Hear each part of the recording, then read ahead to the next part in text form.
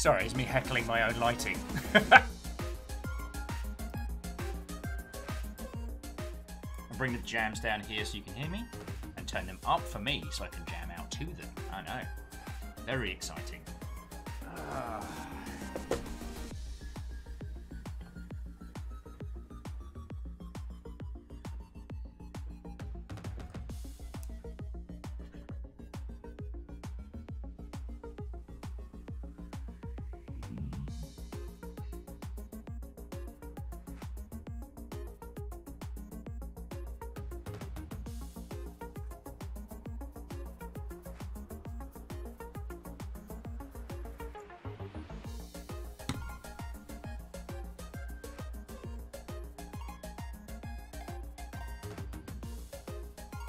This is a bop.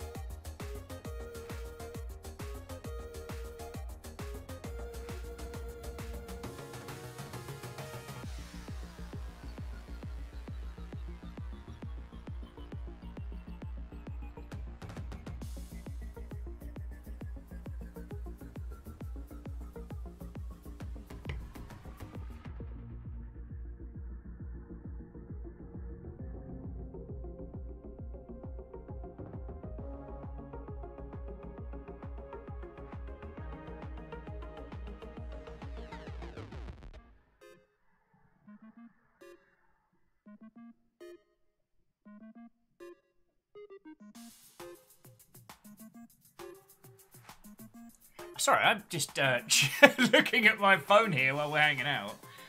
Oh, my apologies, my apologies.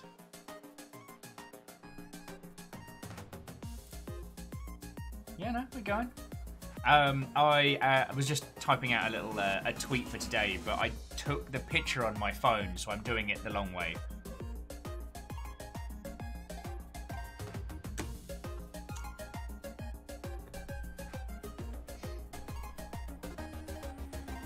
I was just typing out. If you thought giant robots were just for super hench mask dudes, think again.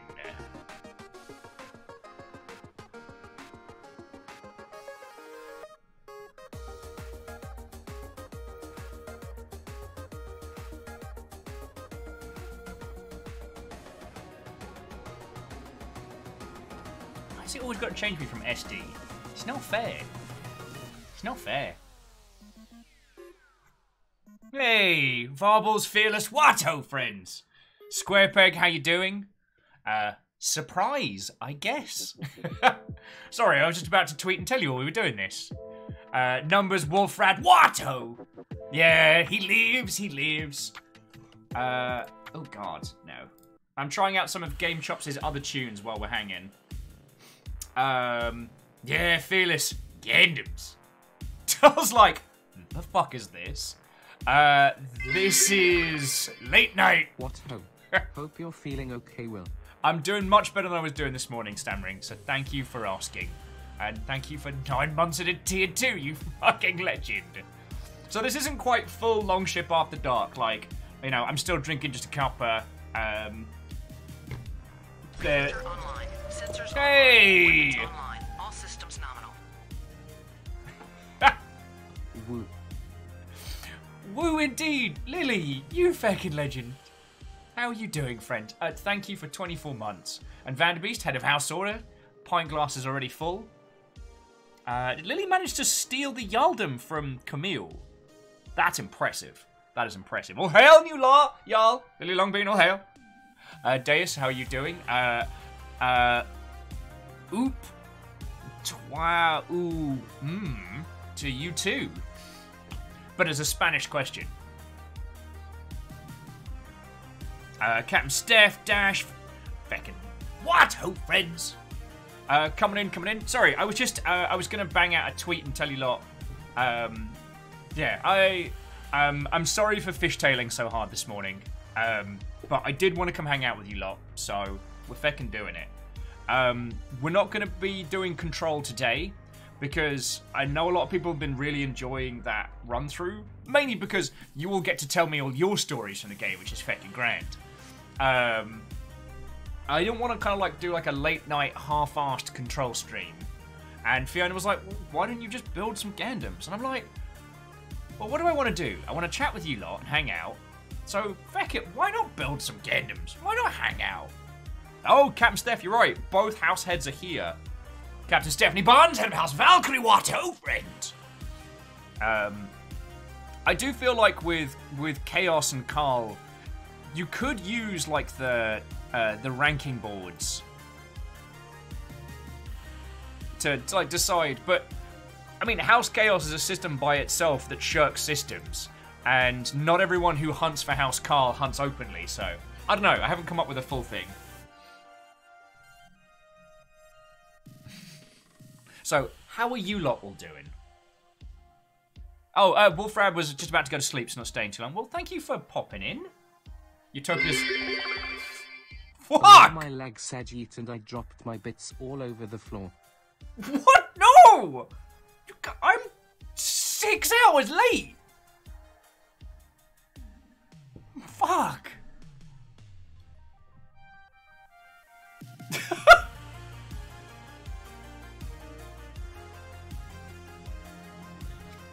Lily, fucking thank you. Thank you sincerely. You can't be rewarding me when I'm being a wibbly whinge monster. But that's $50 worth of bits you just threw in. That's a huge help. Thank you so much. Thank you so much. 6 hours late? I say you just arrived on time for me to get off of work. Well, do you know what, Fearless? If that works for you, friend, then feckin' rad.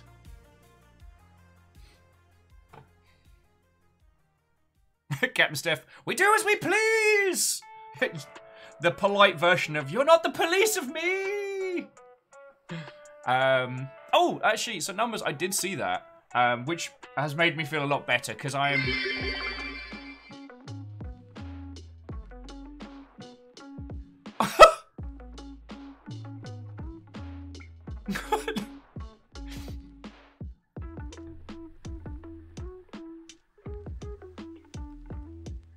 What the fuck? No, you lot were off the chain yesterday. Like, and I'm super late today. Sorry, I don't mean to sound ungrateful. Who wants to sing? Also, Lily, each time you go, oh, my legs. I know it's for comedic effect, but there's a part of my brain that goes, oh no, you okay? Fuck. Stop that incessant clicking. So, friends, while I was just doing a little jibber jabber... So, after throwing in $50 worth of bits, and Vanderbeest and Fearless trying to refill the pint glass, Graphite threw in 100, Lily just gifted out 5 subs like it's no big deal. Lily, thank you so much. Those went to Hello, I'm Ellie, Lathy, and Carnius. Oh, I tripped over that one. Iron Leonum, eventually I'll get that right, it's only been years. Reality O and Lord Nubus. Then Tar's like, choo choo, Mother Hubbard! So you're saying you started Chaos Order fight. God, I did. Dash throwing in another 1,000, that's another... Oh. Stop that incessant clicking. Vanderbeest trying to keep it refilled. Numbers, you fucking legend! 1,500!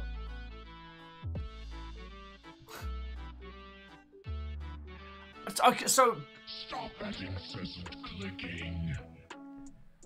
Sorry, I didn't even remember to push the feckin' button. Dash, the Yaldum is yours.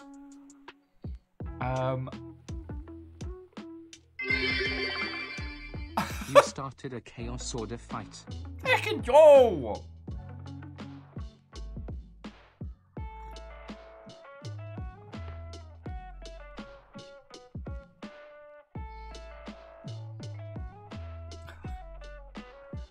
Feckin' yo. So Dash is saying, as your new Jarl, send more sharks, river's running low. Why are you like this? Oh! Oops. Dash the feckin' double tap. It's still playing catch up. all of you, thank you. I am trying to not be self-deprecating. I might need a support nugget already. Oh, feckin' hell. Oh, God! Fucking why?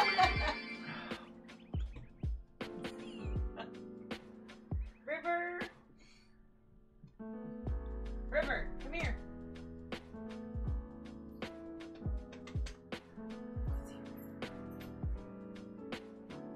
Number's got a new badge and all.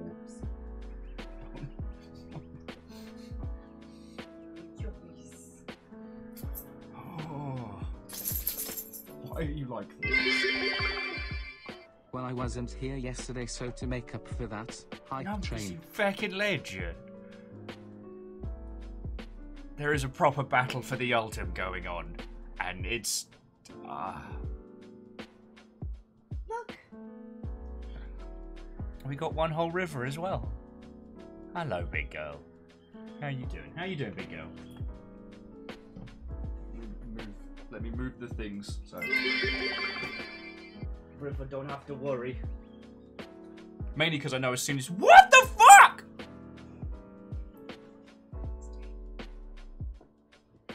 Fucking yo! So fucking yo! Wolfred, thank you so much. Vanderbeast, you are giving it your bloody all. Thank you for that. I think Chaos are on a roll. Sorry, who's the Jarl now? Yeah, Numbers just took the Yarden back. Lily threw in 200, got through in 200 bits. Oh, you got the duck dice. I've seen those. They look so fun. But then Crystallion's like, you know what?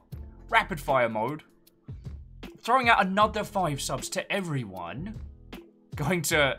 Oh, hey, it's Fiona. Who threw a shark at me? Also, I got some sick duck dice today and I freaking love them. Just joshing with you, Melvin Alamode, Prince Layman, and Lord Mangoat all got subs from Crystallion. She's fucking right. So Fearless, holy fuck! Fuck! You lot can't be doing this when I'm being a fucking dingus. I'm sitting in bed being a fucking sad sack. No, sorry, that sounds incredibly ungrateful of me. All of you, thank you. That's what I'm... It's a fucking level 5 train! Stop that incessant clicking.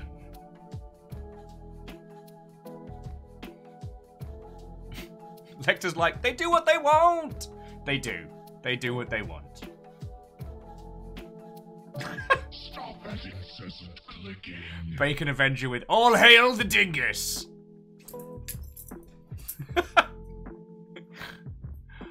All of you, fucking thank you. Fucking thank Stop you. that incessant clicking. I'm sorry I let shit get on top of me today. Like, I do my best. That's my little big man! Oh, my little big man, how you doing, Stop buddy? that incessant clicking. Everyone's being fucking lovely. How are you doing? My lovable little loaf. You having a Stop good that day? incessant These clicking. people are giving a whole bunch of bits so that we can feed your lovely self. Oh, fucking hell. Hang on. Stop that incessant Yeah, DJ, this is clicking. our... I guess he is our largest nugget and our oldest. This is Perun, and he is an absolute cuddle nug. I am hugging the nug. See? See? Stop that Oh, no. incessant clicking. Oh, my little big man. Hello. There, hug the nug. Yois. He's my little cutie patootie. You got him? Yep. Stop that incessant clicking.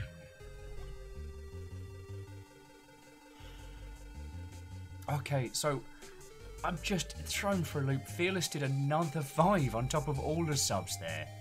Going to Sepha, Lajax. Thanks for all the fish, Kenley and Whitehawk. Those are all... Reckon, yo, thank you. Well, Jax just recently got a Steam. Oh yes, we got to play Recommended Potato to Lajax, who just got a new rig. All hail the dingus. All hail. And rig, actually. And it's very cool. And sorry. I was just gonna like sneak on in here, start building some Gundams, and now everyone's being fucking nice, and I'm like... Fearless being like, I gift so many subs, you could call me a sandwich shop gift certificate. I don't know why that made me If laugh. anyone's a dingus, it's because I keep breaking my legs. So why? Is he grumpus? Yes. Okay, our little big man he's like, put me down.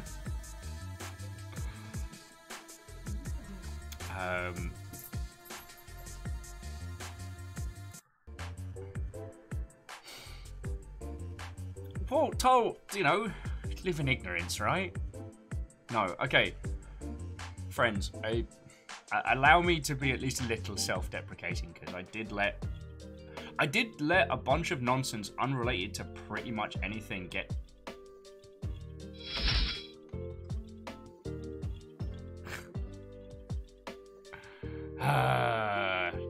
Do you wanna just slay that one just outright? Sorry. Okay, Lizzie, you did, but I was in a, as you found now, I was in a very weird space today. But I'm sorry I let stuff get on top of me. Like, when you lot do incredible things like this, I do mean it when I say it. Take it seriously, and it's something that I try to be there for you lot. And I know how ridiculous that sounds, especially given everything in the world. But I want to say thank you. Even when I'm a wibbly ass, like whingy potato, you lot are still looking after us. Thank you. Alright? Just thank you. I did a big old cheesy post on Facebook today that was just, I love doing this, because I really do. I love doing this. I love that I get to spend my days chatting with you lot and the great conversations we have and the games we break in through. But it's kind of that, I don't know, even on days where it's just mostly everybody lurking and the game's doing the hard work and we're just all kind of, as the kids would say, vibing. I genuinely like that. I love having chats with you all on Discord and the interesting stuff we find and the varying opinions we go through, and it's like...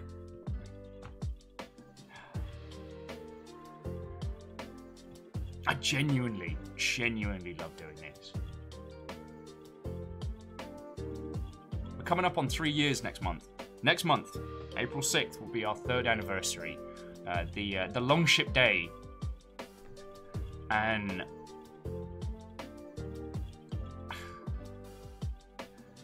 the list of people I need to thank is going to be like its own little small war and peace.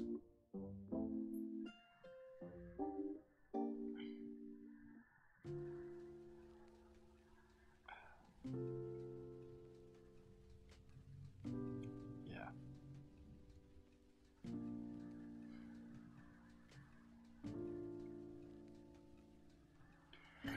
Thank you. What I'm trying to just say is a very, very long-winded thank you.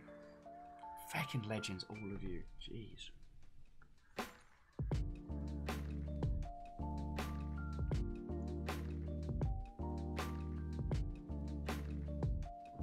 Okay, how is this back? How is this happening? Give me... You know what? No, give me my Chippersonic jams. That's where I want to go. I try, Lizzie. I try. We all have off days, and Terry's nothing wrong with that. I know. And it's that thing of like, if any of you were telling me, if any of you were saying what I'm saying now, I would say stuff like, don't be hard on yourself, you know, we're all only human. and I don't hold myself to a higher standard like some smug, holier-than-thou jerkwad. It's just the amount of stuff that you lot do for me, for us, is phenomenal. Like, it's fucking incredible. And I'm not naive as to how much you all put into this. So, and I think about it a lot. So, I think it's how I justify you lot being so lovely to me. I think I justify it by holding myself to a standard, you know?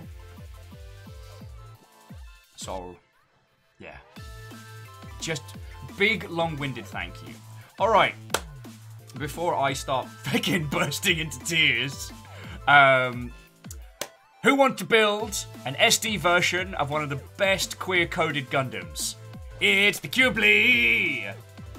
We're talking long fingers, shoulder pads. We're talking like high-tier, like gender-fluid, drag-styly giant robots, but tiny.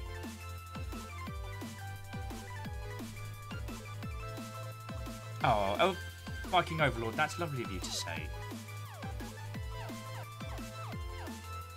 And type. Feckin' y'all. Thank you. Thank you. So yeah, let's build another kit. Let's hang out. Let's chat. That is what I would like to do today. Thank you all so much for all that you're throwing in. Like, you're fucking legends to a person. So Lily, aside from rickety bone legs, how have you been doing? Oh, Viking Overlord's never seen an SD kit. Okay, this is one of the early SD kits, just like Tiny Big Zam here. So they're not perfect, but they're interesting. Oh, all right. Captain Stephanie Barnes is currently winning as they have pizza and a tattoo appointment. Fucking yes! I work at Qubeley now, and that's very exciting. Very cool. I'd have to look up what that is. I'd have to look up what that is, but that sounds very cool. Graphite was saying, I was going to say a lot of Gundams are fairly queer-coded. Oh, no, they hella are. But, you know, at a time when... I don't know, actually, I mean, a lot of these designs are from the... God. From, what, late 80s, early 90s. Oh, it's a Mexican... okay, it's an American-Mexican food restaurant. Okay, that's pretty cool. So yeah, we're doing a classic SD kit. I think that's one of the things I've always loved about the Gundam robot designs is how varied they are. You don't just have, like, the hero types, you know, like the post-Voltron brightly coloured Zoids. It's a whole feckin' smorgasbord of different, like, designs, philosophy, styles. This one's dope. Because it is primarily a funnel boat. So the huge clasp wings that you see on the side contain these little things called funnels. They're basically laser shooting drones that you can control if you're a cool future psychic because of space reasons. Oh, and DJ, I'm sorry your sleep schedule's been thrown for a loop, friend, but I'll do my very best to keep you company. Lizzie had ramen for dinner. Oh, that's some good stuff.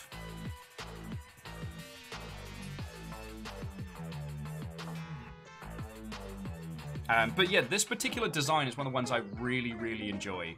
Because I guess it was the first time I started thinking about giant robots that were specifically designed for space combat. That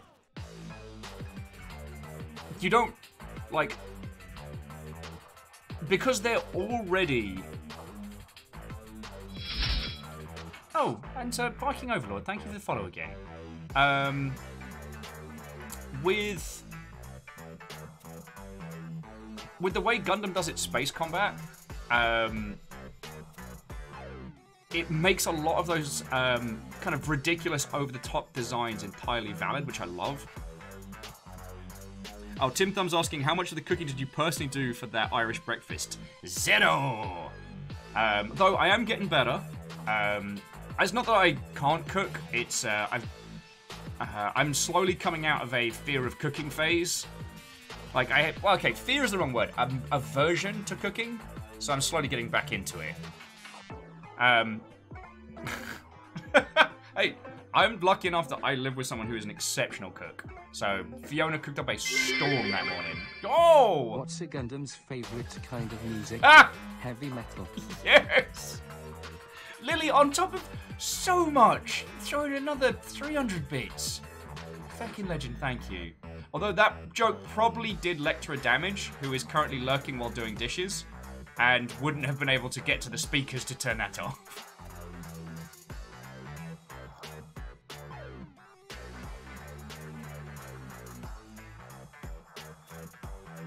Oh, Agananaki says that they fully understand.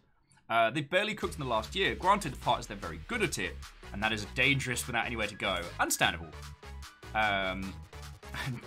Tim Lum, to be fair,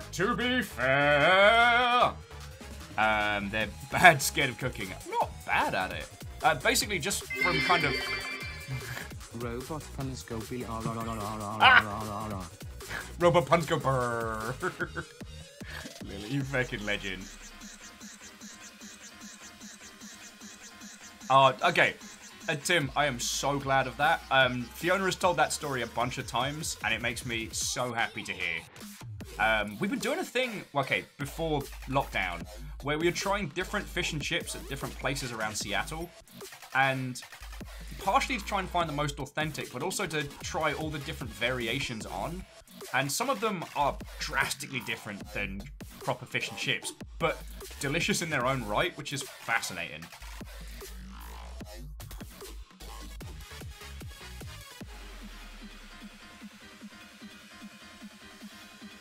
So DJ was just saying, presuming that you're into Gundams. I very am.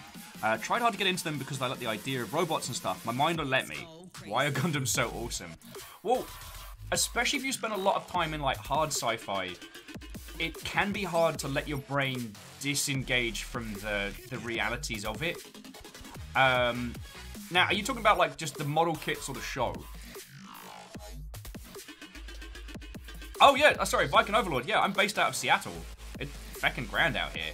I moved out here for work that turned out to be a catastrophe, but then I ended up doing this, so pretty happy.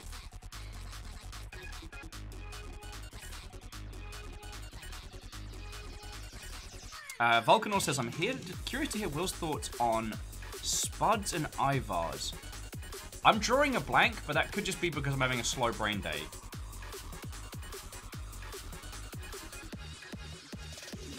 Oh, Fearless. I know this is technically Longship After Dark, but you can't be bringing that sexy time in. Sorry, Fearless was saying that they like the Kashaka. Hey! A merry Longship After Darkmas to you, Havoc Puppy. How are you doing? Come on in! We're going to be building Tiny Gundam. Tiny, super queer-coded Gundams, which I'm very happy about doing. How are you doing? How was your stream, friend? Intrepid Canvas. I do not believe we have met, so Watto and welcome. The pups are here to cause havoc! Ah, the joke's on you, Marvel. I quite enjoy the company of Degs. You played right into my trap. Before you see, I like dogs. Oh, Varble says Spuds and Ivers are Seattle restaurants. Then I haven't had the chance to try them. I'll put them on the grand list. I mean, so friends, in the future, once everything's safe to do so, I'll probably do more like Longship After Dark streams. For like, you know, going to bars and interesting places, or we'll do days where we just go out on an adventure with a Perios or somebody and get into trouble. Because, I mean, one, we're all going to need to get a bit more outside time once we can, but two, I want to show you more of the cool little places.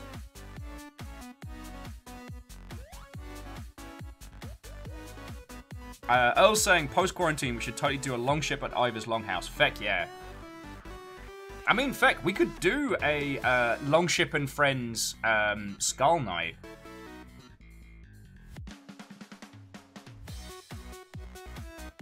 Oh, no one was just saying that Ivar's is like Dix and Pagliacci. Seattleites just know. Okay, I have still much to learn. Although after finally finishing watching the TV show Vikings, Ivar, no. God. that whole last season can just do one. sorry. But yeah, so Havoc, how was your stream? How was your evening? If you told me and I missed it, I'm very sorry. Also, Lily Long being gifted a sub to Tim Lum, which is fucking cool. Hey, Fiona!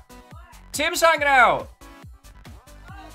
Yeah, we're talking about your first fish and chips. I just realised we were talking about Fiona and Fiona's just in the other room. I have been booped! That's from Tim. Oh, that's officially from Tim, okay. I retract my my outrage. Why do you laugh at me? Yeah, Kisa, boop delivered. So Havoc's doing really well. Marwell and Earl are hanging out. We're doing newbie Monster Hunter World stream. Oh, I'm so glad. Sorry. I love Monster Hunter World, and it's quickly become my favorite in the series. And I love hearing people getting into it, even after... Hey, Bayonor, Watto! We're having kind of a late night long ship after dark.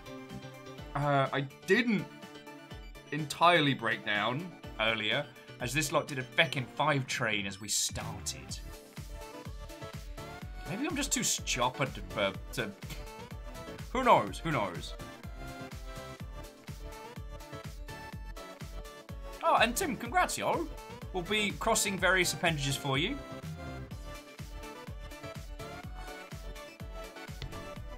Oh. Bayonor, after dark. Should I put on my sly eyebrows? I assume you mean the eyebrows of Sly Cooper, the thief raccoon from the seminal Thief series of the same name.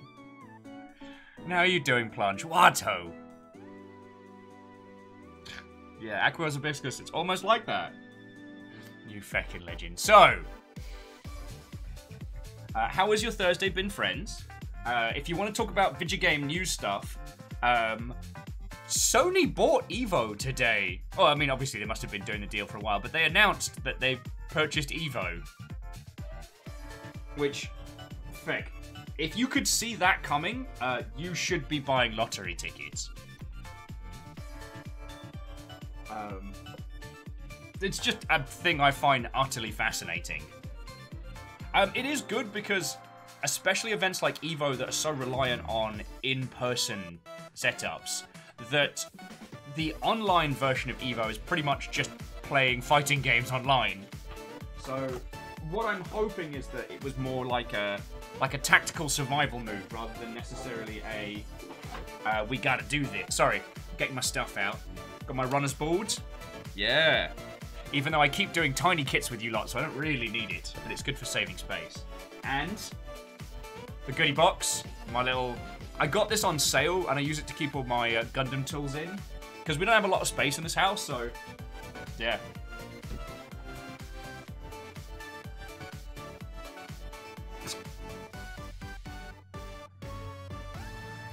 Number's saying there's been some Genshin leaks from the patch in 6 weeks, and the developer's pissed.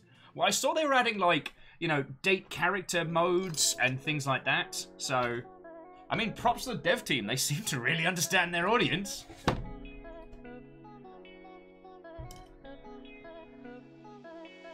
Like, leaks can be a massive pain in the behind, and that's understandable.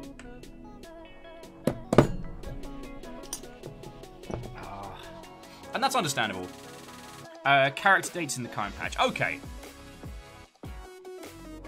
Oh, Viking Overlord's got like a massive wooden tool chest for their model kit supplies. Nice. I've got like a drawer under the bed for mostly streaming equipment, and it's a great place to kind of keep both the... So, okay, so this is how I've got it. So this is the immediate. So I got my nice knife, I got my nippers, got my pliers, ink, glue, ink, black ink, and grey ink. And then, like, pens and colours that I use immediately. Although this is the one that you use to clear off the inks, which I'll probably be going ham on in this kit. And I've got, like, the good Q-tips down here and stuff. And then cloth, clips for gluing stuff or for painting things all fancy nice like. That's my little setup. And it makes me feel like a fecking badass. Because I saw this particular kit box on sale, and I was like, you know, when else am I gonna get a chance to own a Pelican case, you know what I mean? So I was like, feckin' wee!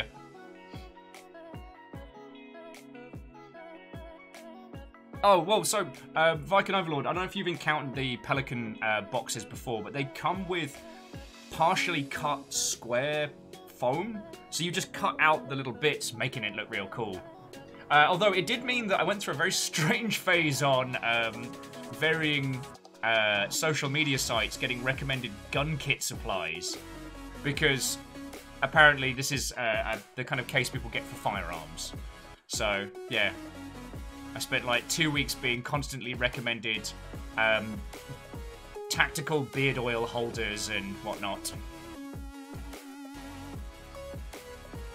But yeah, sorry, jumping back to Monster Hunter, so like, Puppy, how are you finding it? Have you found a particular weapon speaks to you yet? Because I ended up going from full weeb, that being the longsword, to being a heavy bowgun user, which I never expected. Oh yeah, no, see, you're right, Dash, and maybe it's just because I hadn't thought about it sooner. Like, who doesn't need a rail-mounted beard oil dispenser? Yeah, the old tactical facial care.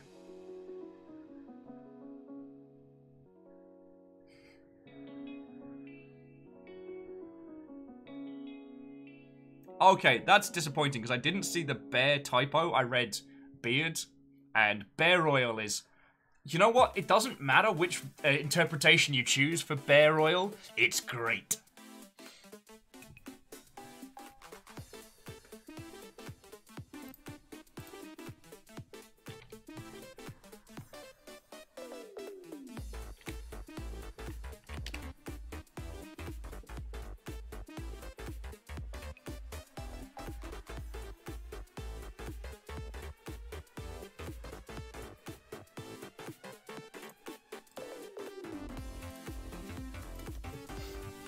Okay, sorry. Bacon Adventure says, you recall the truck nuts thing, yeah? Someone made a tactical version for guns. Of bloody course they did. How do you reach a level of genital insecurity when you have a redonkulous firearm? I do not understand that. Anyway.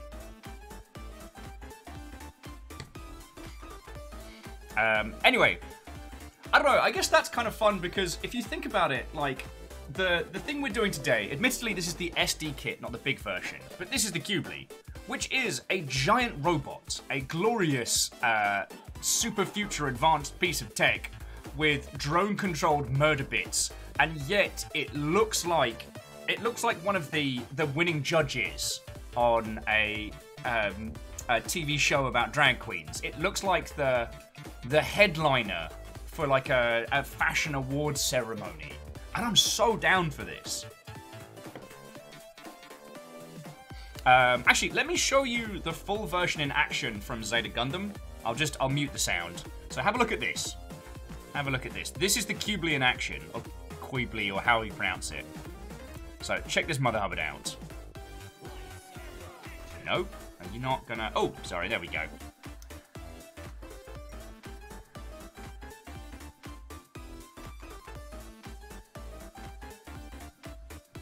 Like, giant jet fighter shoulder pads, ridiculous shoes and boots. Like, this is a gloriously ostentatious design, which, the idea that it's so powerful, it doesn't even need to pretend for, like, camouflage or armor. It's just there to wreck face from every angle. Oh, and there's the Big O getting its, getting its stuff wrecked. The Big O, also another gloriously ridiculous design.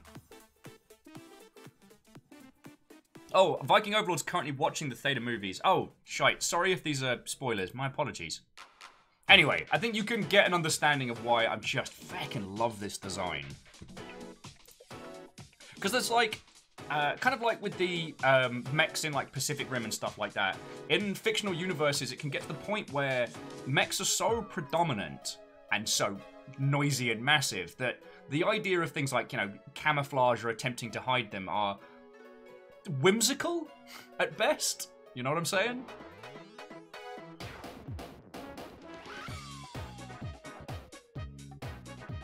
Oh, sorry, just saw Havoc Poppy saying they might get a bunch of fake Pelican cases for a Sam Porter Bridges cosplay at some point. There are some really affordable knockoffs. Like I said, the only reason I got an on-brand was because it was very on sale.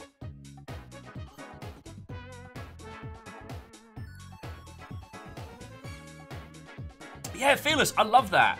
How that when it's going full thrusters, it does hands on hips, time warp style, and then screams forward. And sorry, I was interrupted when I was mentioning what Fearless was talking about earlier. There's another later Gundam design that takes that to the next level. And it's more green, but it has these huge green kind of swooping shoulder wings. Fuck! Oh shit, the anime police are here! Fuck! Oh no! Oh, I done played an anime! Fuck! Don't take me away, officer! Don't take me away, I've got so much to live for! Which might also be anime and weebiness. Thor, you fucking legend! Deperserian, thank you for the follow. Oh, Thor, thank you for bringing everyone in. You fucking legends. Alpha putting up a real good defense against the anime police, but we might be in trouble already. Like, friends, you saw me. I was being a weeb without a license there. Oh, fucking yeah. Okay, very quickly, friends. Down your squash, here comes the fuzz. Oh shit, it's the fuzz! The Animu fuzz! Okay, so let me do introductions before we get back into nonsense banter. And you're right, Halo Grunt, it's Thor. I have no power here. If you're not already aware of Go Pirate Software, if you're not following them, please change that. Thor's a tiny team indie dev and also another ex-AAA person who's currently making the glorious game Heartbound. And if you want to watch the dev, you can do it here on Twitch. Thor is also the reason why we're here. Like, if you want to point to the Longship and, well, blame it on one person, Thor was the one that bullied me into streaming of my own volition, and I'm so happy. Thor, I had a big feckin' cheesy post up on Facebook earlier just about how much I fucking love streaming. I love doing this.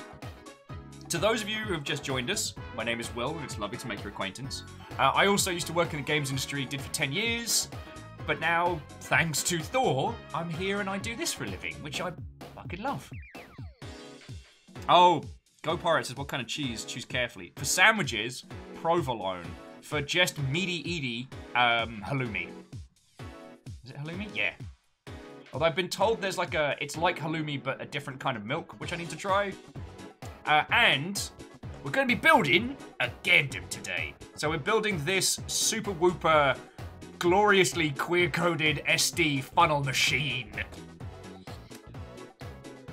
Oh, Graphite was saying Baal is another Gundam design that's just too fabulous for stealth. Oh, yeah. And I love those. The other one from Zeta Gundam, it's totally not Char. You can kind of see him in the background. This gorgeous gold, like, fecking super machine of a unit. Anyway, sorry. Friends, if you're not already following Go Pirate Software, please change that. If you have any questions about, like, the realities of game dev as well, Thor is one of the best people to talk to. Bacon's like, what's a Gundam? Don't tell me. No, we're not. We're not in the process of gatekeeping malarkey over here. It's one of the OG and arguably most successful giant robot series. God, how to describe it? So at its core, it's kind of a semi-real robot anime, varying in its levels of depiction. In Japan, it's a cultural phenomenon. There are 2 different full-sized Gundam statues in the city of Tokyo, one of which now moves. Like, the Gundam was the mascot. The OG Gundam was the mascot for what would have been the 2020 Olympics. It's a feckin' phenomenon. It also has these wonderful model kits that you can get, which are tons of fun. So, if you wonder what we're going to be doing, okay, yes, we're going to be building this. I've got like a fancy like top-down cam and stuff. Let's be honest, we're going to be just chatting a whole bunch this evening. And DJ, I've not been to Japan yet. despite my classic weeb upbringing through like 90s VHSs and whatnot, I worked for the Creative Assembly, which was a company when I joined them who was owned by Sega. And while it was great working that job because I got sent to things like Gamescom and other events like that, because they obviously have Sega of Japan, they don't need to send an idiot like me all the way across the world when they got their own people. So, Skystorm says, I'm pretty sure Farah from Overwatch got a skin that's a Gundam reference. Oh, I don't doubt it. And yeah, no, there are so many Gundam stores in Tokyo. I'd love the chance to go to one of the official Gundam stores. Although we are quite lucky in Seattle that there's an indie model store that specializes in Gundam kits. It's really cool.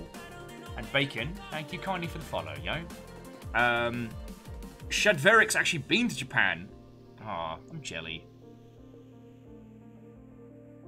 Vanderby says, could you post a picture of your top-down rig in the Discord after stream? Absolutely. It's not the highest of quality. Like, I won't... It didn't manage to show everybody the details when we did the tiny model of a machine that makes tiny models. Okay, so I've been doing meme kits a lot recently. So the two I've done of late have been this, and it is a tiny model of an injection mold machine. The actual machines that make the Gundam kits, and a cup noodle. So Thor, check it out. It's the one nudes you can't steal, and you can like clip off the front of it and look at the noodles inside. It's glorious. I also hand-inked the feckin' nutritional information on the back. Because apparently that's just what I do these days. Ah, well... Bacon plays. Pour yourself a bevy, settle in. We're just going to be nattering a whole bunch back and forth.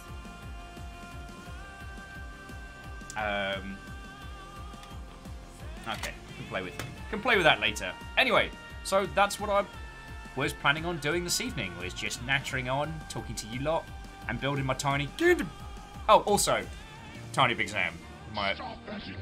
Yo! Neo Shadow, you fucking legend, thank you. It seems that Operation Hunt the Unsubbed is still a go. For the record, I do not condone this hunt, but I have no control over it. Housecarl does what Housecarl wants. Boom! Headshot.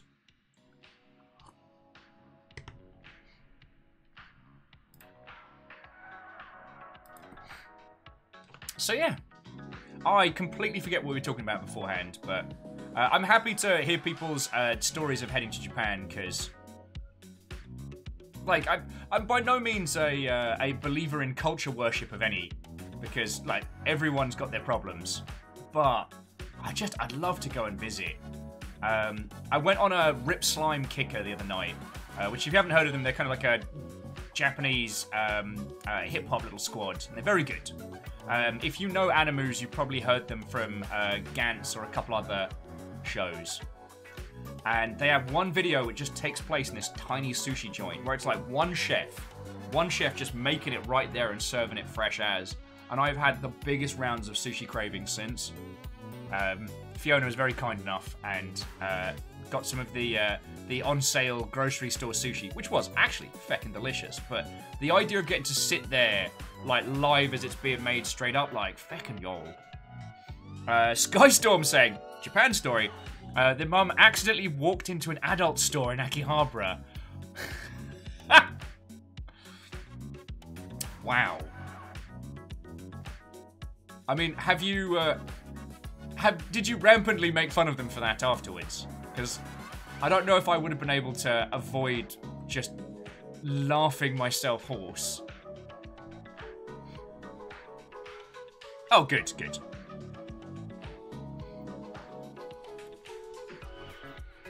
Oh, and Bacon Avenger, yeah, no, thank you for plugging the Discord and all. It's very kind of you. God, one of the things I am looking forward to at some point is doing a run-through with everybody of Yakuza Like a Dragon. I'm definitely looking forward to that. Because that game's so gloriously weird. Shed Ferric's like, Simon, what did you think of Japan so far? Numbers is saying Final Fantasy VII stream when? Well, because I'd be able to write it off tax-wise, we are considering the acquisition of a PS4 for the household. Because Fiona really wants to do The Last of Us. And I'd love to see Fiona do The Last of Us.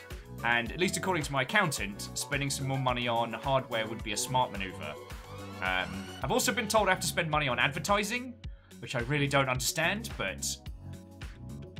Oh yes, I am the Gentleman Mimetic! Although, Aqua Hibiscus, this isn't actually a meme kit, it's just a cutie SD kit. Yeah, Kisa, 13 Sentinels, Final Fantasy Remastered, and a PS5 is, aside from the actual finding of one, is drastically out of our budget. But I believe I can acquire a PS4 for a sensible amount. You know, gotta stay one console generation behind.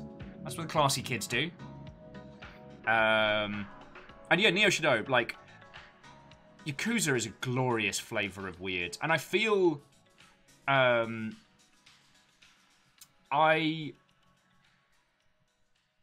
feel like it's such a great example of, like, long-form development.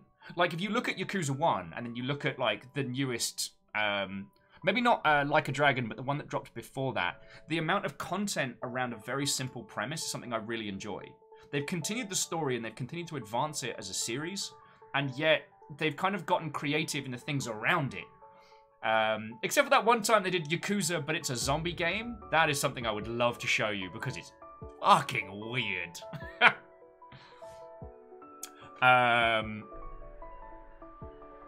Sorry, Alpha, you've been a classy kid the whole time.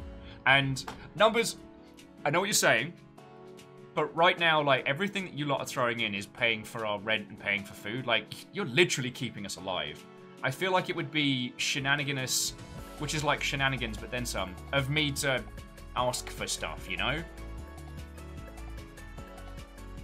Because I, you know, on top of keeping my dumbass alive.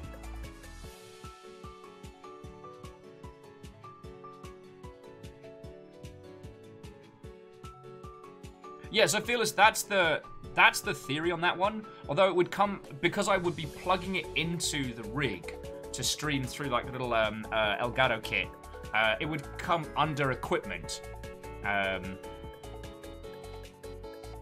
Oh, Bacon's been watching Mob Psycho 100 again. Oh god, it's so good. God, it's so good. If you haven't had the chance to check out Mob Psycho, I wholeheartedly recommend it. I understand that it seems to have that, like, you know, boring shonen protagonist with a heart of gold setup, but it absolutely slaps. The Scatman, the Scatman 3000, who I believe is actually a cyborg designed to emulate the abilities of Scatman John. No, they was just saying that the show is good. We watched the show, but in dub, and the dub's good. Interesting. We were talking about this the other day. Because, like, we don't really have the equivalent of dubs in video games. And okay, I know that sounds like a weird statement to make, but when you think about it, a dub is a chance to revisit a title in another language. A good dub does more than just translate into another language. It looks at what the show is doing and tweaks the language a little to have it pop more, to bring it together. It's almost like a little, like a classy remix when it's done right. And, you know, we can talk about Ghost Stories if you want, which I guess is actually genius because the original series of Ghost Stories was freaking terrible. But that's not a story. In video games, we don't really have an equivalent to that. Maybe modding, perhaps, but that's on an unofficial level. And doesn't usually have the production values of, say, like a full voice cast dub. You know what I'm saying?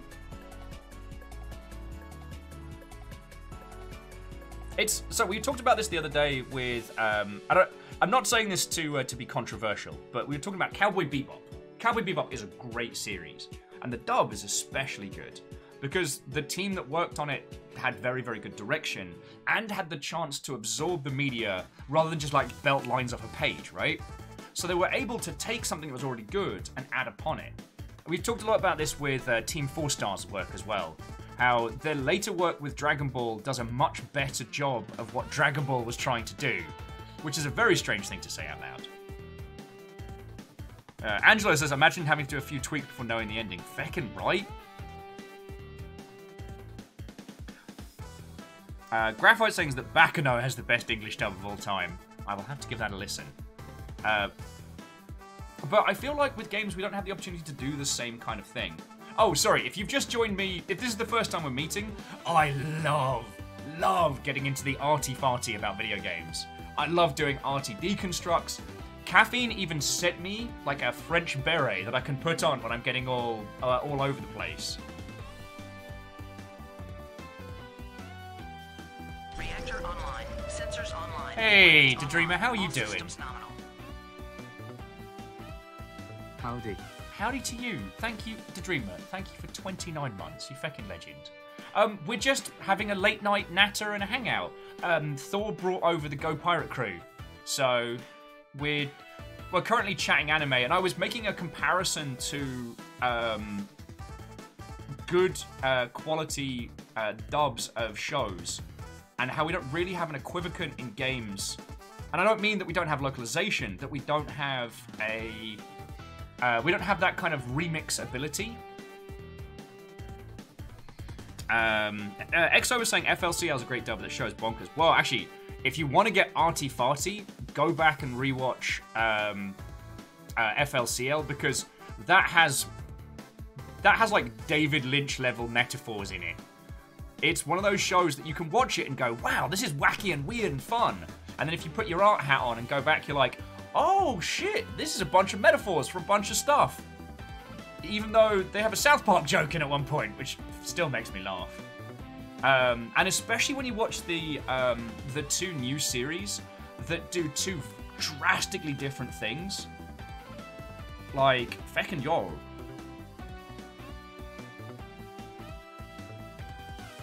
So Numbers says, I would argue that a very good subtitle track is argued better than a good dub because you can localize it without having to do the work. Well, again, you're not wrong. It's more that the vocal performance of the original actor and the cadence stays through. So let's say like you're working on an animation show where you get scripts every week. As the show is being produced, you go into the booth, you record it either by yourself or with others, and you bang out a stellar performance. But once the show has come out and you've had the chance to watch it in its entirety as a performer, you could sit there and go, oh shit, I really wish I'd done this thing with my performance. God, I wish I'd been able to really lean into this part of the character and evoke these things. With taking someone else's performance, you're kind of doing like a bit of a Shakespeare thing. You're watching their production of Hamlet and going, all right, how could I do this better? You'll get the chance to kind of one-up the last person. And I'm not saying that it's even the localization elements of that. Do you know what I'm going? So yeah. Well yeah, so EXO, if you haven't, if you watched FLCL Under the Influence as well, it's a very good show, but I do recommend going back to it. Bacon says, My Hero Academia, do you prefer the English dub or the Japanese? I've not listened to the English dub of it because I've got two settings with anime. Like, I'll put it on my tab and I'll see it in like 2 years, or I absolutely have to see every episode as it's coming out. And there is also an emotional attachment that you develop to characters where their vocal cadence is part of it. That's not a thing between, like, you know, Japanese voice actors and English language voice actors. It's just, if you love something, the performance becomes part of the art so much that you can't really detract. It's like how the Blu-ray version of Akira has a few subtle tweaks in it, but they're enough to make me go, oh, no, that's not the one I fell in love with. There's this one line where a riot cop shoots a guy with a tear gas grenade at point blank, and it just shows kind of like the casual brutality of it. And in the English OG version, he goes, scumbag. Or in End of Evangelion, they did one subtle little edit that I love, where they flame the shit out of a room, and then they, the English language cut plays it again, and they add one guy going, hit him again. And it just shows the brutality of it. It does great. Oh, Skystorm saying it's upsetting that they can't have Crunchyroll Premium. Yeah. When you have the money, I do recommend it, because even when I was very, very broke, I put some cash into it, and it helped keep me sane during some dark times. I was basically living on my mate's sofa and watching anime on my phone.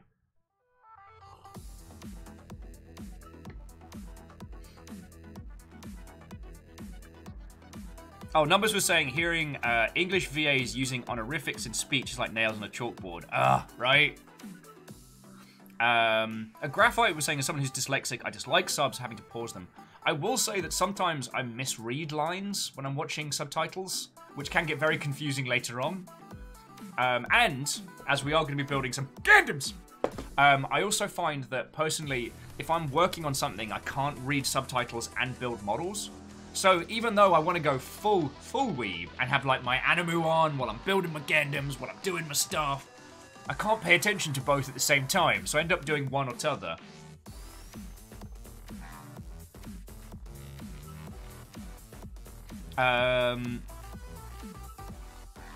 Oh, so Lecter, I believe I sent you the thing with the thing to watch the version that I fell in love with. Tom and I watched the cut of Evangelion on, oh god, what was it? Netflix. And it's alright. It's not as amazing.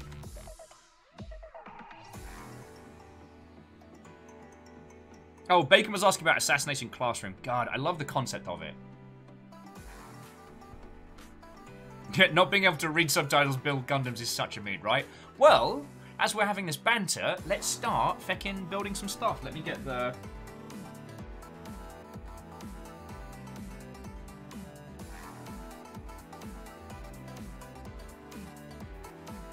Oh, sorry, bear with me 2 seconds, dear friends. I need to tell the internet that we are building this feckin' banger of a kit.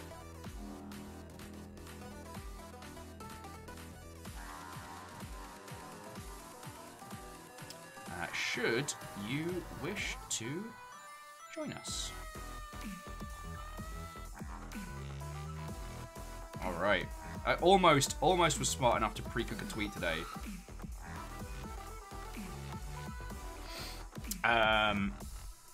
Skystorm says the voice acting in the Attack on Titan final season is so good. Oh, it's incredible.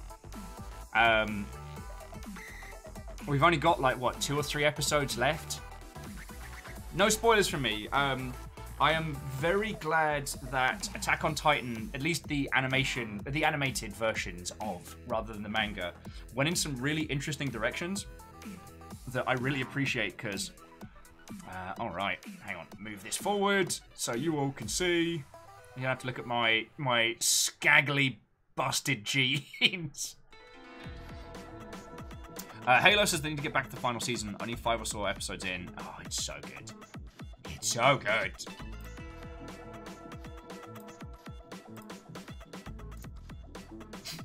God, I'm an idiot. Sorry, I was looking over at feckin' Discord. I was like, oh no, I've got a message from someone. What's going down?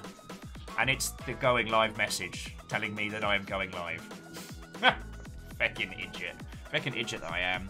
Ah, look at my knife pro. When you absolutely professionally have to stab something.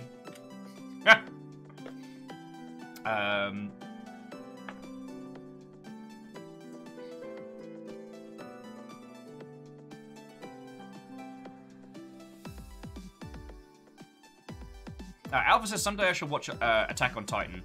Fell off halfway through the first season and never got back. I will say, without going into spoiler stuff, also, look at the tiny model. I'm such a fucking meme lord. At least when it comes to Gundams. I will say that it's one of the few shows I've seen in a long time that does the what's in the box mystery and actually not only delivers on a satisfying reveal, but then articulates on it, which I really appreciate, because I've gone through so many shows where it's like the what's in the box, and then you find out what's in the box and you're like, what's in the box was actually a bit naff and a bit boring. You spent season after season building me up, and for what? Oh, but sure. How you doing? Thor brought in 100 people.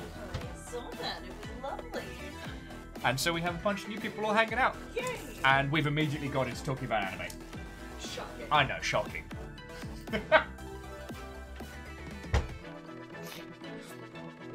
Volcanor's hyped for the build. Feck yeah. Look at this kit. Look at this design. Volcanor says the question mark box is why I have a problem with J.J. Abrams. Understandable.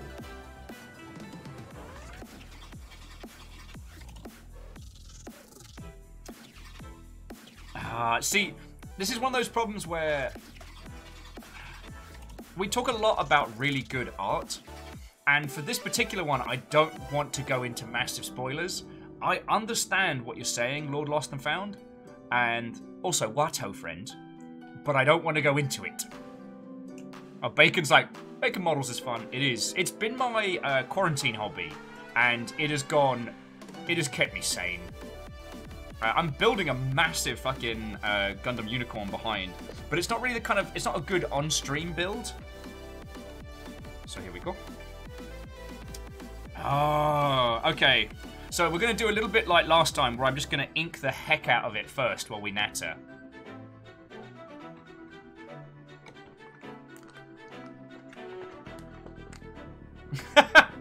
Lecter was saying, Armin, you mean the Harry Sue? I love it. And yeah, he does seem to be just perfect at everything ever for all time.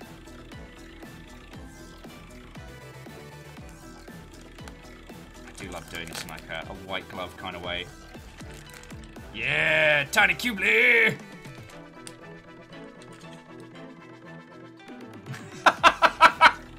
Sorry, I just read numbers with, technically it's Gary Sue. Fucking yes! Oh, there's so much detail on this one. Alright, yeah, we're going to be doing a whole bunch of inking. Sorry, I love doing inking. I've got like the panel line goodies, and then I've got the panel line pens to like clean it up and stuff, and oh, it's so good. So good. Anyway.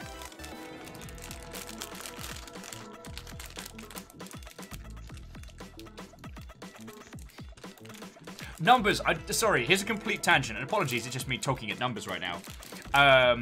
How many of you have seen, you can buy light-up Animu glasses online, where the push button is in the middle? So what you can do is you can put the glasses on, and then if you want to, push them up, and they go the bright white glow. Oh, here we go. Wristbands are coming off. So I don't get them covered in ink. Real Viking says, I want to try a 24-hour perfect build team up. God, I don't know. I don't know if I've got the stamina for that.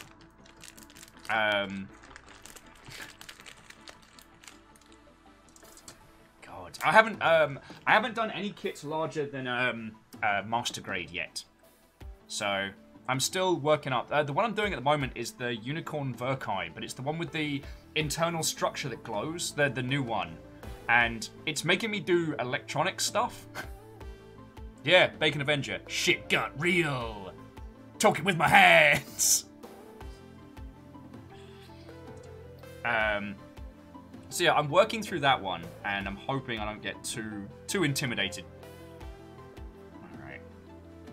Alright. Also, I do stuff wrong. A lot of people will, like, clip and clean their models, put them together, then do the inking details and stuff like that. I do it wrong because I like doing it while it's on the sprue. Because I'm a rebel. I would love to do one of the big versions of this, but okay.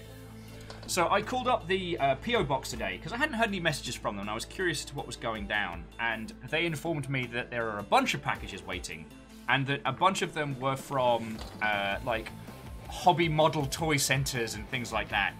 So I have an inkling that someone has done a Gundam. All right, instructions for later, but that's a later problem. Alpha's like, Will's a rebel confirmed. Empire's coming for him. Okay, but can I get those glasses with prescription lenses? This is critical information. I would have to look into it, dear Numbers. My gut says no, but if you're going for the bit, you're going for the bit. And LeJack's Watto friend, how are you doing? How's your afternoon? Apologies for being a soggy potato this morning. Numbers is like, I wear prescription glasses. You do. You gotta just go for the Long bit. time no Viking 64 friendo. Oh, very doubtful. How are you doing, friend? Has been a long time. Tell me your tales. Sorry, very doubtful. Regardless, thank you for 28 months at a tier 2, you feckin' ledge. I had a bit of a wibbly morning, but I'm doing great now, and we're building a super whooper queer-coded Gundam. Like, look at this SD version of the Qubeley. It's so great. Look at them shoulder pads. Oh, the Jax did pizza and wine this evening. Fucking glorious. That sounds like a lovely way to spend an evening. All right, and yell at me if I start putting my face into the camera. First time we did inking on stream, everyone got to just look at the back of my head because I was like, oh, what's down here? Oh, look, it's my face. And no one's got time for that. Mechanoel, Watto? Ah, you're just in time. We're making a tiny robot. And also, Mechanoel and Very Doubtful, I gotta show you, the last kit we built was a model of the machine that makes tiny models. And the little injection mold inside this beastie right here is of the model that makes tiny robot models. It's fucking glorious. Ooh. Fearless, what is it with you and Sexy Talk tonight? Fearless was saying that in their household, they're doing rice and barbecue chicken. Oh. You know what I'm going to do? After lockdown is done with, I'm going to scour every Groupon site I can find and see if I can do what Ket did that got us into the Infinimeat place. And I'm going to fast like a monk for a day. I'm going to go for Infinimeat. And I'm going to destroy.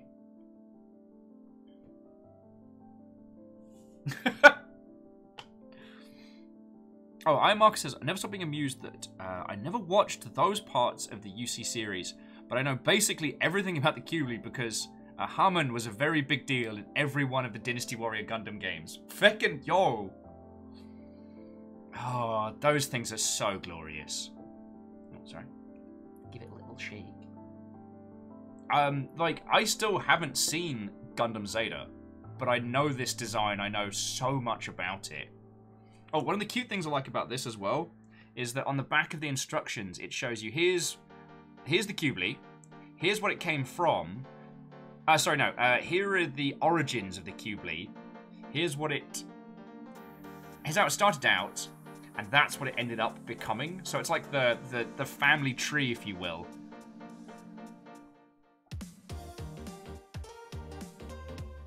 I might actually have to paint some of this when we're done, but that's a tomorrow problem.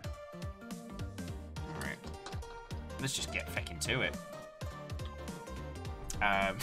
Sorry, Viking Overlord said that they got a new desk lamp magnifying lens and their helmet horns keep getting caught on it. Real Viking problems, am I right? So yeah, for me, Iron Markers, I got so obsessed with the mechs in Gundam that there are so many that I know that I've never seen the series of. I am besotted with the F91 Gundam, but God, I haven't seen that one. Oh no, sorry, I have seen it, but not until very recently. I've not watched anything more than maybe like 2 minutes of Gundam Seed, but the designs, I know them. Like,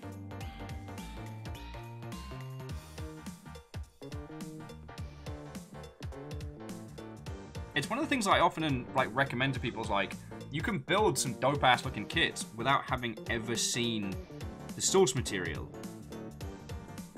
Oh, that's going to be a mess to clear up later. These are problems for Future Will. Future Will's a jerk.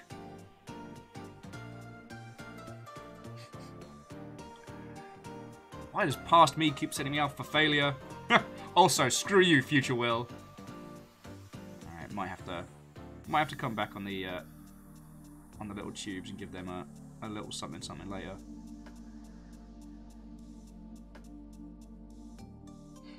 I mean, it's an SD kit. It's not like we're batting for 1,000 here. Fearless, did we watch Stardust Memory on a Gundam night? I can't remember. Oh yeah, Mechanoel. It's for most Gundam trainers will try and like beeline towards the final form, but there are like digivolutions in between the different Gundam variants that are very important. Sorry. Viking Overlord was Future Will is adorable! How dare you, past Will? Time travel is weird. Oh yeah, so very doubtful. It's one of the Brazilian-style steakhouses where they walk around with like meat on a sword, and you just keep saying more until you either stop or die. I don't know. I've had like barbecue on the brain today. Don't ask me why. Like, it happens to the best of us.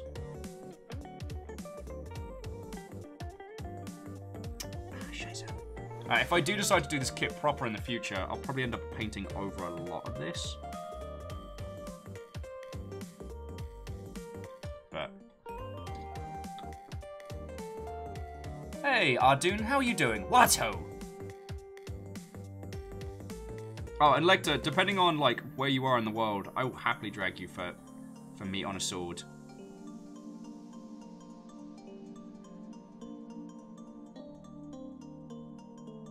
Like, I got to do it once with Ket. Oh no, we did it twice, because we did it when Caffeine was in town, and that was fucking grand. Like, that was an uncomfortable amount of meat, and I'm so glad we did. Lecter was like, oh no, I said be the meat on a sword, but you can feed me too. Oh my. Welcome to Longship After Dark, apparently.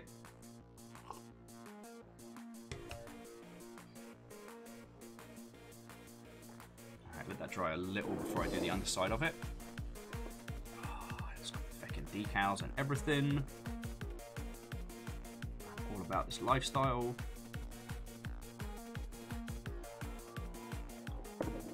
I find that usually I'm not really down for the clean white Gundam designs aesthetically, but I love inking them, so I'm always at like a back and forth about how badly I need them. Bloop. Bloop. It's not me making that noise, that's actually the sound the ink makes when it drops on. Not a lot of people know that, but that's officially the noise it makes.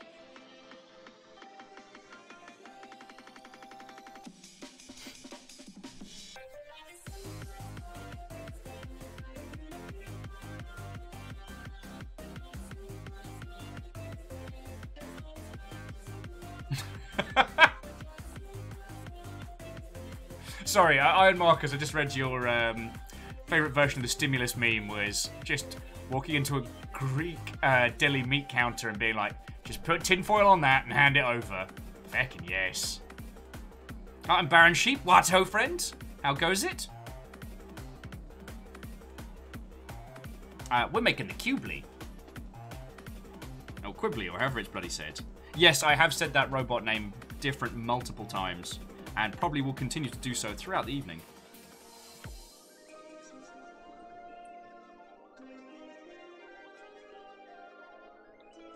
God. Trying to decide which parts to ink and how. Because the sweeping curves make the inking a little tricky, but no big deal.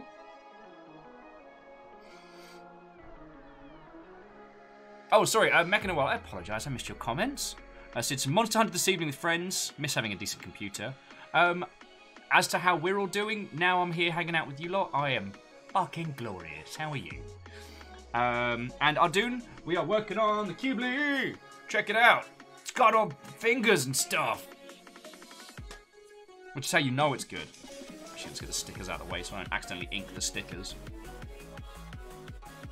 Yeah, see, thank you, Viking Overlord. Ink does sound like that. Confirmed. Confirmed.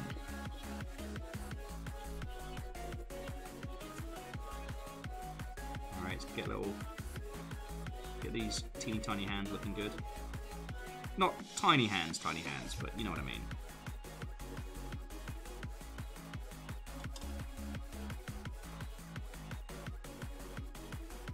Oh, I'm gonna be cleaning this for hours. So how was Will's stream today? Well, he kind of just talked incessantly about meat and spent the rest of the time cleaning the ink that he put on off of Tiny Hands. How are you? Oh yeah, okay, no. Proportionally small hands is a better phrasing. So small. So tiny. God, I love this Mac.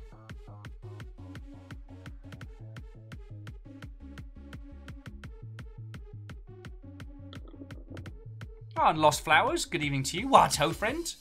You're not late, actually. We just...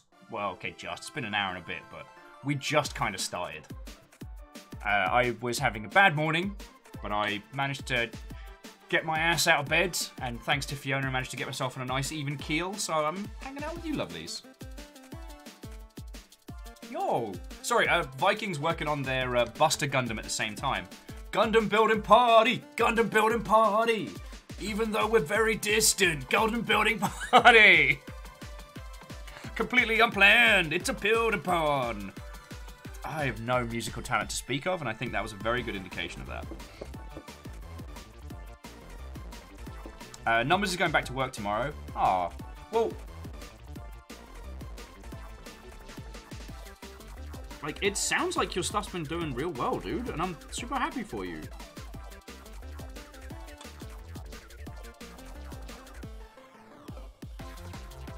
Okay, so I can do these little triangles. I've just got to make a feckin' mess of it and clean it up later. That is once again a problem for future Will. Also, I'm still hooked on this feckin' Sonic mix. Dash is like, correction, you have no musical talent when sober. Point. And it's not that I suddenly gain the ability to sing. It's not like some, I don't know, music discovery movie where it's like, oh, all along the power of music was inside him. It's more that I'm a massive pisshead and I really like entertaining people. So what I lack in ability, I make up for enthusiasm and stage presence. Viking Overlord's asking if Future Will has a cyborg arm. I bloody hope not. Took a lot of time to get this repaired. They put in an extra knuckle and everything for this.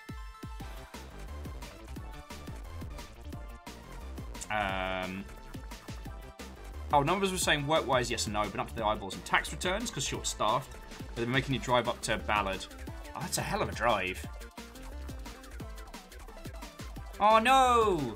Lecter, I'm sorry you got a tension headache. But,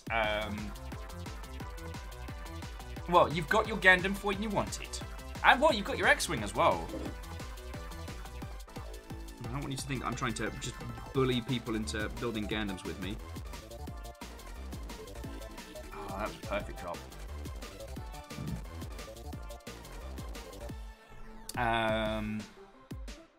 Mechanol says they don't take commissions often, but they don't have... Oh, the emotional energy to do the mental well-being, so... But I couldn't resist taking up my most recent request from a friend. What did you do? Tell me your tales. Now Rolf's like, oh, Lecter, feel better. Will, stop stealing Knuckles. Now, do you mean the seminal character Knuckles from his premiere works of Knuckles and Friends Chaotix, or do you mean Human Hand Knuckles? Because the answer to both is no, you can't stop me. I am beyond your morality. Oh, Mechanol's working on a full custom tarot set. Lovely. Aqua's like, can't believe Sega let you have like a whole echidna. Yeah. You ever just picked something up at work and just started walking out with it, expecting someone to be like, ah, put that down. Yeah, I did that with a whole iconic mascot character. That's why Knuckles in Sonic Boom looks so different, is I just took regular Knuckles, he's gone. I did let him out, though, for Sonic Mania.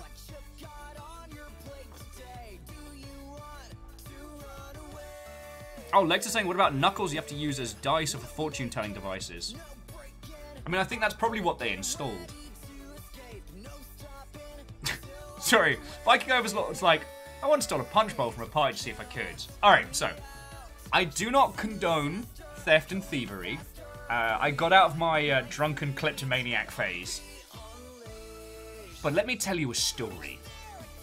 I when I was working at CA, I went through a pretty hard period. A good friend of ours had passed away, and as would become the constant in my stories, I'm not great with grief when it hits. I don't handle it in a healthy manner. Which, if you ever wondered the end of that story, go to therapy if you can. Find someone to talk to if you can. Don't try and tank it. Never works well. Anyway. So, it's Halloween. And I've been feeling like a miserable sack of pea-balls the whole day. I have been Larry McStay in bed. I have been just full-on misery guts. And my good friend Christian... is Tal still here? I will continue the story. Because Tal, I haven't talked to you about the logistics of bringing in No Grey November, and I've done nothing to progress it. But anyway, hopefully Tal's asleep. Hopefully, poor guy. Anyway, so Christian's like, Will, it's Halloween. Stop being a sad sack of potatoes and come on out. You've got LARP kit. You've got props and things. You can just make yourself a costume out of nothing. And I'm like, okay. So he bullies me into it. He's dressed up as the littlest Full Metal Alchemist. And I'm dressed up like Generosaur Pirate Wizard. It was just a mashup of costume pieces I already had. But I was dressed up. Anyway. Christian managed to kick my ass into gear like a few hours before we were meant to go to this Halloween party that we've both been invited to. So Christian's like, don't worry about it.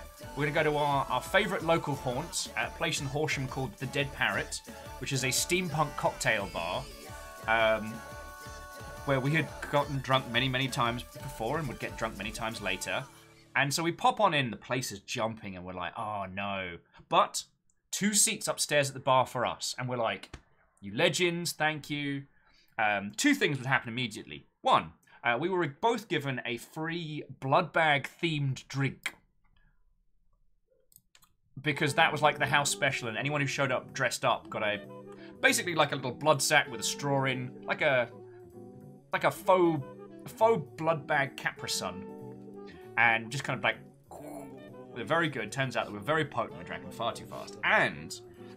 the alcohol company that makes Jägermeister was currently trying to shop around this new flavor. It was like a spiced Jägermeister. It was like lower APV, so you could kind of drink it. It wasn't quite so syrupy, but it had this spicy flavor to it. And it was...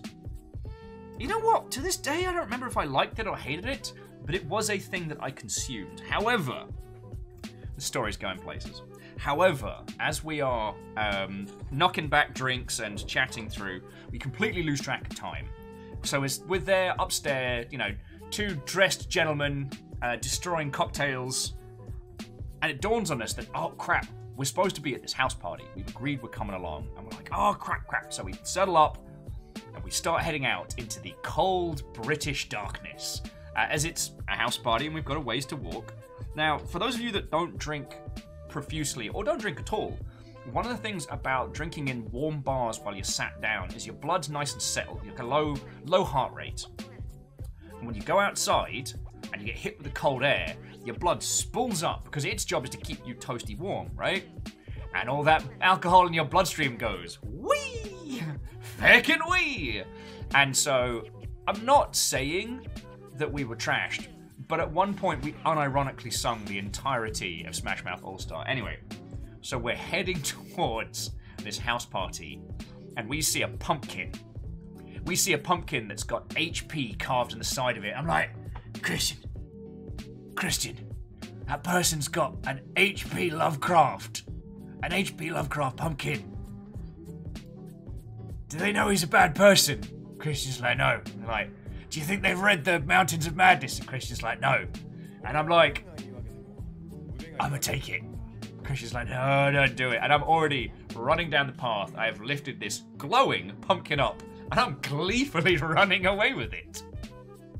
We show up to the house party with a pumpkin and booze under one arm, with a roaring, hey!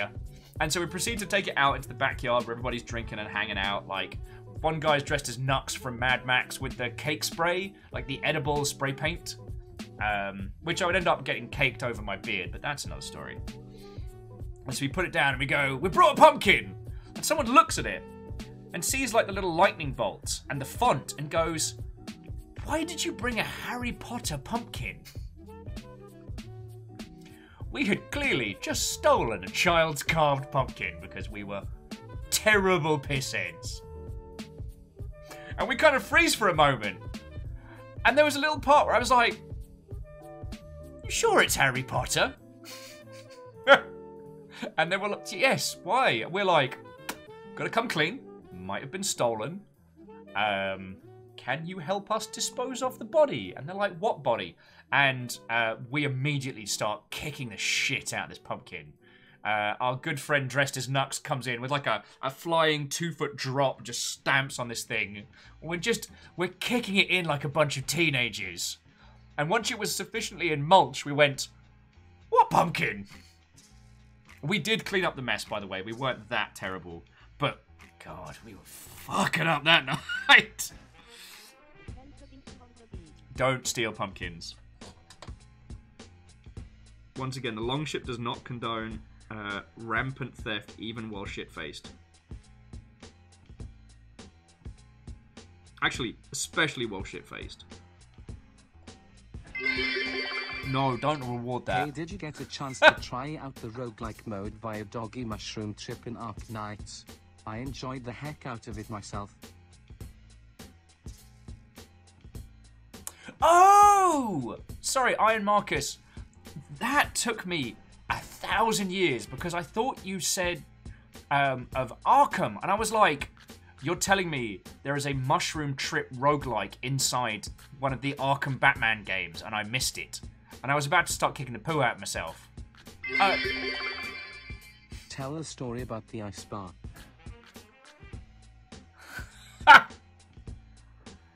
Heck.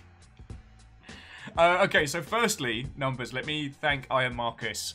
If you want me to tell the ice bar story, I'll tell the ice bar. Okay, quick show of hands. How many of you aside from Numbers have heard the ice bar story before? And I almost said arse bar there, which would be a very different kind of establishment.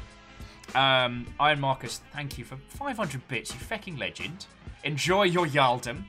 And I did get to try out the roguelike mode in Ark Knights, and it was very curious. I love how fresh and different they're being. Oh, friendos, if any of you are into Mobley games, Ark Knights is my go-to at the moment.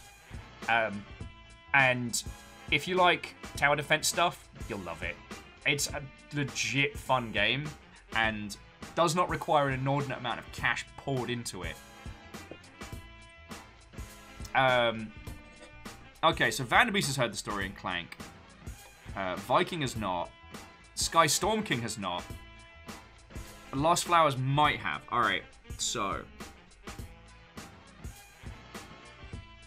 This is a long one, so buckle up, Buttercup.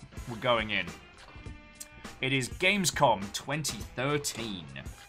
I am drinking with my my boss / very good friend Craig Laycock. And my industry friendo, Matt Lightfoot, who was working on DayZ Standalone at the time.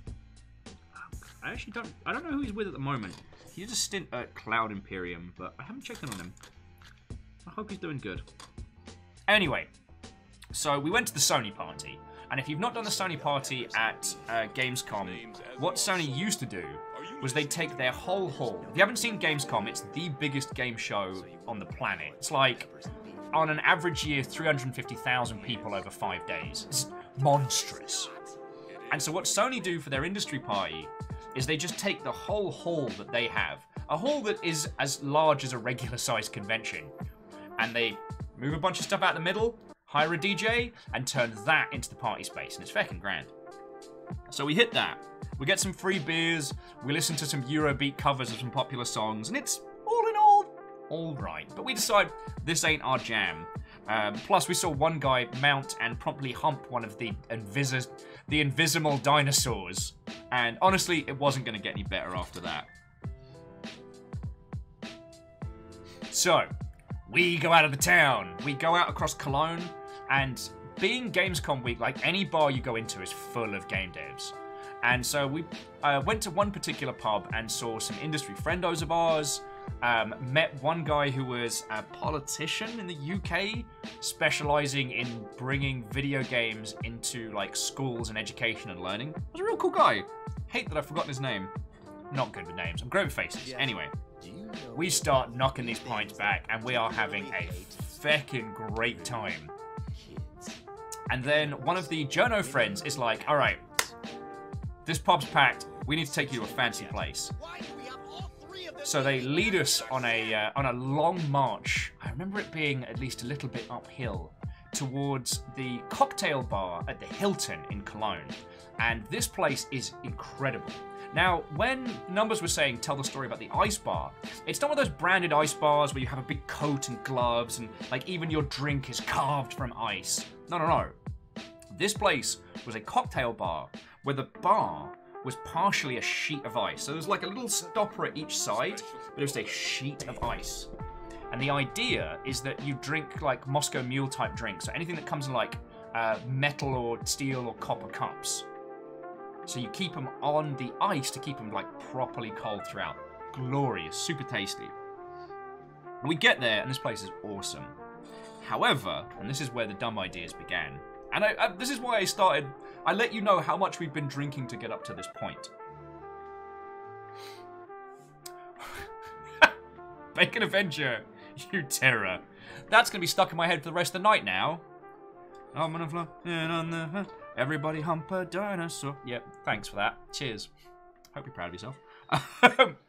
Okay, so we get in there, and this whole place is jumping.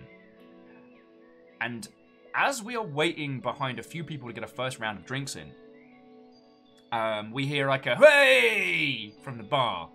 And we inquire about this, and it turns out that in the bar, there's like this whole thing where people try and hold their hand on the ice. And the goal is you have to hold it down with your wrist raised. My work here is only beginning. Mwahahaha. Are you proud of yourself? Bacon Avenger, thank you for the bits. Glorious terror. Actually, I'm going to move the alert box up a little bit. Because can't see your cool kid messages. How's that? That looks like it's it. There we go. I know it's not quite center, but I want people to be able to see the thing. Anyway. We are informed that there is a record where you hold your hand on the ice, with your wrist lifted, so it's not resting, so it's not taking the weight off.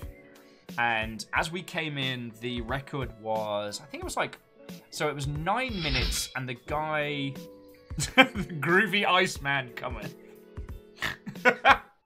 Watto and welcome, and thank you for the follow. As we are getting our first round, the cheer had been from someone who'd done 13 minutes. And the thing is, me, Craig, and Matt were very drunk.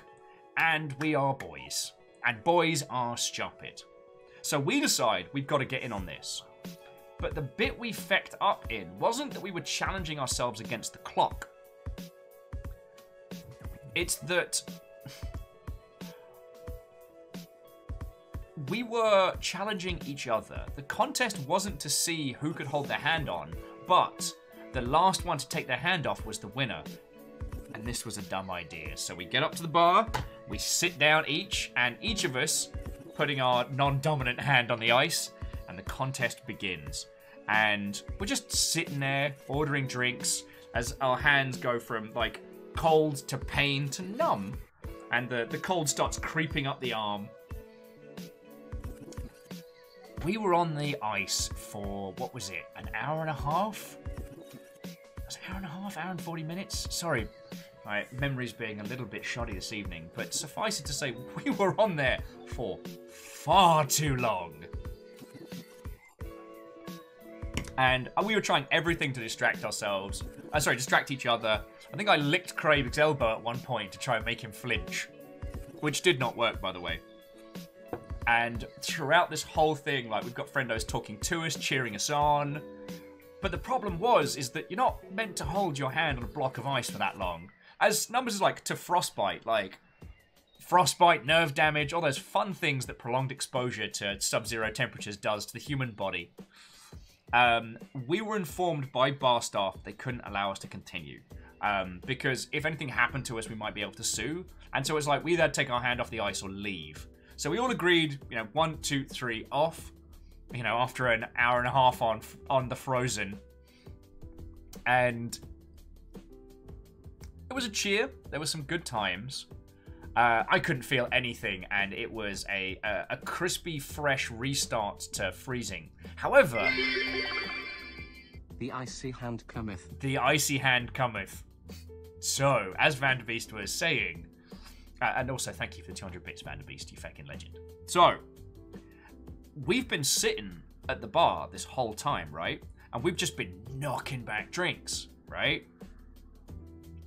So what that means is that we are 3 blokes with 3 full bladders, and we make a high-speed totter towards the bathrooms. And as a... how did I phrase this politely last time? As a penis-owning individual, there's a certain amount of aiming required when dealing with genitals. The other thing about that particular set of genitalia is it's very warm, especially when liquid's passing through it. So I've got an icy hand that has just gripped my own member, and I felt 2 sensations equally. One was kind of like sticking one's genitals into a Frosty the Snowman snow cone maker, and the other was like holding a burning hot tube of uranium. But you can't stop mid-flow, and you've still got to aim it. So, if you've seen Evangelion, where he opens the superheated hatch and you can hear the tss, it felt like that looked. And so the 3 of us are all trying not to make screamy pain sounds while desperately trying to piss. Because of course, there's a certain decorum to friendship bathroom breaks. And it's just fire and pain. We came back from the toilets with, as I was informed, a white sheet haunted look. Everyone was worried we drunk too much and were ill, and none of us were ready to speak about what we had just experienced. Anyway, so we continued drinking the night away. I think we closed out the bar there. On the way back to our hotels, some rando tourists tried to start a fight with us, which we managed to get out of because Craig and Matt told them that we were in town to open a Chinese restaurant, and for some reason that made us okay. I wandered in at a new time. You did! You really did, El Ravager. And thank you for the 500 bits, you fucking legend! And Vanderbeest, thank you for filling up the pint glasses to soften it. Yeah, Numbers, A Song of Fire and Ice does have a whole new meaning. And the song was the noise we made. Anyway, oh god, it was a hell of a night. That was a really good Gamescom, by the way. It was where I first met Fred and Emily from the Fremley streams, who would end up becoming my Twitch stream Jedi Masters, essentially. They were the ones who taught me how to stream and the business of it. God. I met so many great friends and contacts there. But also, Gamescom is one of the most exhausting events you can do. And it took me a long, long time to recover from it.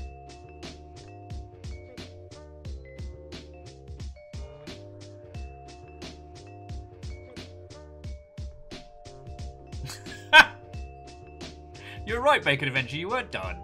Were you saying I felt like I had a hunker burning love? I felt like I had just gripped the flaming torch of death, and I could not let go. Oh, sorry, the other side of that one was, so our games industry friendos had been very, very cheeky and had ordered their drinks on Craig's tab, which I don't remember if they told him or not, but which would have been fine, because if you're working those kind of front-facing jobs, some teams will give you what's called an entertainment budget. So if you're Cool Kid McSuperjourno and I just meet you randomly, I can be like, hey, let me buy you a pint. And that can get written off, as opposed to me having to like shundle over to my bosses or send an email being like, can I have some money to buy a pint for this really cool person? You can just do it. However, before the last day of Gamescom, all the receipts from this like hundreds of euro bill and a bunch of other things, housekeeping in Craig's hotel sweeped it all away and threw it in the bin, never to be found again. He ended up having spent a lot of money on that trip, purely because all of his receipt setups were taken. I mean, I learned from that.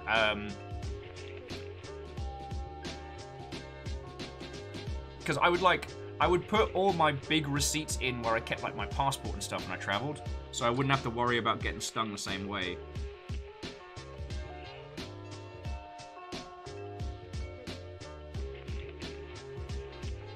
There's also like some cute tricks you can do where you like staple all your receipts to a piece of paper and things. It gives it like a real fighting chance of making it. Well, I guess, and now as well, there are like apps and things you can do that will record receipts for you that can then be immediately expensed. It's real good. But at the time, those weren't available. And what was available for Craig was having to eat instant noodles for at least a month. Poor bastard. The good old Boots meal deal. Although, now I think about it, Boots meal deals were actually dope, and I kind of miss them. That could just be lockdown speaking.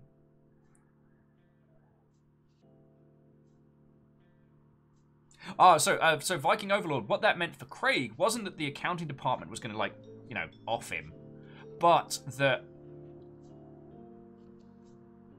Craig couldn't claim those drinks, so he just had to eat the cost. Graphite Sparrow says, it's lockdown. Look, I'm just saying that there are days when I could go for a Boots meal deal pasta salad, the tomato one, a honking great big bag of Monster Munch, and a Monster Energy drink. Again, it's probably lockdown.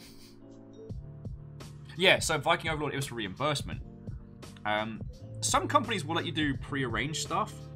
Actually, one of the reasons why I have a lot of friends at GDC was 1 year. Fuck. It's also how I know the Rain World devs so well.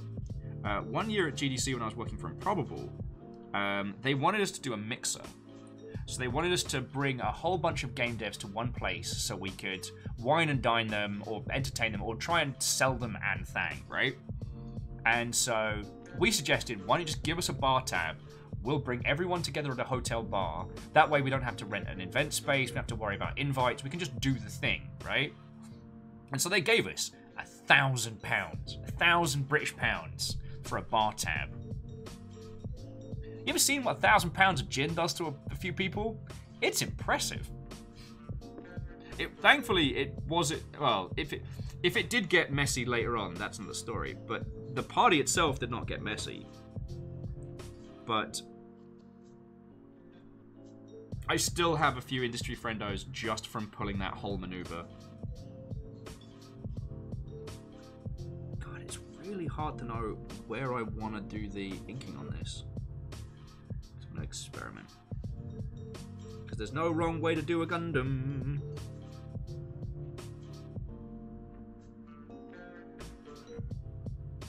Don't let anybody tell you that there is only one way to skin a cat when doing this. Because those people are elitists.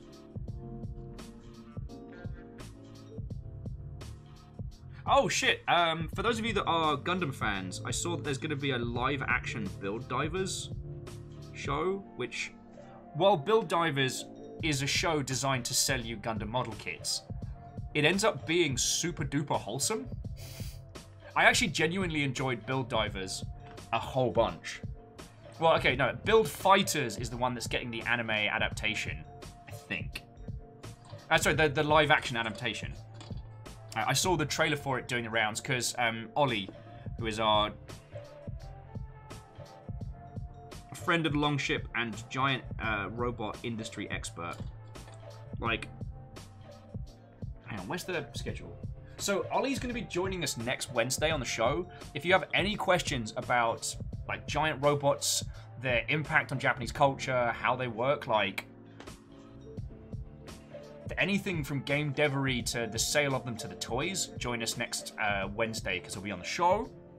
And Kika, Watto friend. Here to roast some tiny marshmallows. Kika and I were talking earlier about Gintama and trying to remember where I was back in the series. Gintama did get 2 live-action movies that were really good, and I just wish they'd had more budget. Like, there were parts of the Gintama films that really slapped. I just wish they'd had more cash.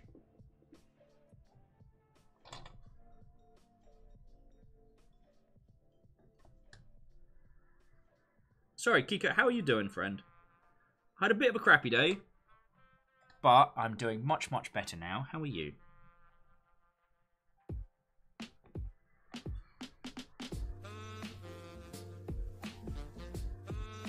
We're doing this glorious Gundam this evening. Look at this. Look at its queer-coded glory. It's so good. Okay, technically it's the SD kit version of this.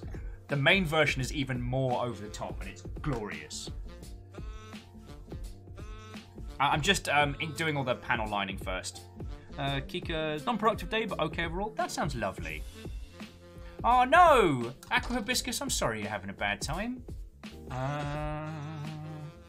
It doesn't appear to be anything this back end. So hopefully whatever it is won't cause you... will go away very quickly. Kika, I've just been, I guess, telling games industry stories and half inking this Qubeley. Which apparently I've decided to say like that because I'm an idiot.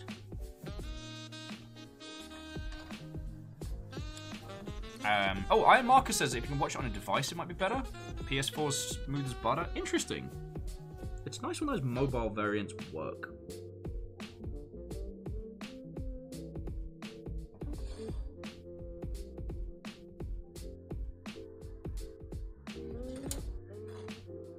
Oh, way cool!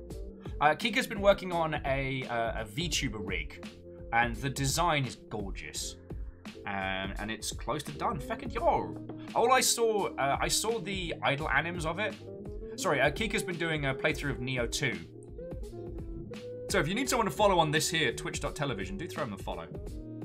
Yeah, they've been doing a playthrough of Neo 2, and they just had the VTuber rig on an idle anim cycle, and it looked so good.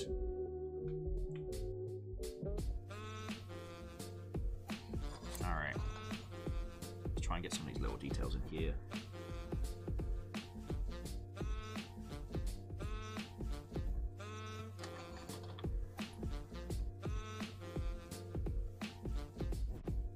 When I was trying to make an honest run of No Grey November, I spent a lot of time just inking in big sprues like this, leaving them, and then starting the construction of the next one, kind of like alternating between kits. Now that No Grey November is potentially coming back, I better start thinking about what the bloody hell I'm going to do. But that's a problem, once again, for future Will. Alright, so look at that.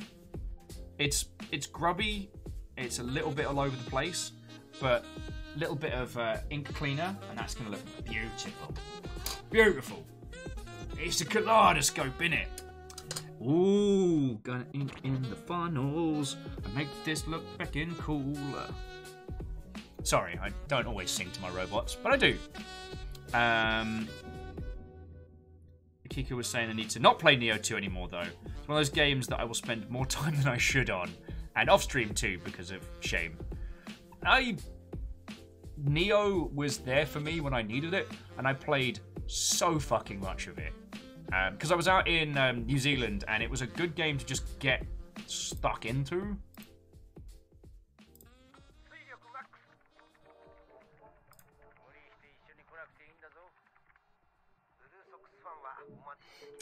Sorry about that. Just distracted for a second there.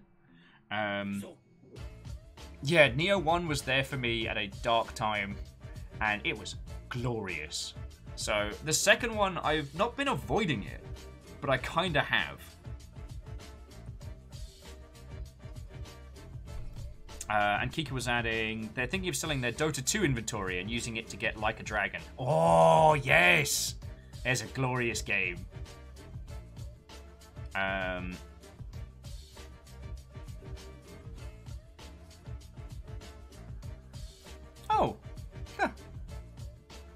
Sorry, Viking Overlord was saying if you have a problem with losing pieces of Gundams when you're clipping them and it keeps falling between your legs, wear a skirt. It'll work as a catcher. That's not a bad shout.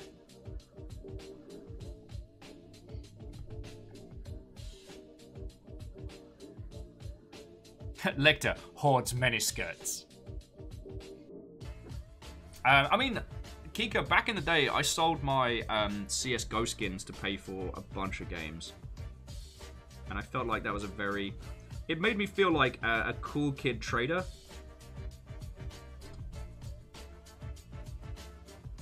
The only thing that I did that was stupid was I sold one of my skins way earlier. Now, there's no way I could have known that that particular skin was going to end up being worth stupid money. But I sold the Chromatic Glock for 50 quid. And I felt like a fecking cool kid and badass doing that. Turns out that skin would go on to be worth a lot more. But I sold my fancy knife, and I'm sorry for informing you about this, Lecter, the knife to see you.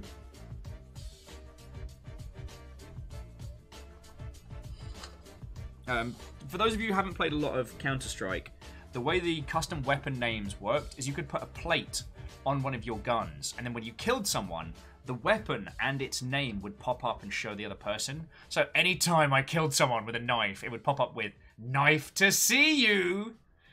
I was an obnoxious little shit. Oh god. This track. Hang on. There we go. That other track, sorry, it's got like a high-pitched ringing noise in it, which I can't hear, but I know not all of you have destroyed your hearing with thrash metal and loud clubs.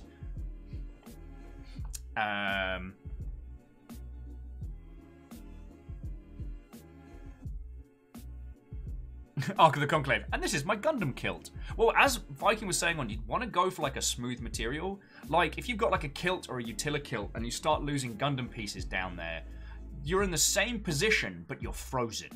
If you drop a piece down there, like you can, as in like between your legs on the floor, you get the phone out, you scramble around. You drop that in Kilt City, what can you do? If you stand up, you've then, not only have you complicated the situation, but you've added a little bit of yeet to the movement.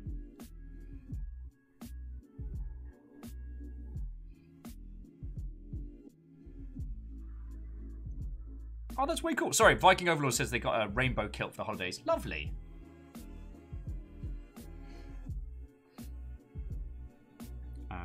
I don't know if I've ever had the legs to pull off the kilt look, because my legs have spent their entire life being hidden from the sun, and they are a ghostly, ghouly pale that would make people question how it is that I'm even medically moving.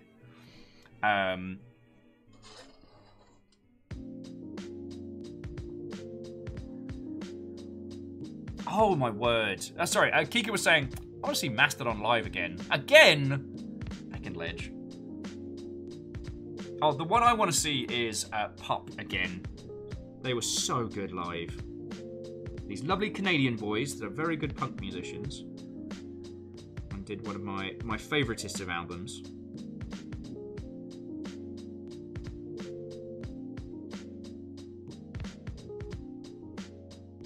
Clean up on this is going to be interesting, because there's a lot of detail. Like a lot of detail. Oh, be careful not to proc on that side of the sprues. We end up having like a Inkapalooza.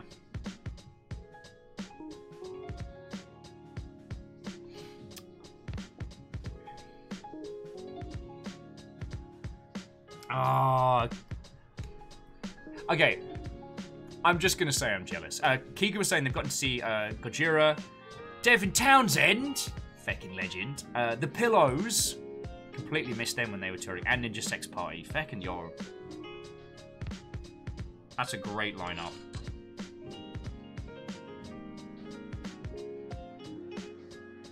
I did get to see Twerk recently, which was real cool. Okay, no, say, recently, when discussing music venues recently, I feel like it's, you know, before the apocalyptic times. And they were very, very good live.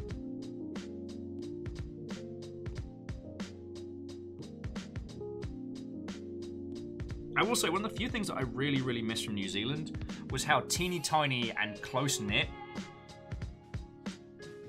the music scene out there was.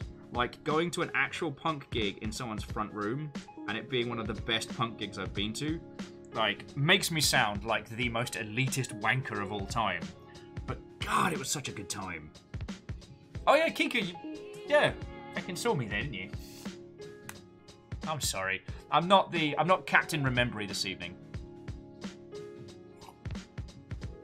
Yeah, and as Aqua Hibiscus says, I'm kind of hard to miss. On the plus side, though, if I'm at a gig, I'm not the loudest thing there. So there's that.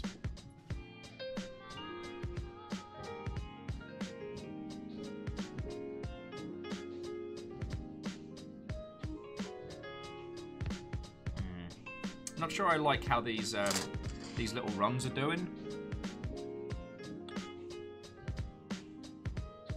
Might have to.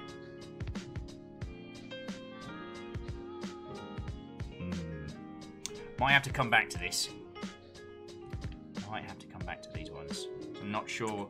I'm not sure I want to do it like these big chunky lines. Oh, feck it.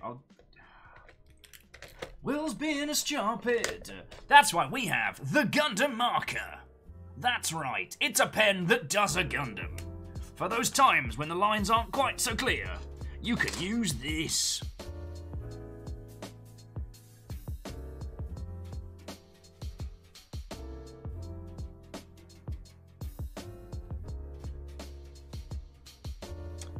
I take it back, I hate it even more.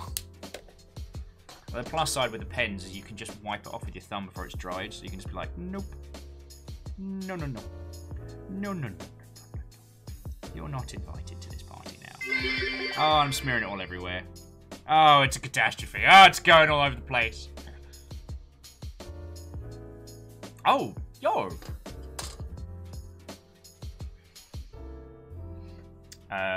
Oh, and Viking Overlord, I can confirm, Kika is an absolute treat of a human. And currently, the only other person I can scream to about kill 6 billion demons after they do something that's cool, or hot and cool. Oh, Lord Lost was saying they're planning to do a bike from the Netherlands through Germany and over the Alps next year. Yo, that sounds lovely. Also, yeah, so friendos, if you find yourself in need of shit to read. The rhyme was unintentional and I severely apologise for it. I'm just, I'm going to leave this and I'm going to clean it later on. Kill 6 billion demons is exceptional. Oh, now Roth, have a lovely rest of your sleeps. Have a lovely start of your sleeps. Thank you for coming to keep me company. I'm so sorry I was so late today, but I hope the conversation was at least interesting enough to make up for my tardiness today. I mean, Kika, you're not wrong. You could sum up the entirety of Kill 6 Billion Demons as 3 lesbians in a trench coat punch gods. My friend, can I ask you a favor? Can you teach a guy like me how to make all those cool moves? Like judo and it is unequivocally excellent. If you want to talk about giant robot-y stuff, so these are stickers. Alright, but I still want to ink I want to ink these bits because it's going to be satisfying. I just turned that 360 degrees. Go Will. Kill 6 Billion Demons author also made an incredible tabletop system called Lancer, which is like some of the freshest mech designs I've seen. Now, it's not like a physical minis game. It's a tabletop role-playing game. But it definitely inspires a lot of feckin' cool giant robot art. Yeah, now Kika, that's the one I want to sit around a table and play regardless of who ends up running it, I really want to play that.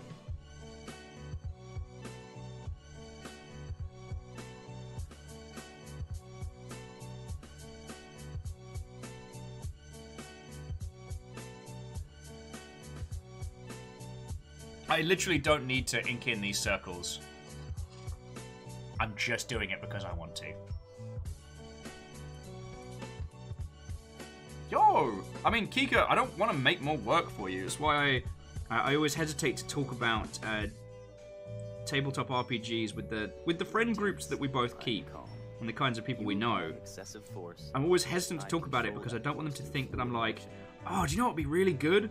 As if you did a ton of work for me so I could play a game and be cool. You know what I mean?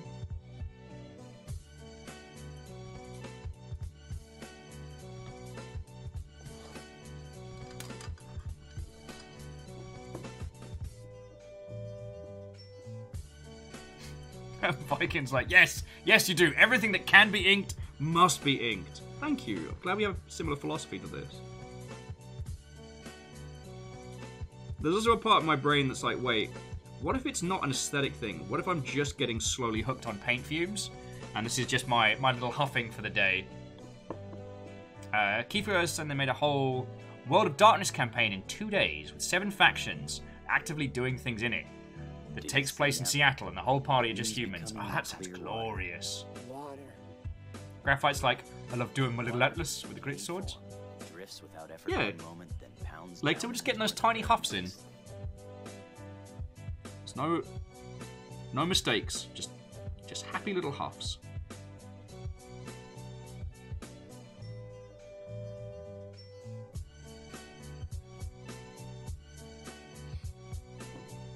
And it's okay to make more work for yourself when making Gundams if it's awesome.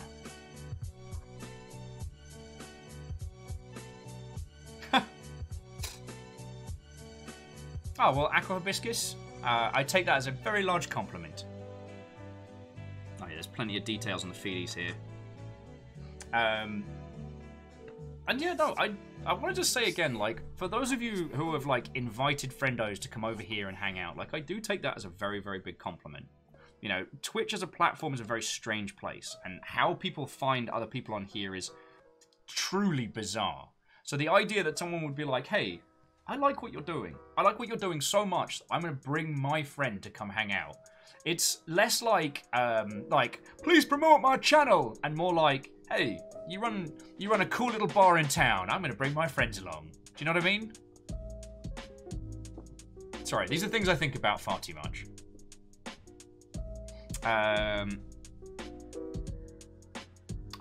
Sorry, just Viking Overlord was adding they didn't know about the inking jars until the day after. Alright, well, I've only got 2. Some people use paint with like an enamel thinner or something to make their own inks dependent on color. I'm not quite there yet, but I've got these 2, and these are my go-tos. Hang on, let me just make sure it's screwed on. Let's not have a massive feck up. So yeah, it's the, what's the company called again? The Tamiya, the Tamiya panel line black and grey. The grey is great for super dark kits, just to give them a little bit of a pop, and black goes with everything. And like I said, I've seen people who make their own, and I'm always thoroughly impressed by it, like making like red panel lining ink and stuff like that, and I'm like, and Real Viking was doing their inking for years using just pens. I like doing pen stuff. It does end up looking real, it does end up looking really clean, but it's not as much fun as this. A smart person could probably tell you why doing it like this is so much fun, but that person is not I.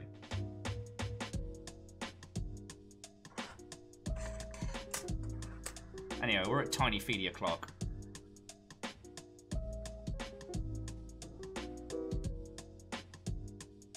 Oh, okay, sorry, Graphite. I wasn't going to question it. My brain immediately went Battletech, because, you know, Big Al and all that. Steiner Scout Lance and all that.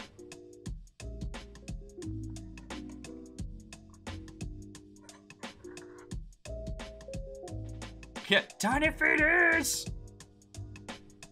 Tiny Feedies covered in ink. Why is World being allowed to do this?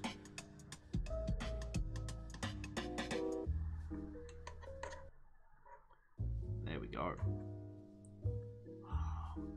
It's just, when you do the lines with ink, and you get it just right, it's so fucking crisp. And it's a lot easier to clean up afterwards as well. Sorry, here's just me and Viking Overlord just nattering about inks and paints. How is your evening going, friends?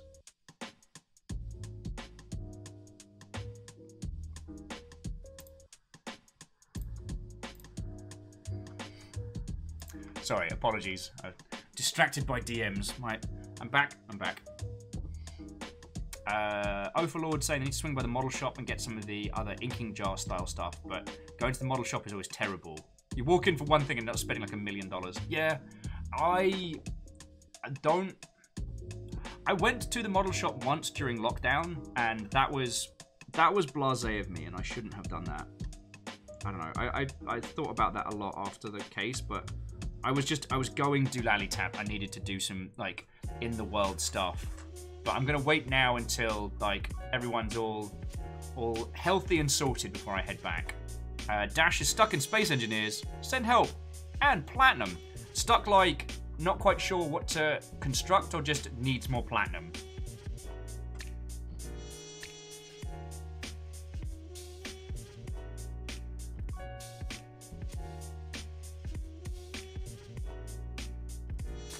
And Lost Flowers.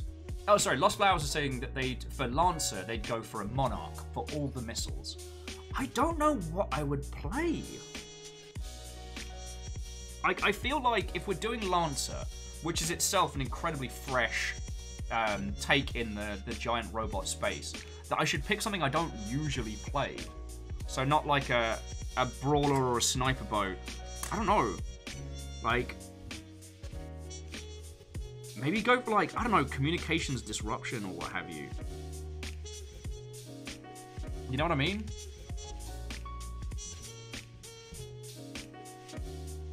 Okay, Dash is building a hovering barge to transport their mined out stuff. Although Aqua Hibiscus was asking Dash, are you actually stuck in the world of Space Engineers? Do you need us to send an Agent Dooley to come sort you out? There is a reference that no one is going to get, and you know what? I'm okay with that. I'm okay with that. I do not seek to be one of those obtuse referencing types. But sometimes you've just got to mention an old advert for a virtual world's place. Lost Flowers saying so, a Horus mech probably. Probably. I mean, I know this isn't like some great, clever, smart person epiphany, but just like with old, what was his name? Cop 90. Ever since we did Monster Hunter World, I started using the heavy bowgun. A piece of kit that I had written off entirely in the past because it wasn't a great big katana for me to live out my my samurai weebery. And the reason why I ended up using the heavy bowgun is I was playing with Floydo and Lil and a whole bunch of people who would be playing their first Monster Hunter game. So to give everybody a sense of identity, I let everybody else kind of pick their weapon to try. And then once they'd kind of solidified on what they liked, I chose one of the others. And I wasn't feeling Gun Lance because it's a bit boring, but it looks cool. And I was like, you know what?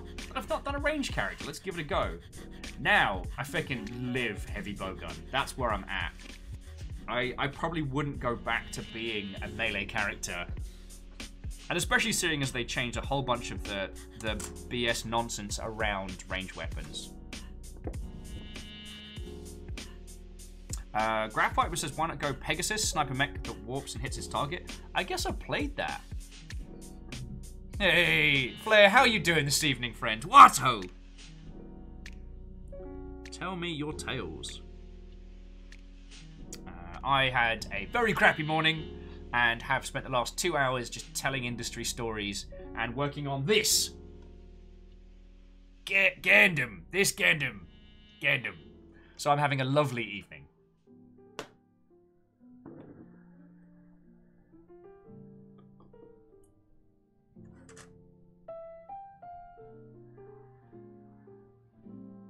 And I'm being overly generous and liberal with the ink on the Qubeley because I love inking models. It makes me feel like I know what I'm doing.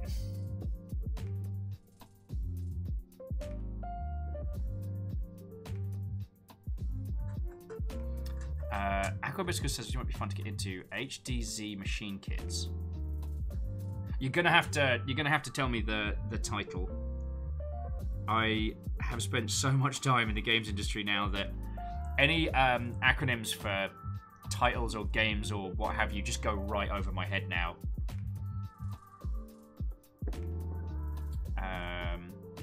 But in terms of like other styles of kits, the ones I've been looking at are the 30-minute missions. These kind of like Bionicles, but for giant robots.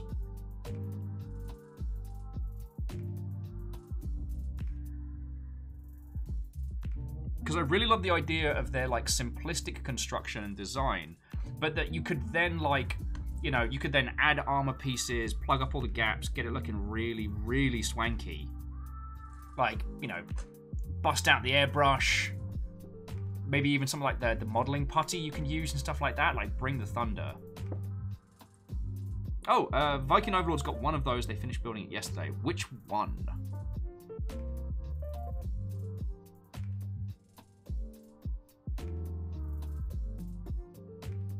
Okay, Lost Flowers is adding that the Goblin and Kobold are hilarious Lancer mechs too. I've got to sit down and have a look at the full classes available to me. Start doing some plotting and some planning. Like, if we've got Kika running a game, I'm not saying I want to bring my A game in terms of effective mech. I want to bring my A game in terms of interesting. I don't want to min-max, I want to be rememberable. Which is like being remembered, but for clever, smart people. And totally not me just having a misspeak.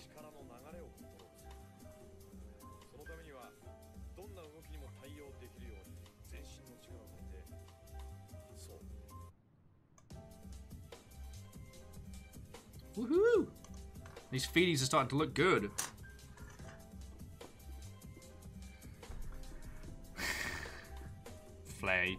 Flare and Lecter being terrorists automatically. But yeah, so Flare, how's your day been, friend? I'm hoping to be in like a semi-good nick tomorrow, so I can hang out with you and everybody at the feckin' gig, because I have missed gigs something fierce. Kika said, memorable in terms of emotional reliability and narratively compelling, or memorable in terms of good old goof-off fuck wagon. Well, now I know what I'm calling my mech. And this, the pinnacle of technology, the greatest death machine ever created. What did you call it? Goof-off fuck machine.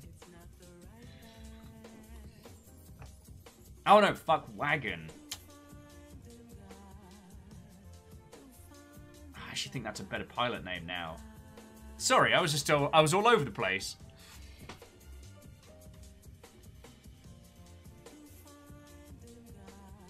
Okay, sorry. Dash and Phyllis have just been chatting back and forth on Space Engineers. Dash is doing pirate-based raiding. God, I don't know how stable. I don't know how stable Space Engineers multiplayer is. But way back in the day, we did some local games that were feckin' great. Built like a carrier that would take all of our ships, would fly us out to locations, and we'd raid pirate bases with our custom-made fighters. It's feckin' cool. Though the amount of times that game crashed and we had to reload, or things would just disappear into oblivion.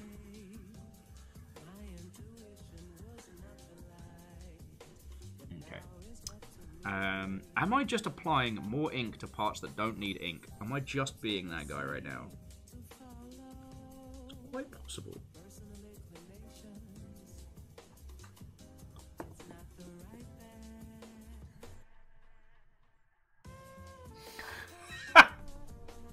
Flare, Lecter, don't make me get the hose.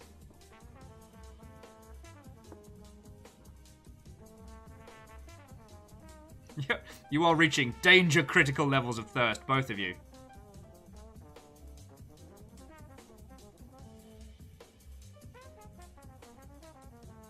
Not actually offended, just being dramatic.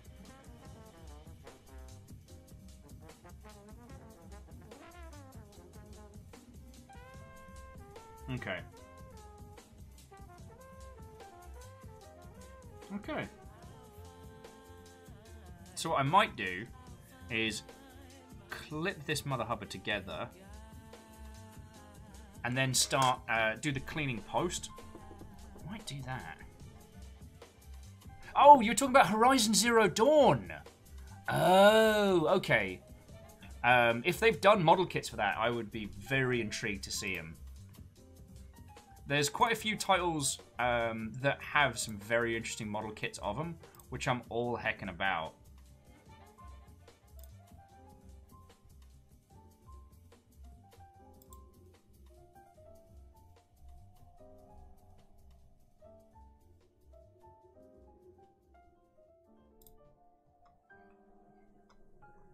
Sorry, and jumping back in, Flair's like, you can't get the hose, Will.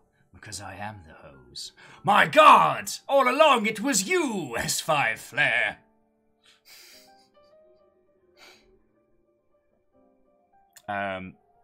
Sorry, people talking about picking up the Horizon Zero Dawn mech kits.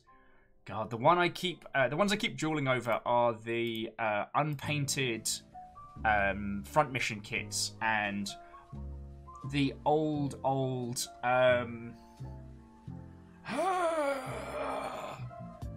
Zone of the Enders kits. I had to think about that one. The Anubis kit from Zone of the Enders is gorgeous. There's also a bunch of Evangelion models that are super heckin' cool. I'd love to get the Pat Labor mechs, but I don't know. I have a weird relationship with that currently. Oh, also, how did I get that the wrong way around this whole feckin' time? Good work, Will. Good work. I'm not sponsored by New Type. I just really like them as a store. Sorry, if you haven't heard of it, Pat Labor is like a super realistic, if you can, giant robot series. It's a TV show, 3 movies. The first 2 movies are exceptional. The third one, very strange.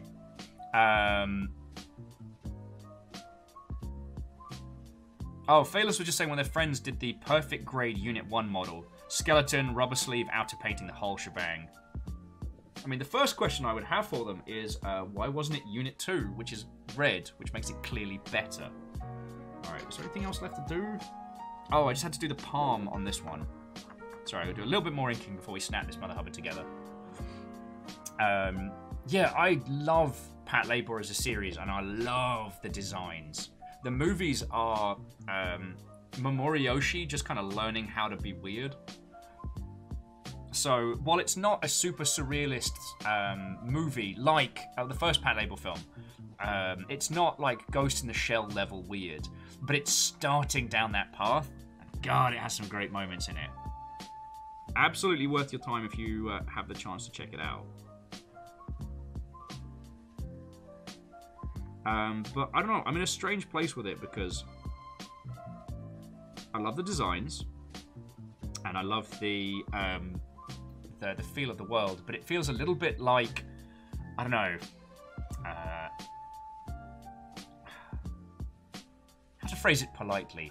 I don't feel like repping the police is a thing I like doing anymore, even if they are giant robot cops.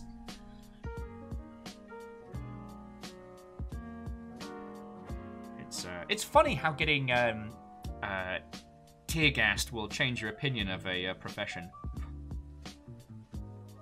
It's funny, that. Anyway, let us start building our little Qubeley. All right, so we're doing the face first. Okay, no, I'm gonna have to clean this sucker off first before we start doing the head pieces. Okay. Oh, Real Viking, absolutely agree. What's really funny is we've got a big old defund SPD banner in our window, and the few times the cops have been called to one of like the nearby houses, and there's just us in our balcony just sipping coffee. But occasionally I get scared and go back in and close the door behind me because I am very pale. I'd be easily thrown around. Okay, so I'm just going to clear up this little bit here, and then, because this is how simple this is. Face, wing, body, feeties. Done. We'll probably spend longer putting these little teeny tiny stickers on it than anything else.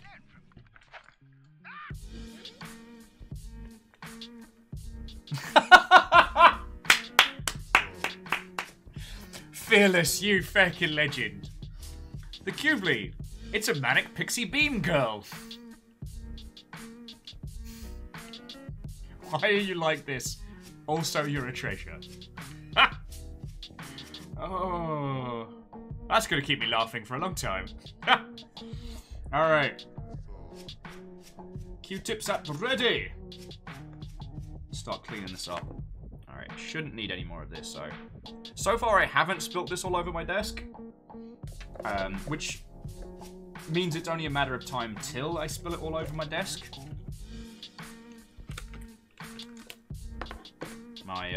This is feckin' glorious. I think I showed you this before. So it's the ink remover, but in a pen applicator. So you just pop the top off, rub over the bit you want to get rid of, and then just go to town with a Q-tip, and it does the rest. You don't scribble it on to get rid of it. You use it in tandem, but it's so much easier. And in some regards, it's okay to be lazy. It's why I kind of like play fast and loose with the ink as much as I do, because I know I can just do this. Clean up these little nobules over here. And I get great comments like, "Will, how are you so clean with your inking?" And I smile and I nod and I go, "Oh, well, you know me." No, it's because I am very good at cleaning up messes.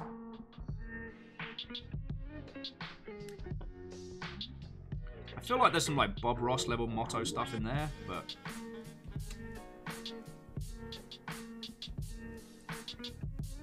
something about happy accidents or what have you.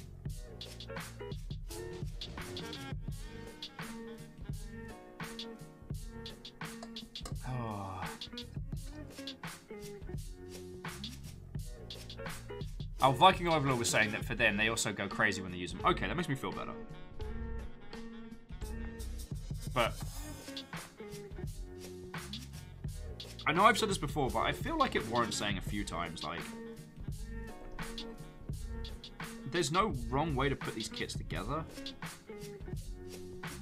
And it's one of those hobbies where people focus so much on like the huge show quality pieces that it can feel really intimidating. It can feel like, oh, if I'm not washing every sprue as it comes out the box and then, you know, drying them in a special place, then, you know, super duper airbrushing all of it. Am I really even Gundam? And it's like, no. Make the kits just make them. Have fun with them. You can always improve upon them and you can always fix problems later. But everything doesn't have to be at like competition quality. Sorry, it's one of those things I kind of believe in quite strongly. Because I kind of fell into the trap of thinking that I had to be doing things a certain way, to a certain standard, to be involved in it as a hobby. Nah. All I needed was Jaralan to send me a Barbatus kit, which forced me to get into this and stop me being a whingy whiny whinge bag. Next thing you know, okay, well, no, next thing you know, you lot found out about No Grey November, sent me a bunch of kits, and now I will be building Gundams forever. Alright, Aqua Hibiscus, here's hoping. But, got this little, I guess, neck piece. Then we need the face. The star of the show. And apparently now I am French. I don't know how this happened. I will be apologizing formally later.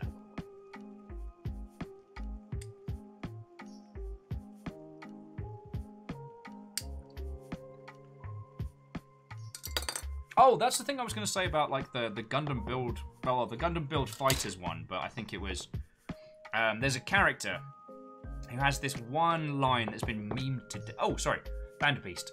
Have lovely sleeps, friend. Thank you for coming and hanging out. I know I was been all over the place today, but sincerely thank you for all that you do.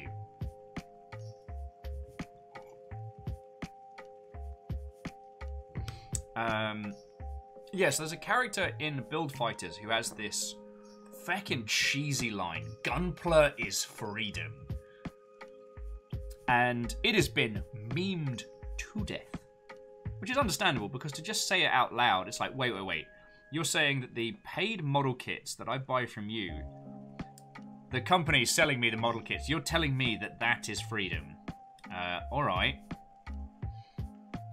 But I think about it a lot, and I realized that if you think of it more as a, like, model building as a form of expression, rather than as a, here's the correct way to skin a cat, then it becomes a much more enjoyable experience, you know what I mean? Well, we'll never see that nub again. And I don't know, I've been thinking about it a lot. Oh, sorry, Viking Overlord. So, No Grey November is a thing that I did last year as part of a Facebook group. I'm actually going to be bringing it into the Longship. And what it is anybody with model kits, anybody with, like, cross-stitch patterns, anyone with 40k minis, or any kind of, like, the miniature stuff.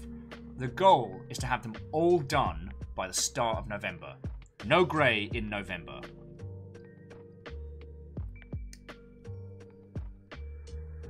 And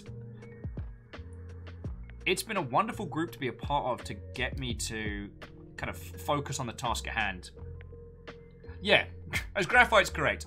I attempted it. I made sure I failed. I'm gonna have a ton of kits for an age. Okay.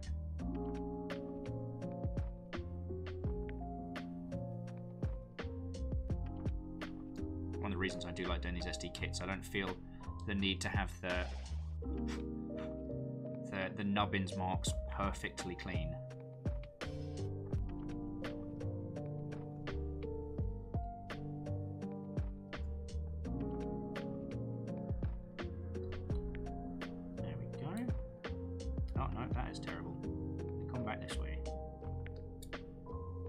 Out my shaky ass hands. Can hear all the first aiders holding their breath, yeah. Oh, Kiko thought I was saying no brain November. I mean, that's a lifestyle choice. And Lecter turns 32 in November. Hey, I was there for your last birthday.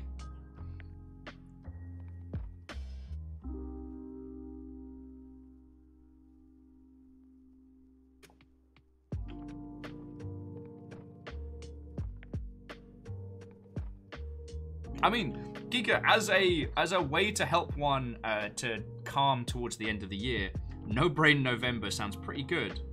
Just chill a lot, be zen. God, I have no idea what the end of this year is gonna be like. Last year was very, very stressful in both good and bad ways. So I'm gonna be very curious to see how this year ends up panning out. Because the good stuff, the good stress from last year, was that a load of games companies suddenly had this leftover budget that they needed to spend by the end of the year. And because they didn't have events or like marketing spend of their usual variety to get stuck into, they spent it on idiots like me, and it was great. Like, it was a big part of what kept us afloat end of last year. So I don't think we'll see that again, but you never know. I have very much given up on trying to predict how some of these years are going to pan out, you know what I'm saying? It's like Michael Pachter. He doesn't know what he's saying, and if you listen to him, you're going to be disappointed. Yeah, Kika, I wasn't there for your last birthday, which I'm sad about, but yeah, we will go to the Cozy Nut. Which, I don't know why they didn't just call it the Nut Hut. Sorry.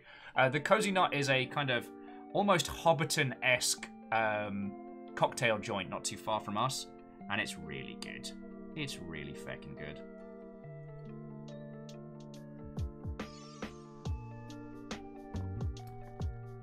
Yeah, it's like a tiny Hobbiton stylie. I mean, Lecter, when the world's like safe again, you try and stop me.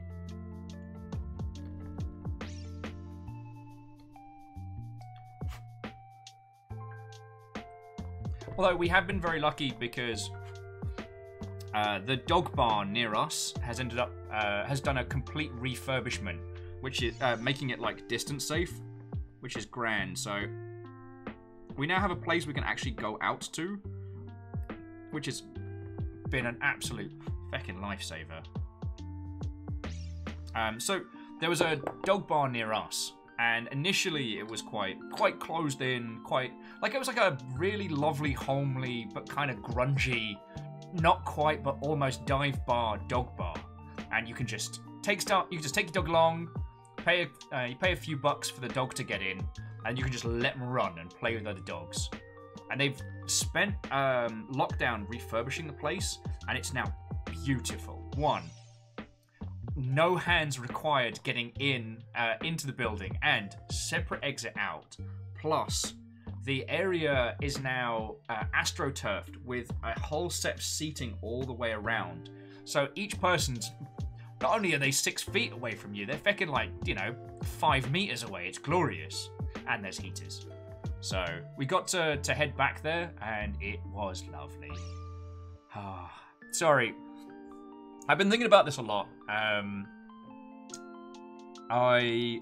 am most likely going to be one of the last peoples to get the good old the good jab. So I'm just I guess I was thinking about that a lot today. It's kind of like mentally preparing myself for the long haul.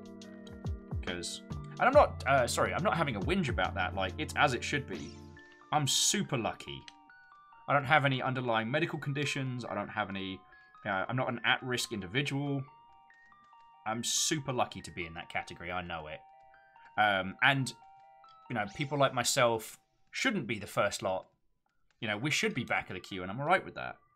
But it still means I've got to sit my ass indoors for a while longer. Oh, also, there's the head. It's got the neck. It kinda works.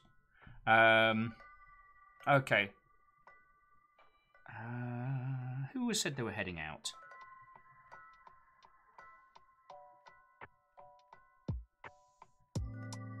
Oh, just Lecter was saying they were not trying to stop me to take him to Hobbiton. Hookshot, good evening to you, friend. How you doing? Watto! I had a weird day. Now I'm building a Gundam. Check this thing out. It's not quite a meme build like last time, but look at that design. So good. I don't know if you saw my last creation. That was...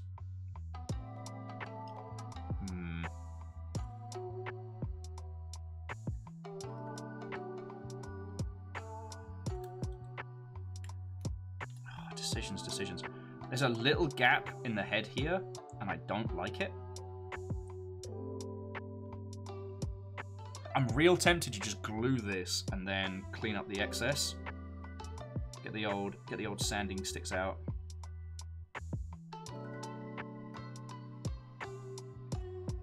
Or is that... am I going too over the top for an SD kit here?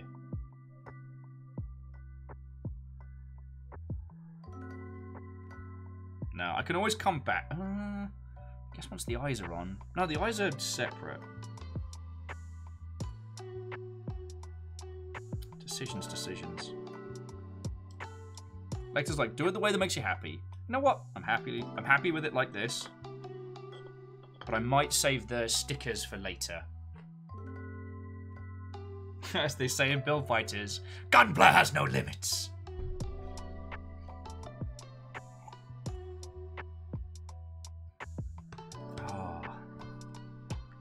Oh, so it was a Dune heading to bed. My apologies. I think I missed him as they were heading out.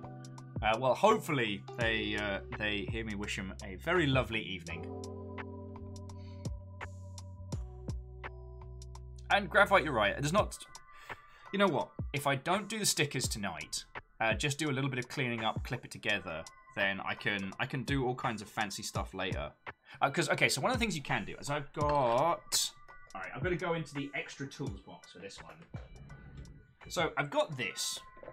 This is the ultra thin cement. And this is really good for just gluing two things together with very, very little residue. Super easy.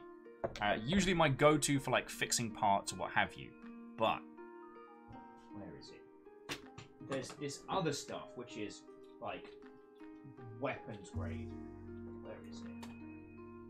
Yeah, now, this is the proper cement. And this melts the shit out of the plastic, so when you squish it together, like, it actually forms like a seal.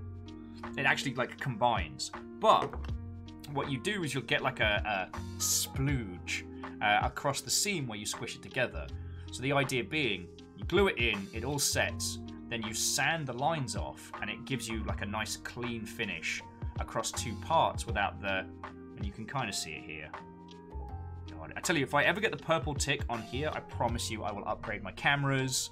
I will get it all in obnoxiously high definition. But no transcodes for me at the moment, unfortunately, so that's why I stream at a pretty low quality, so that, in theory, more people can watch. Anyway, that's what I would do and might do later, but also the fumes on this are pretty powerful, so I don't want to sit here and huff it all in while I'm chatting with you lot. I've only gotten off my tits on glue once, and it was purely unintentional. Stop me if I told you the story. So, Kika's like, only syscodes here. Yeah, we were talking about this with Graphite the other day. It's like, I don't like having to use the term transcodes when talking about video stuff because, I don't know, it just, I feel like I need like a, maybe I'll start just saying like digital codecs more or something like that. Anyway. Yeah, we'll say... oh, Fearless was adding the Qubeley feels like it's vaguely insectoid.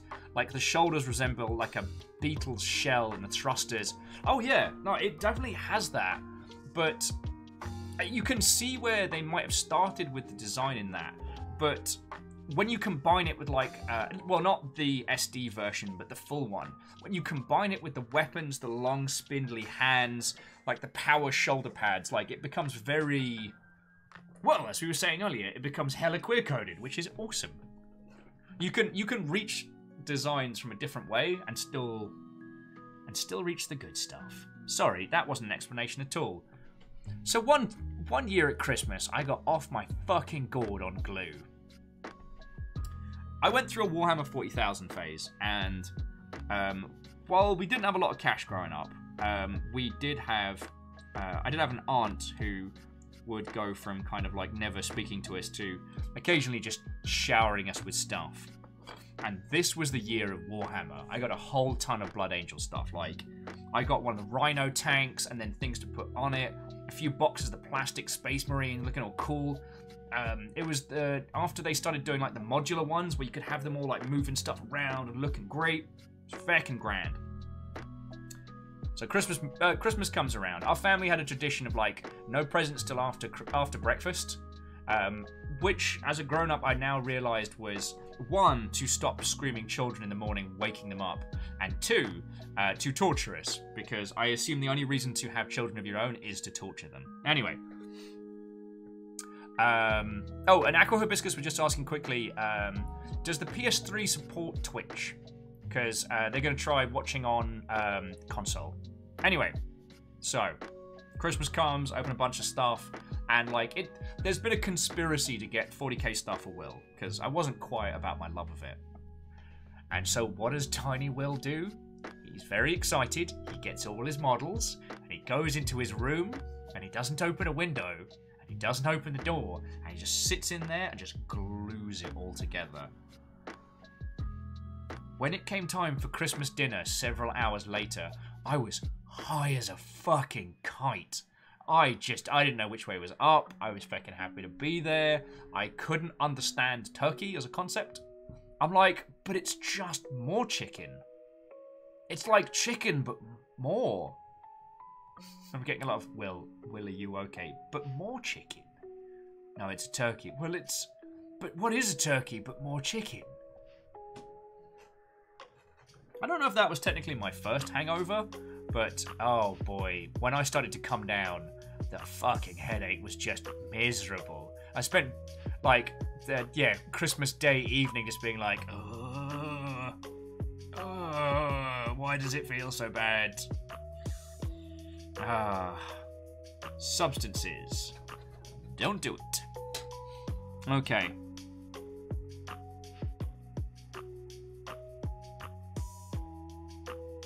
Alright, now I've actually got to start paying attention. Yeah, what is turkey but sleep chicken? Little Will does make a compelling argument.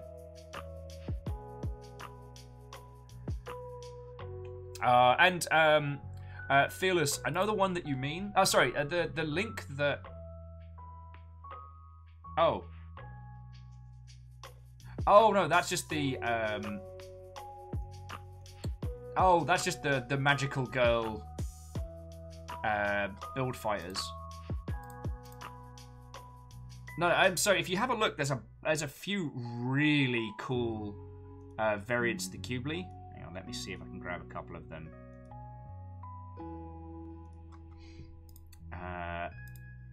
Sorry, let me. So this is from the Gundam wiki. Let me bring it onto main screen. So this is what we've got here. It's a Gundam, and then you've got this one, which is it's a Gundam, but it looks mean. It's a different color one. It was like one of the high grade kit models. But then you get stuff like this, the Romance in the Three Kingdoms Qubeley, and then this big beastie, which is like Qubeley but more murder. And then you start getting into cool stuff like this, its later designs. But also this, which is very strange. Anyway. Sorry, I didn't mean to derail our own conversation.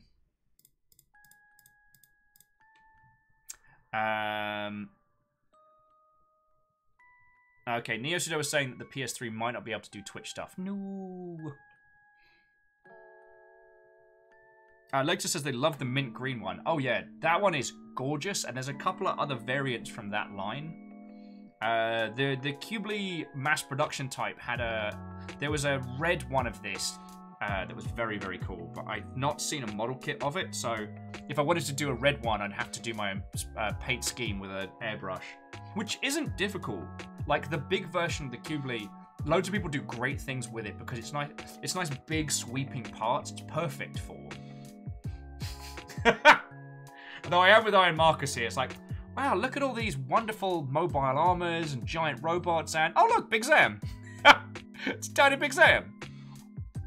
Oh, yes, hello, it is me again, Tiny Big Zam, reminding you all to make sure that you look after your models and don't stress about it.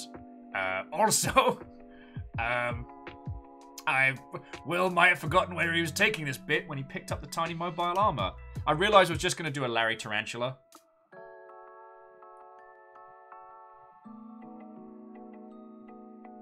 But yeah. I know we spoke about this a lot before, but it is one of the things that I do love about the Gundam designs, is that you don't need to know the series to enjoy them. Dear Tiny Big Sam, why do you sound like Strongbad? Love Kika. Well, Kika, that is a very good question.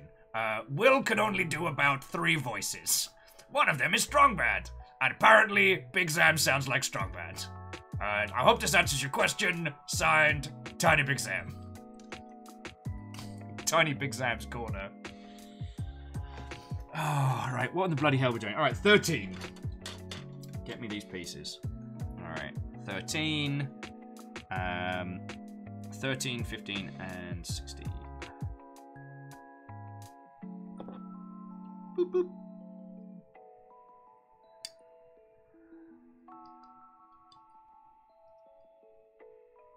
No, multiple voices has never been one of my fortes. I heckin' enjoy it. Oh, and this is the closed hand, so we'll clip that up. And I'll clean it off once it's together. Makes it slightly easier. This is the closed fist for the beam saber. Okay.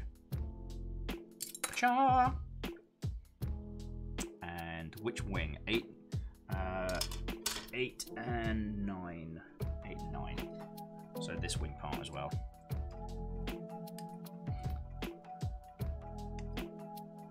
No, sorry, I just was going off on a tangent. Just the same thing I've said before. I love the Gundam model kits because you can just pick the ones you feckin' like the design of. You don't need to have seen the series. You don't need to have read the codex. No one's going to be like, oh, why did you choose that variant when the other one clearly has a psychic anti-grenade, which is much better?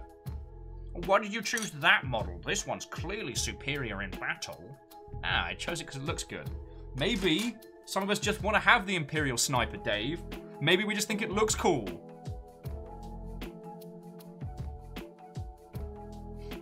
Iron Markers are saying they pay for an SD Gundam anime series that was just Homestar Runner. Yeah, I'd watch the absolute shit out of that. Let's be fucking honest. Aqua Hibiscus says, Dear Tiny Big Sam, I love your strong bad voice, and don't let anyone tell you it's not a delight. Ah, thank you, Aqua Hibiscus. As a Tiny Big Sam, I'm the smallest mobile armor that's also the biggest. So, any compliments are greatly appreciated. Yours, chunkily, Tiny Big Sam. Shit. Maybe I'll bust out the camera and do like a little YouTube, a one-off YouTube, like Ask Tiny Big Sam. Oh shit! There's details on the inside. All right, at least for those bits, I gotta ink that. I gotta. Lecter's like TikTok. That's your TikTok. Ask Tiny Big Sam. You might be right. Though I found it weird. I finally got TikTok on my phone. I bit the bullet. I started getting on there. And before I got an account up, it started sending me videos and recommendations like, oh shit, you gotta check out this hilarious thing. And I'm like, you don't know me yet. It's like an app has decided we're best friends before I've even told them my name. Feels more than a little insidious. All right, how them cut marks? We can clean it up a little bit. Very fancy, very fancy, very fancy, very fancy.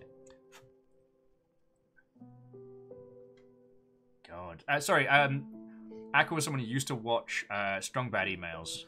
God, 1,000 years ago. I found out they just recently released the Talking Strong Bad plush, and it is glorious. I will probably. Well, no, I can't really. I'm just happy it exists. And Aqua, thank you for the clip of Dear Tiny Big Sam. I do watch everybody's clips. I hope you all know that. Like, at the end of the day, after stream, I go through and just see what people clipped and, like, what was the ones that people enjoyed watching. And it always makes me smile. So thank you for that, yo.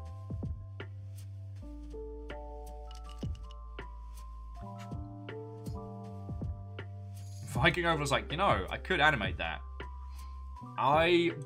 If you choose to do that, that will be a massive compliment. But again, it's one of those things where I don't want to give you a bunch of work for no reason. Sorry, Harold's like, yo, I love you can tell it's the Qubeley just from the nice big fins, right? These, like, hella Milan catwalk meets, like dingy Capitol Hill drag show shoulder pads are glorious.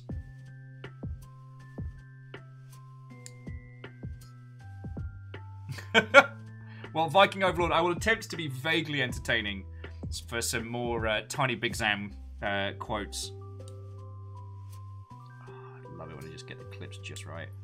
Also, to Harold, what ho friend, how was your evening going? I had a very weird morning, and it was very strange, and a little bit sad, and now I've been hanging out with these lovely Mother Hubbards for a few hours, and I am happy as Larry.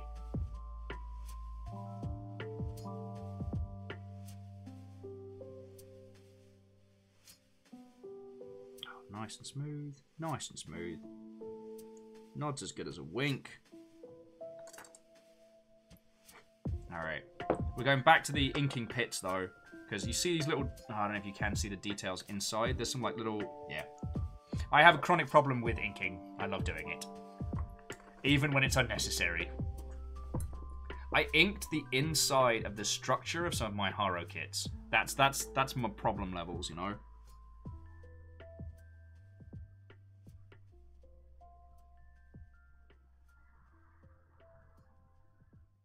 Will with ink. Is it artistic creativity or substance abuse? Only you can decide. Oh, and Harold, thank you for the follow, yo. Dandelion, Watto, coming in. We're not really chatting about anything. We've kind of just been rando banter. Harold's saying I haven't made any gunplay in way too long. I have a backlog which I'm trying to clear between now and December. Now in November, called No Grey in November, which is my personal challenge. Usually here we talk video games and video games industry, but just devolved into nonsense banter, and I'm okay with that.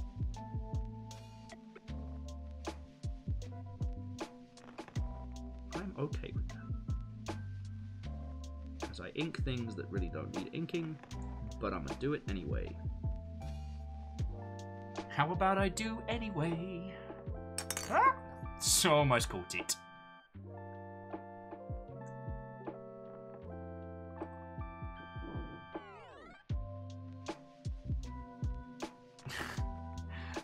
Well, so real Viking, that is an interesting question. Viking was asking, am I saying what ho? I am. It was something that came from the before times, specifically of a playthrough of Dark Souls 3 that I was partially doing with Dan Jones and Friendos. And I forget the area we were in, but I was feeling very fighty, and I was like, you know what we're going to do? Get a two-handed sword, smash the door in, scream, "What ho, dickheads!" and start killing things.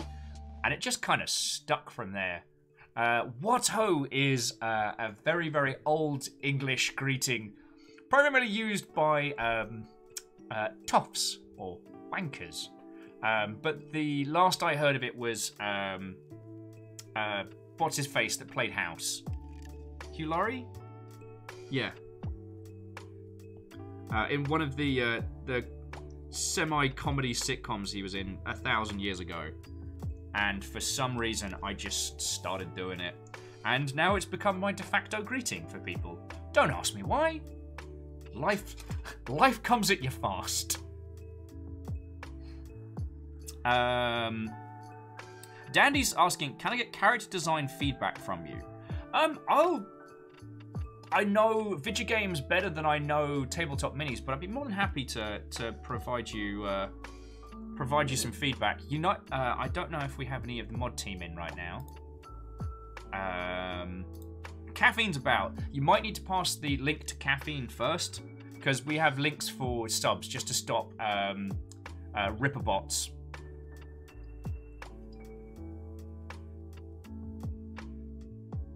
Oh, actually, Lecter, that's an excellent idea. We do have a very charming little Discord and a creation celebration area specifically for stuff like this.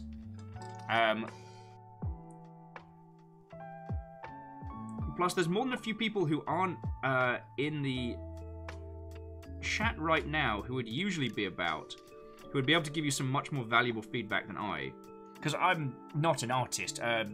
Back when I was in the games industry, I primarily worked as a community manager. Nonsense marketeer, all-round professional sketchlord. So I don't have a grounding in like design or art in that regard. Does that make a weird sense?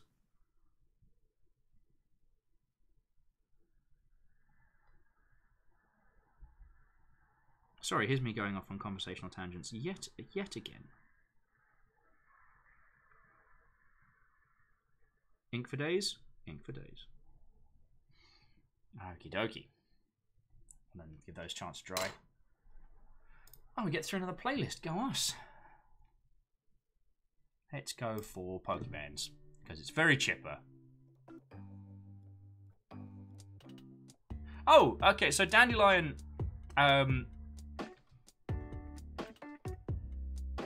if you are subbed, you should be fine, but that's very sad. It didn't pop up with a alert for you.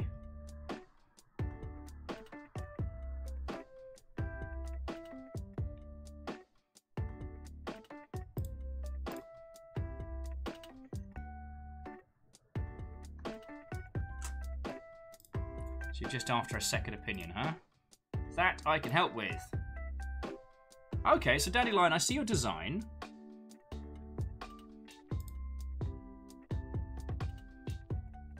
I dig it. It's kind of got like a... For consult fee. Aw, Dandelion, you didn't have to do that. Alright, well, it's going to take a sec for that to load on up. But no, I dig it. It's got this whole kind of fawn about... it's got this whole kind of like professional fawn, which I very, very dig. And the red and gold with the kind of the burnished leather is very nice.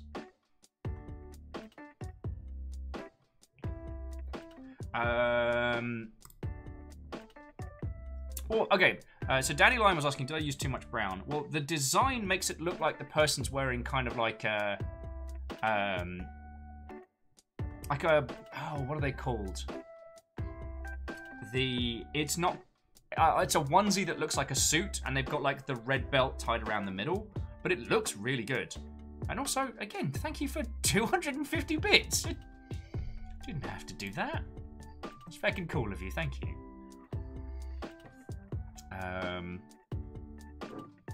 Oh yeah, let's screw this back on so I don't. Viking Overlord says that it's got great earth tones. Yeah, that character looks very grounded.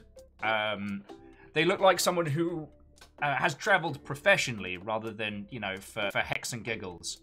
But they've got a good head on their shoulders. Does that make a weird sense? Like, I don't know if Kika's still chilling and illing, but Kika's done a lot of stuff with tabletop RPGs and the ilk. I'm quite lucky that these lovely Mother Hubbards have gifted me more than one Hero Forge mini in the past.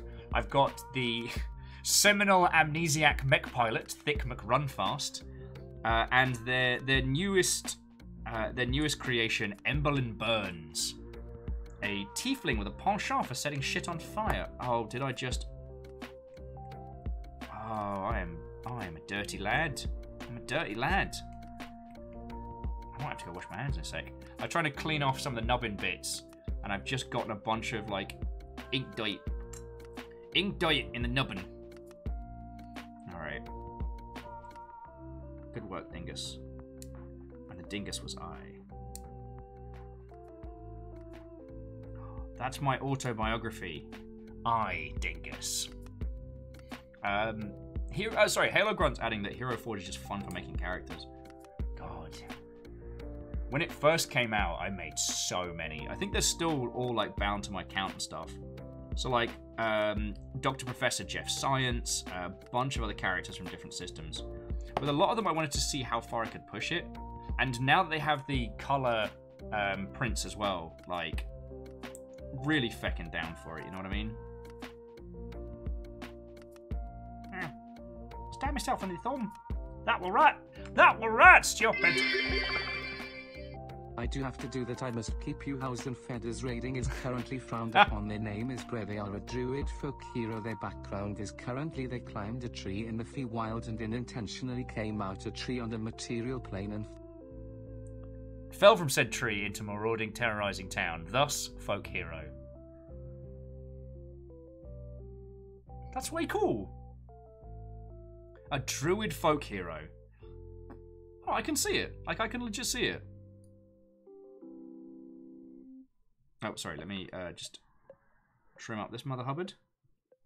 Start popping this first arm together. I mean, this is all structural, so ain't no one gonna see any of this. So that goes like that. Tiny hand goes through here. Tiny hands! Alright, so tiny fist. We're going to clean up the ink on this in just a second.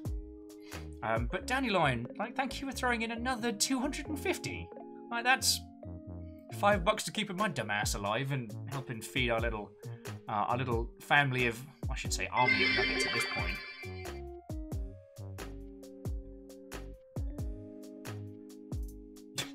Okay, and another 100 on top of that. You feckin' legend. But say, what's your backstory? Fell on a bad guy and squished him. That's pretty good.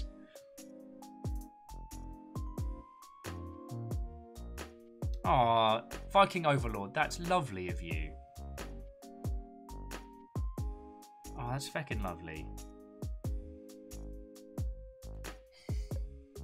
Lovely human. Well, lovely, lovely badass. Okay. Sorry, I'm just getting the wings together. Oh god, look how much I've cacked this one up. I need to give it a sec to dry. Tell you what, start cleaning up the hand now, so I don't have to feckin' do it. I don't have to do it later. Come on, cleany hand. Let's make it look good. Oh yeah, there we go, see? Beautiful clean lines like I always intended. Oh, the other thing that, the reason why I love doing ink like this and then clearing it up is it makes it way easier to do while drinking. One of my favourite builds, and I know Lecter said it's one of her favourite designs, is the purple glacial Gundam that I have back there. And it looks real pretty. Do that gently there so I can just keep the detail. Happy little face. Happy little face. There we go. Sorry, I realised I was just talking to that Gundam part in the same cadence at which I talk to the Nuggets when they're being adorable. Why am I like this?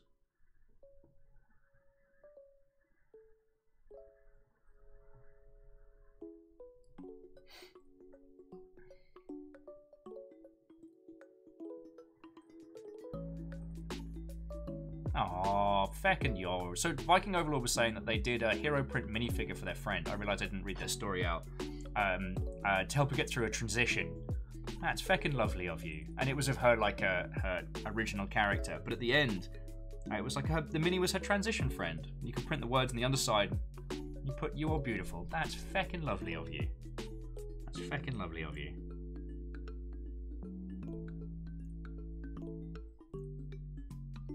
Because sometimes it's just a few little kind words like that can help someone get through the really hard parts. Because it sure as shit ain't easy. Sorry, not to speak for anybody, I just,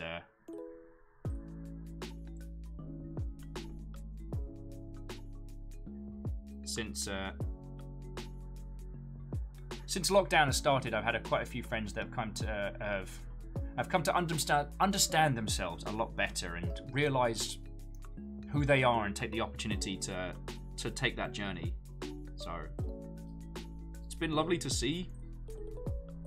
But it also means you get to see the kind of the realities of it, which are not easy. God, how have I cocked up this hand so badly?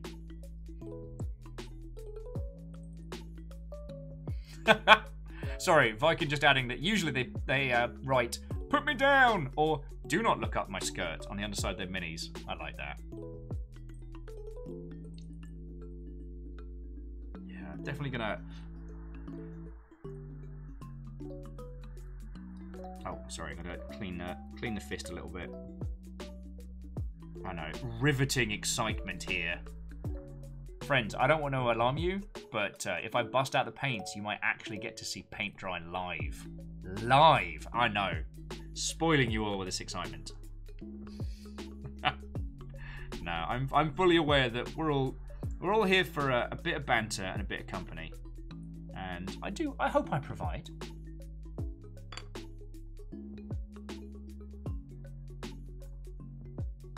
And Dandelion, you're not wrong. You know, for a lot of us, you know, we've had a lot of time to spend in introspection during lockdown. And for some people, that's meant they've had the chance to try and understand themselves.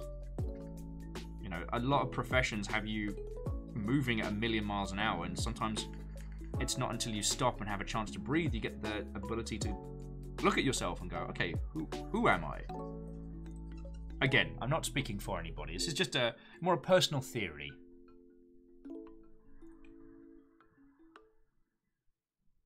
get to like stress test your own thoughts.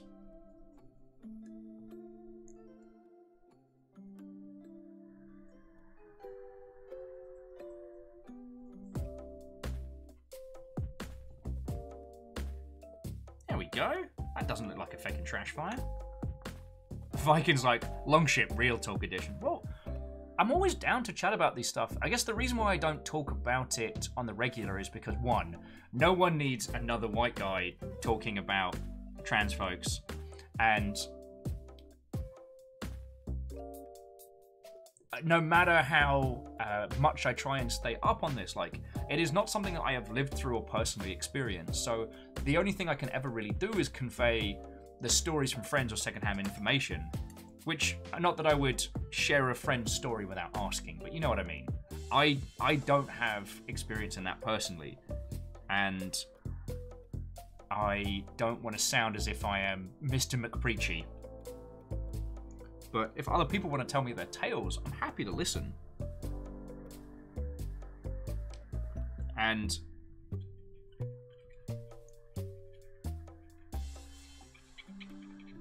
it's one of the things that I'm really proud of with the Longship as a group of people is we have a space where we can essentially learn from one another. Like, and I think that's very powerful. You know, life moves so feckin' fast these days that trying to understand the landscape for a lot of people is difficult. And having everybody in one space where we can stop, take a beat, and listen to one another, it's pretty cool.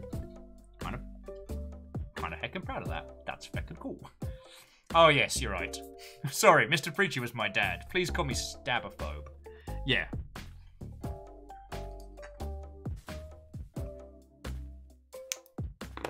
It's always time to smash scumbags.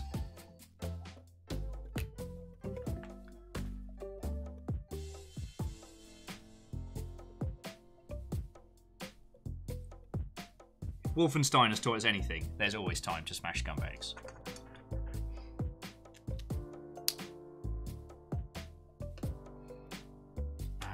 Right. Almost finished cleaning Tiny Fist. Tiny Fist! Tiny Fist bomb!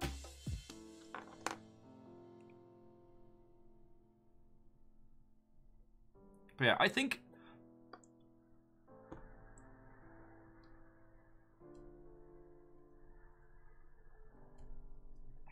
Tiny Fist is coming together. I might get rid of this. I don't like this little... It was meant to be like a curvature, but it's too smooth for that. It's too smooth. It's got to go.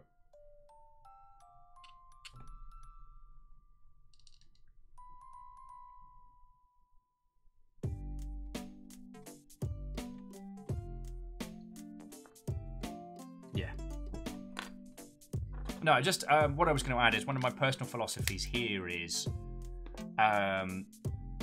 I don't consider myself to be a personality or a soapbox talker.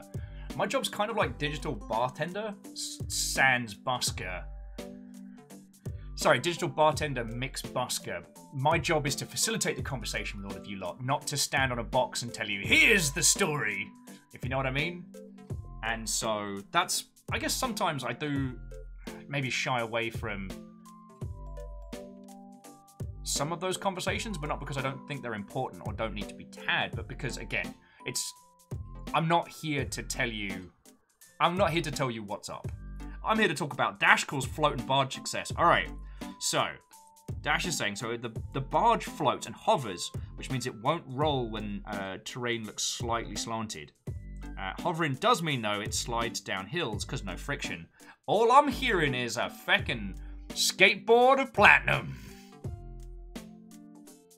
Oh, well, Aqua Hibiscus, thank you for the lovely conversations, and as always, it's lovely to see you.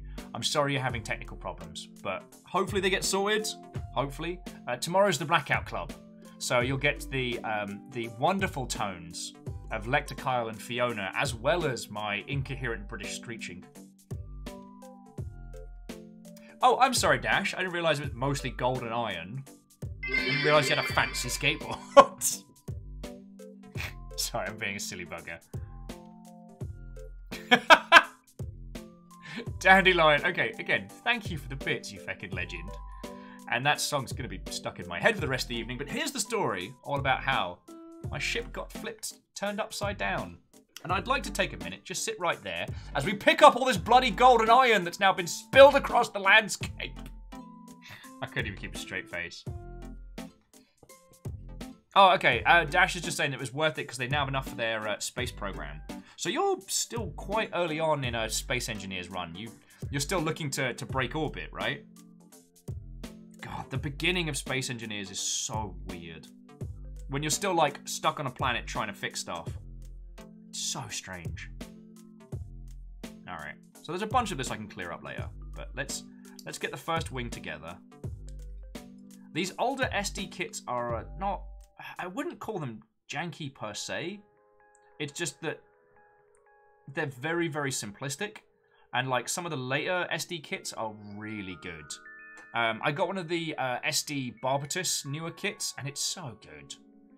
Ever since they moved to kind of like the philosophy of having like an inner skeleton and then attaching parts to it for Gundam designs, I'm all about it. Okay, yeah, so Dash is saying tonight's about getting materials. Tomorrow, build a proper hydrogen rocket. Yes! Danny's like, want to see the absolute favorite mini I made? Fuck yes, I do. Like, I might not be doing the 40k miniatures dance of late, but I still love it. And there's so many people in the Longship who are just almost upsettingly talented when it comes to creating like some beautiful painting. All right, so let's have a look at this one. Oh, that's cool.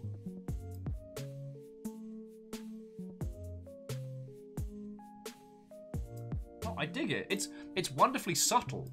I wasn't expecting it to be. That's just classed. I mean, check out the design yourselves, friends. So kind of like a pseudo-Tauran monk druid. His name's Astrion, and he is an albino Minotaur monk. Okay. The Tauran was just because I was struggling for the words. But no, that sounds. I mean, the design's really good. It can be hard with fantasy designs to go for things that are a little more muted. It's very hard to actually do the whole less is more when it comes to that. Sorry, we're doing sticky outy hand now. Oh, hang on a second. Fuck!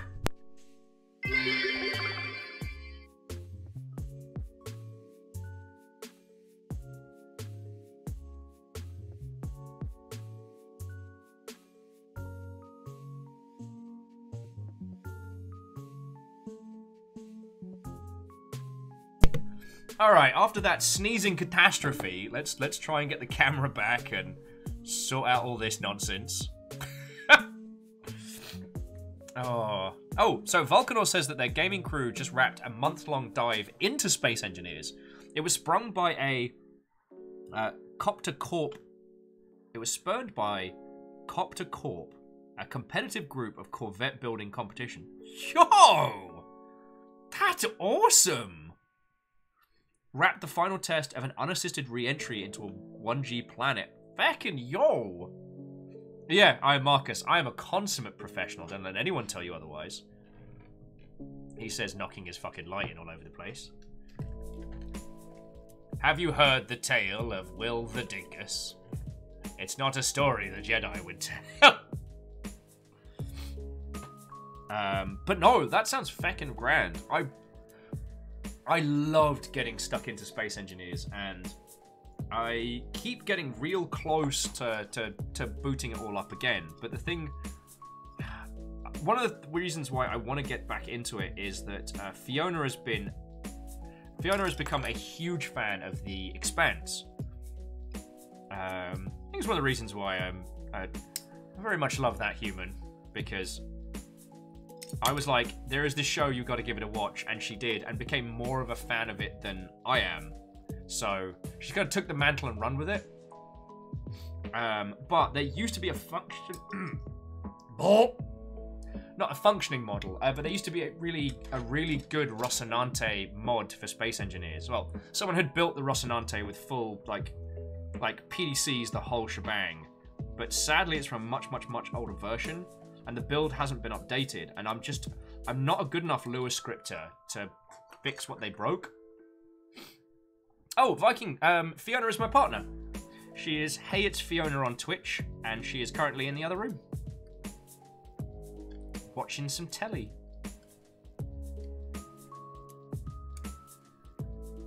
The aforementioned, yeah,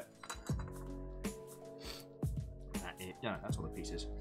The aforementioned hype train with nuggets. Fiona was the one who brought little Perun in to come hang out. Feels like Lewis scripting, huh? Cracks knuckles. Well, much like with poor Deus and stuff, I'm trying not to give people other work. Plus, if we did a Space Engineers stream and it didn't work in multiplayer, I wouldn't want you to spend like 50 hours reconfiguring the Rocinante, and then for us to be like, nah, don't like it.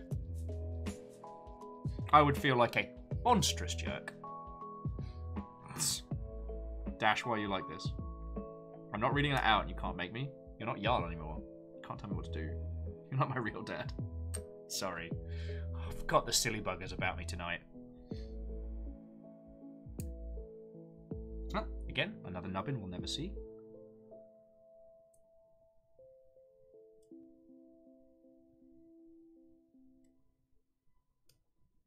Whoop, whoop, whoop, whoop, whoop.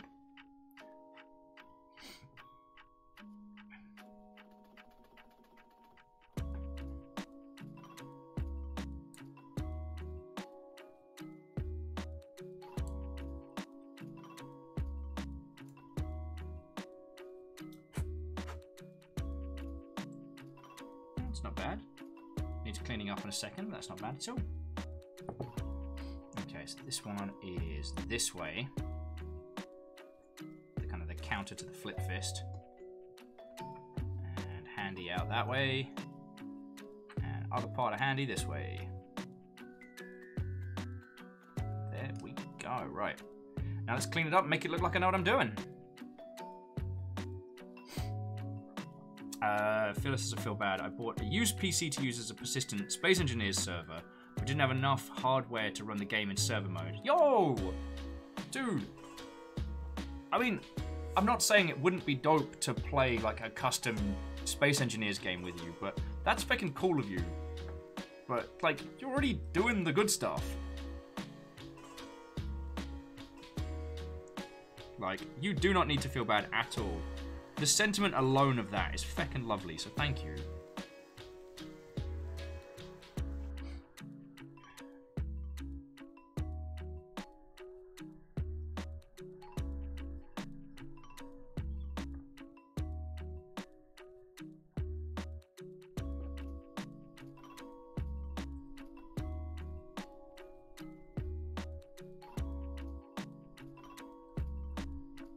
Cleaning up the hands, making it look good.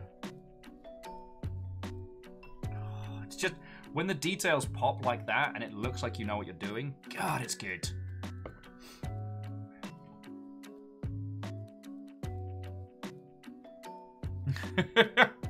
Oh, Dandelion, we've all been there. Sorry, Danny was saying that in the past they've left their rig running while they're watching Shay or someone, and you know, there's been 5 raids and you don't know where on the internet you are and stuff's changed. I mean, look at it this way. You probably just helped out a bunch of people, even though you didn't know them. Like, lurking's a massive, massive help. I'm by no means chasing the purple tick, but like, even just 1 or 2 people just hanging out can make the world of difference. So, you've done a good for peoples. Give yourself a pat on the back there.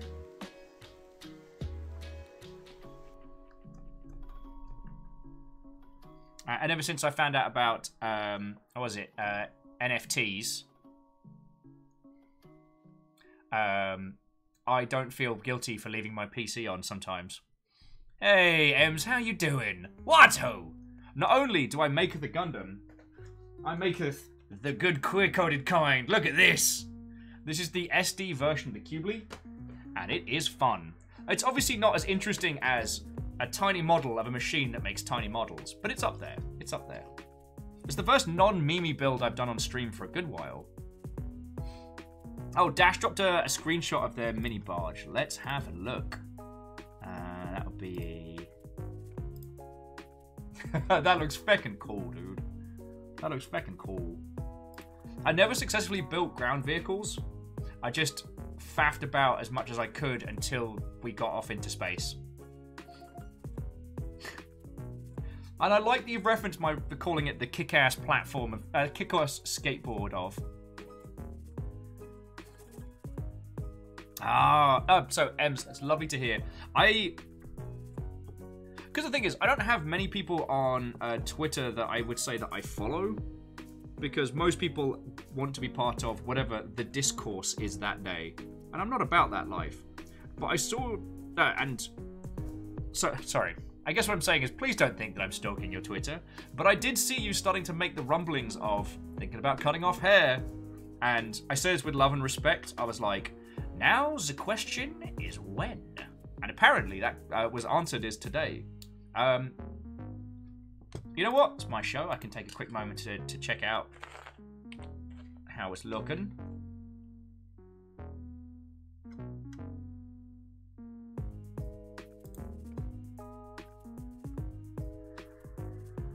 Yo, that looks badass! Go you!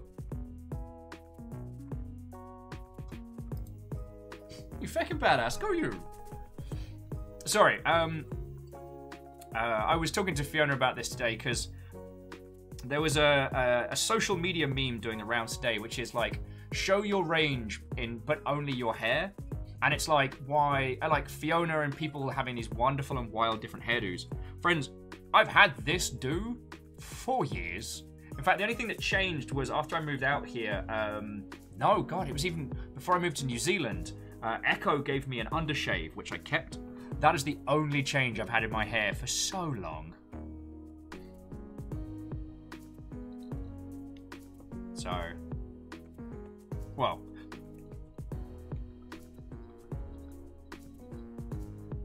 I guess I overthink my social media use quite a bit. Oh, and Dash, going back to Space Engineer, says they don't like the wheel physics in the game, which is why they got the hover mod. It's pretty balanced, it's cool. Tangenting, shout out to game devs who embrace modding. Oh, hells yeah. Modding's a very strange place, but, like, I have so much respect for teams that take the time and patience to help or allow for it, or not actively try and shut it down, you know? Okay, alright. You know what? I'm glad I inked these, because look how feckin' clean that is. I might not even put the stickers on this. I might not even put the stickers on. I might be a rebel.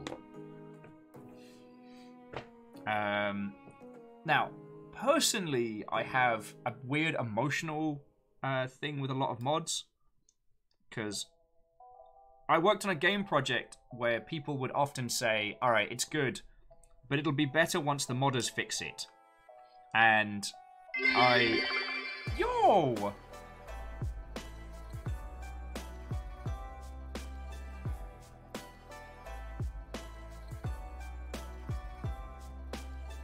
Okay, Dandelion, the reference has gone completely over my head. Thank you for 100 bits.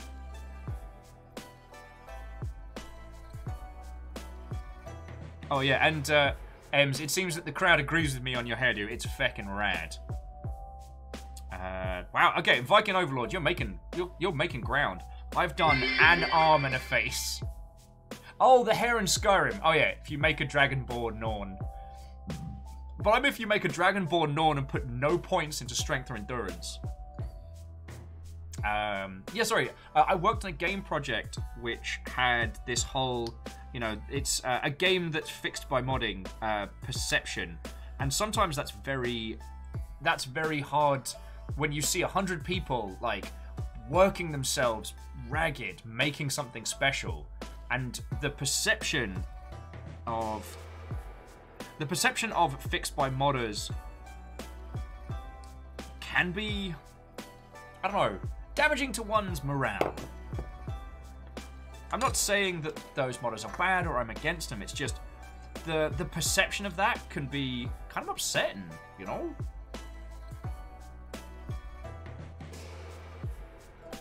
The other one is that the perception that modding is a it's a switch that developers turn on or off.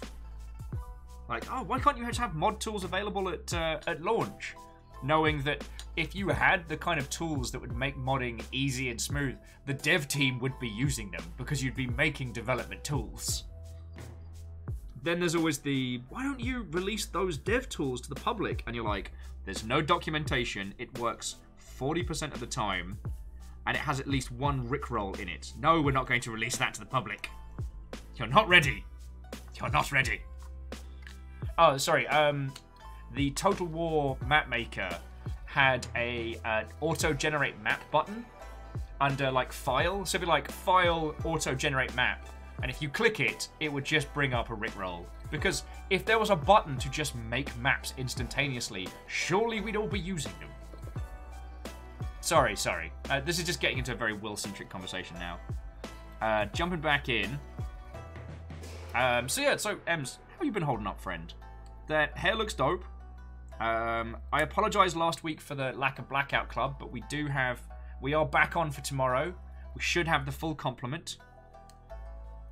A full, right about now, the Kyle Lecter Fiona combo.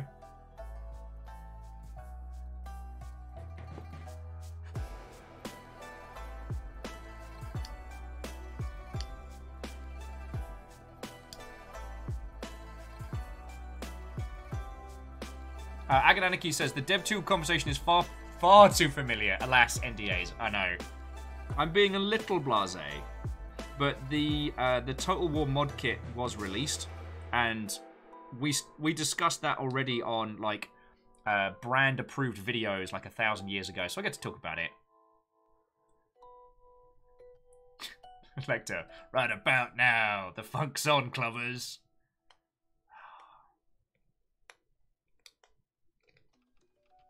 God, there's a few times where I don't know if it's becoming an irrational fear, but there's a few times during this playlist where I'm certain Mr. Brightside's about to start playing. Don't ask me why. I know it's a very strange and incredibly British fear to have. The fear that at any point Mr. Brightside could start being belted out at you. But it's there. Oh, it's there.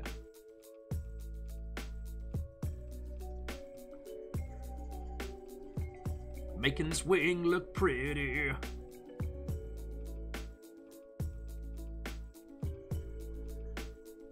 No.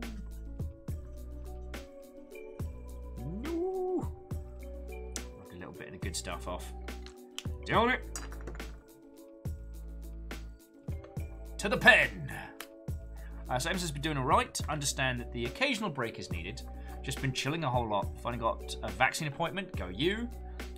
Doing some crochet. Been doing an online linguistics classes. Nice. I chat with Bart Nender in French most days. I always forget Bart Nender can speak French until he reminds me, or until he ends up having to do it like at the bar in his previous role. Well, his previous role. That man is an absolute late night treat.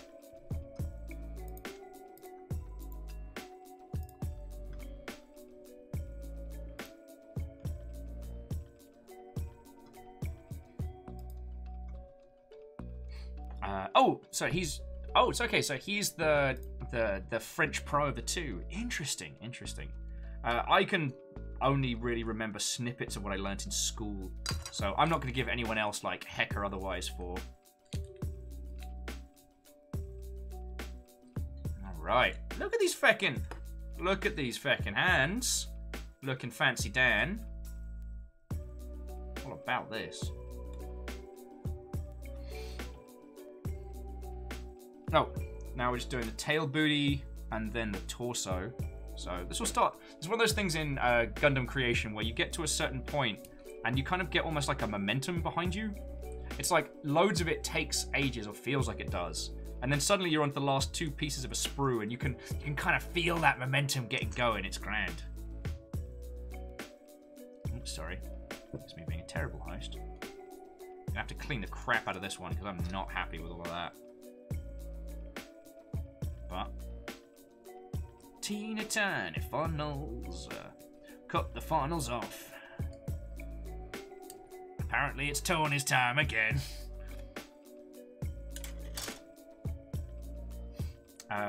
Oh yeah, so actually, Ems, I was talking about this earlier with everybody. We're going to be bringing No Grey November into the Longship.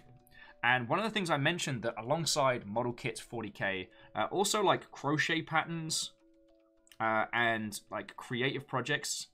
I guess it would apply more to cross-stitch than to things like crochet, but you know, the idea that, you know, we as a creative squad try and get all of our backlog of stuff done between now and November. I think that's... No. Yes! Oh, smooth cuts. Smooth cuts, fat beats. Welcome to Gundam. Alright. Brand new Q-tip. Ugly Q-tips go home.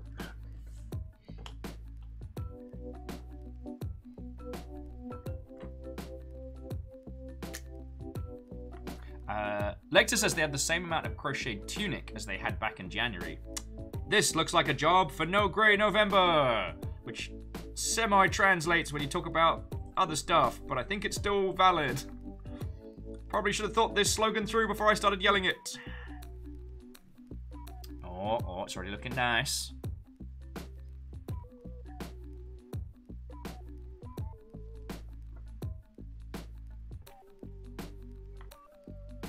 Lecter's like, but Will, my energy! I kind of like to imagine that in a semi-Starscream kind of, the Energon! Oh, look at these tiny funnel details. This is going to be the best funnel booty of all time. Not enough mechs have a funnel booty. Funnel wings? Psh, yeah, whatever. All been there. Common as muck now. But funnel booty? Now you're in for a treat. Oh, Viking Overlord's taking a pic of their Gundam for process. Did you throw that in the creation celebration? Because I need to ask Tal to make us a model channel. Well, to make us the No Grey November channel. Ah, look at that. That's right, nice. Now to undo my idiocy. Because I will give that a feckin' look.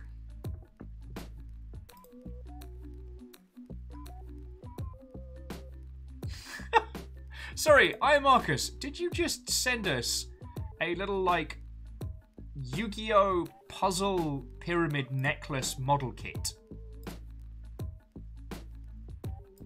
That is wonderfully nonsense. Wonderfully. Also, Dandelion managed to take the Yaldum, so congratulations.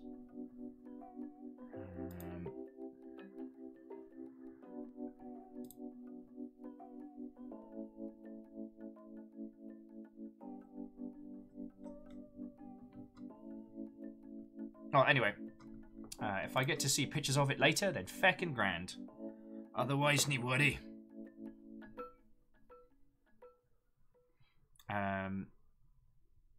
So, what are a few other projects that you've all got sitting on the sidelines? Because I've talked a lot about me. Shocking, I know. For me, it's like my current mountain to climb is this glowing Gundam, where I not only have to work out how to do some cool parts and make it look nice, I also got to work out how to do feckin' wiring for it, which is surprisingly intimidating.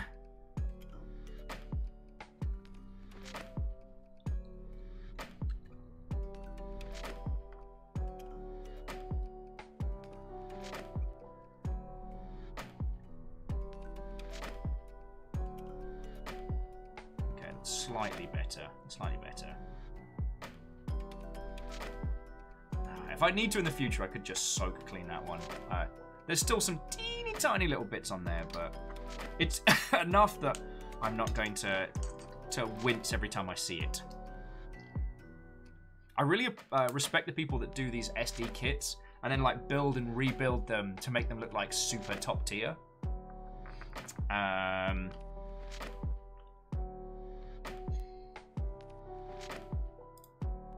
Okay, pictures on the Discord. Oh, that's looking feckin' cool. That's looking feckin' cool. Is that the master grade? Is that the 144 or the 100 scale?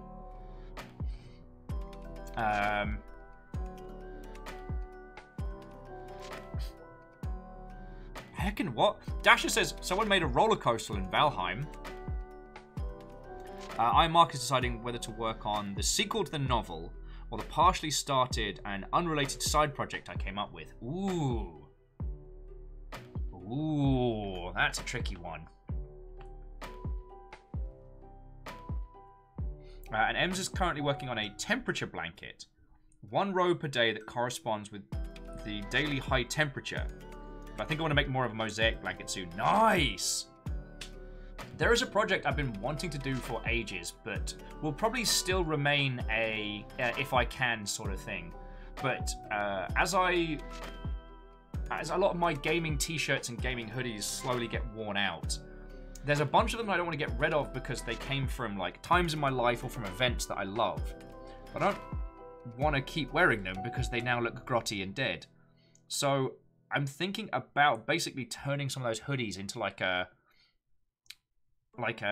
Ren Fair style like wolf's blanket, you know? You know those faux cut, well, not like this, but like, you know, those big blankets where it's a bunch of fake skins all cut together and layered over each other. I want to kind of make something like that, like a throw blanket of old hoodies from old stories.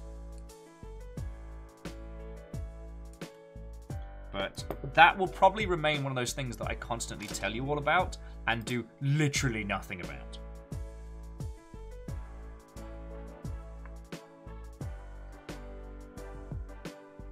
Okay, so the booty is done. Now we need to do the chest.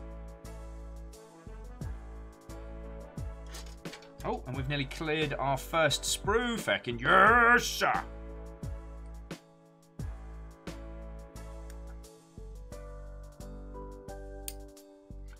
I'm not ready to get rid of the stories associated with all those hoodies. I just don't want to wear them. And, like, ever since I did kind of a big international move, not having a bunch of stuff all around has been lovely. So I don't want to get back to the point of hoarding things for the sec. Yeah. I mean, Fearless, it's 10 PM. Welcome to Longship After Dark. Booty's out, game's on. Not actually saying you should get your booty out. Do what you will or will not with your booty.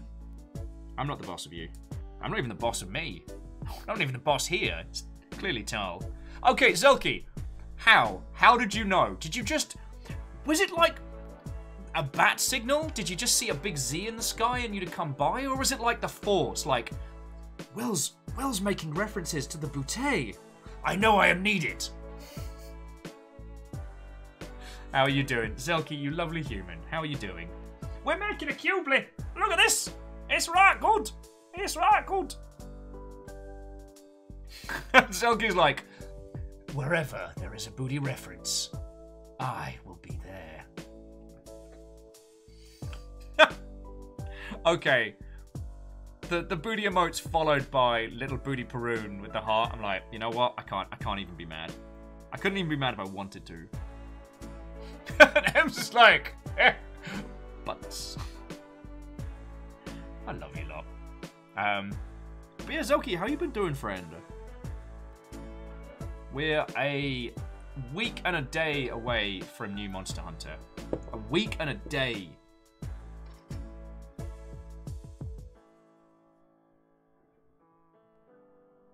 Okay, so it's these bits, that. Alright.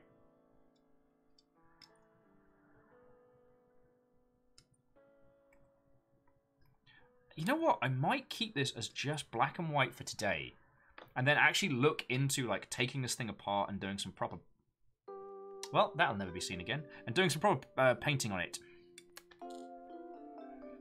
I don't currently have a place where I... Get out from under there. No keyboard for you.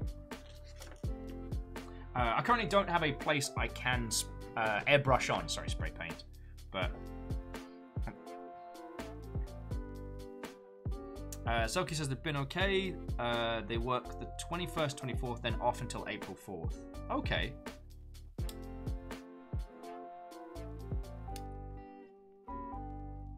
Bacon Avenger just queuing up Sir Mix-a-Lot.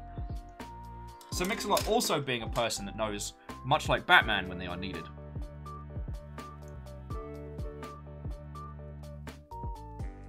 Oh, okay. Sorry, I am Marcus is saying also the new Story of Seasons game is coming out on the 23rd, a few days early. Yeah. I've seen a bunch of people have got next week as their launch date, and I'm like, why though? Hopefully no one gets too crushed by Monster Hunter and others. The fact that this Monster Hunter's only on Switch to start with should help.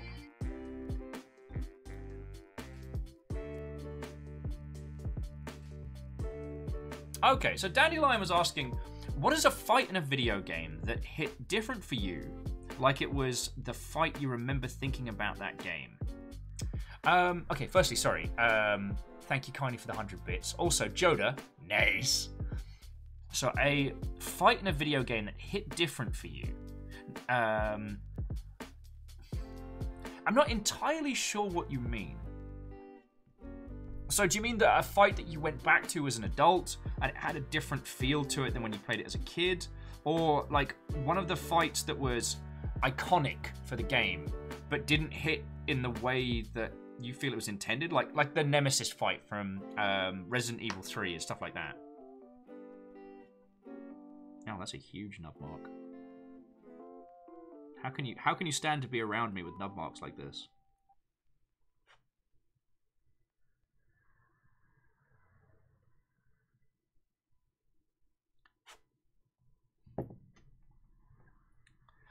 So Ems is reckoning like a fight that stood out for me personally. Oh god. It feels like saying anything from Azura's Wrath is cheating, because every one of those fights was something special. And I'm going to avoid like the obvious ones like end of Metal Gear Solid 4's like long drawn out punch fight.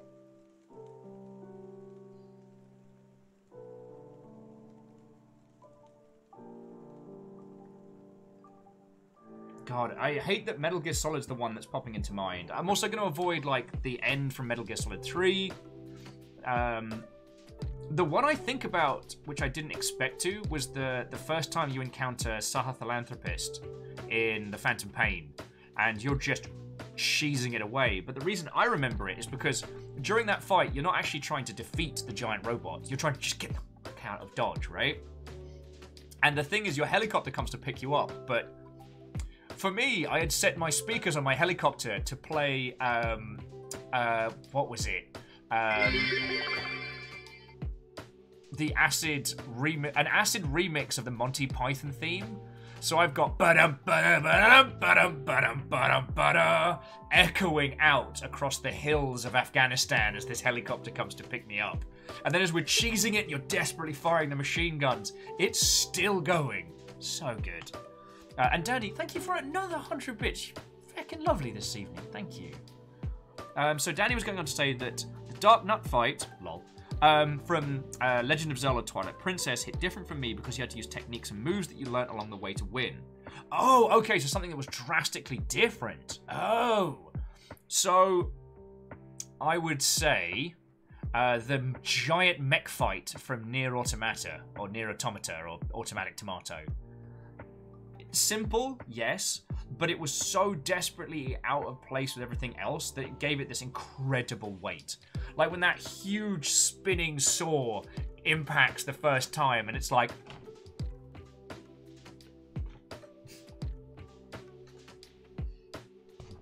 God, yeah, that's the one that springs to mind. Though, this is one of those ones where there's so many different answers and all of them absolutely slap.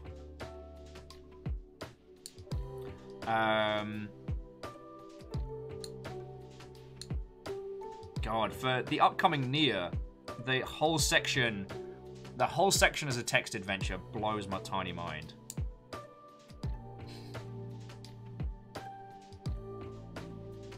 Oh, okay, sorry, and Iron Marcus was letting us know that the next big release for them is April 15th, because that's the Saga Frontier Remastered. Very nice.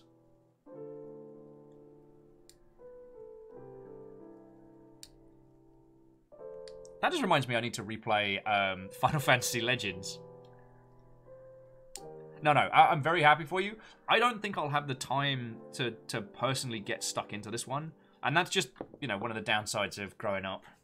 not growing up, doing this show and having a life and doing all the behind the scenes, I don't have a lot of time for long form stuff, and that's a problem of mine, not a problem of that title, but I'm very happy that it's getting the love and attention it deserves. That's what I wanted to say.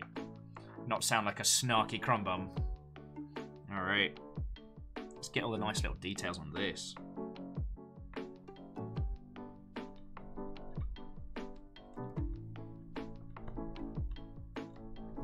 Oh, look at that. Beautiful, beautiful.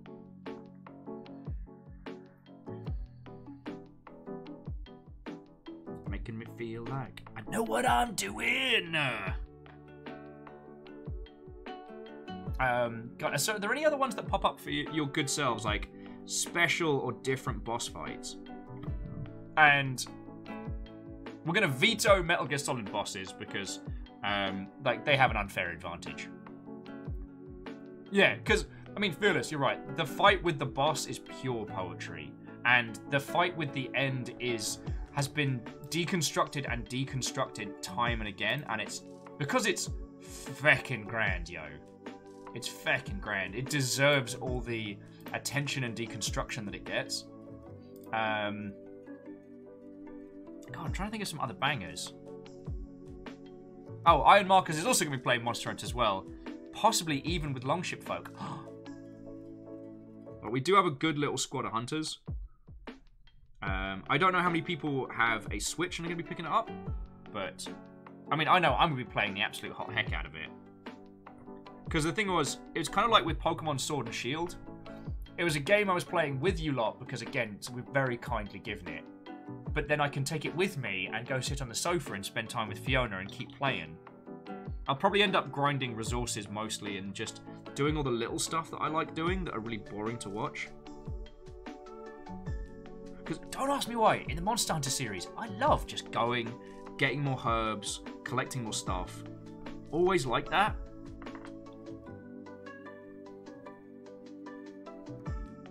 Oh, Lecter was pointing out, like, boss fights was Ghost of Tsushima for reasons! But does point out that they don't tend to remember the combat unless something angered them. So you're saying that, like, the combat with Ghost of Tsushima is so calm and smooth as to you're not thinking about the combat unless it's... I like that. Iron Marcus wants to throw in the Luca Blight fight. Or Lucia Blight fight. Sorry, I butchered that. From Suikoden 2. Good shout. The way it was extended out into multiple parts, all of which you could easily lose. And the sheer brutality of the whole thing really sold him as an incredible foe. Oh, okay. It's not a boss fight, but just a challenge mode. Blitzball. The first Blitzball match you get to play in Final Fantasy X against the team that's like woefully better. Phyllis is pointing out Ace Combat 7's Faceless Soldier. The mission starts out frustratingly difficult, forcing you to fly through mountains and valleys and stay under the cloud cover, popping up and firing missiles at mountaintop radar sites, but not crash into them.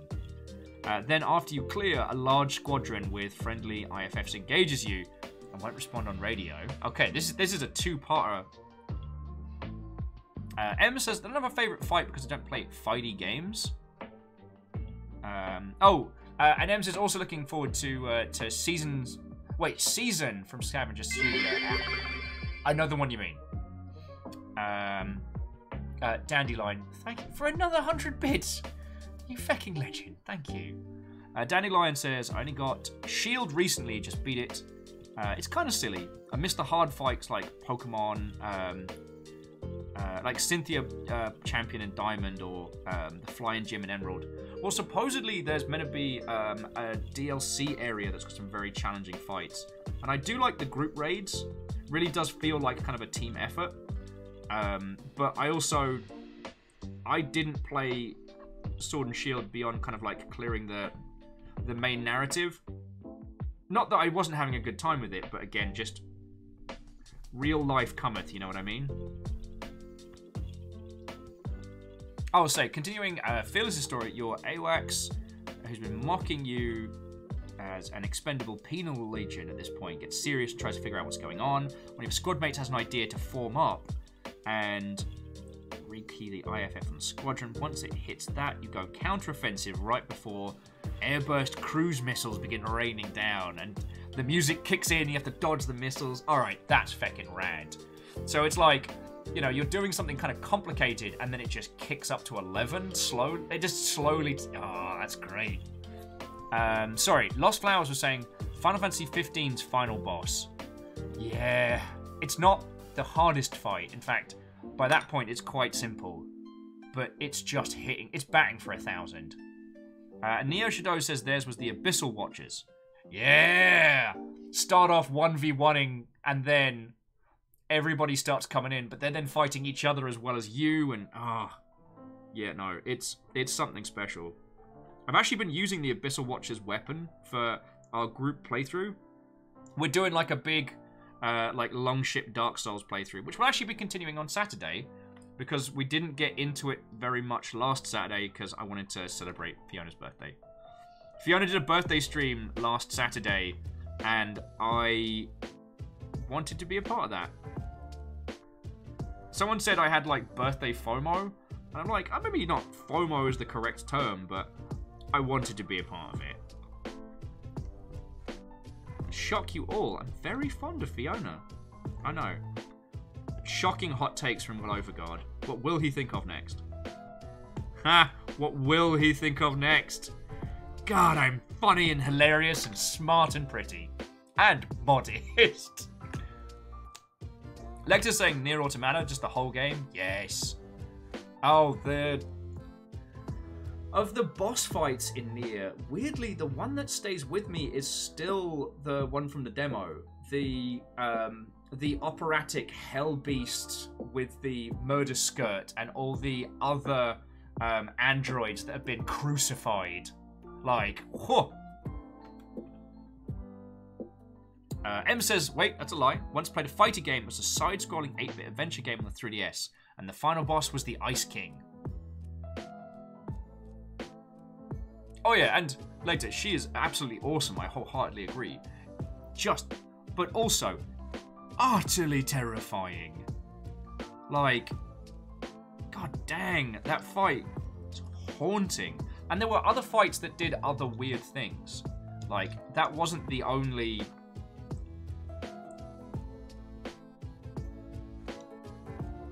Wait, no.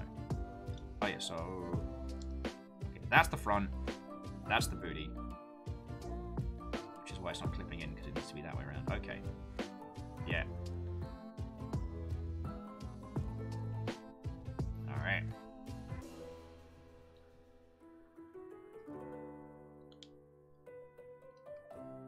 No glue required. Jumping back in, Halo Grunt was adding, now naming a good boss fight is much harder of a task than a bad one. True. But they'd say one of the fights from Katana Zero because they love the story of it. And the difficulty in it isn't the hardest, but still... Yo! Ems, you feckin' legend. Can't be doing stuff like this in Longship After Dark mode. Sorry, that sounded very ungrateful of me. Ems, thank you for gifting us up to Halo Grunt. That's very kind of you. Your housecarl hunting continues.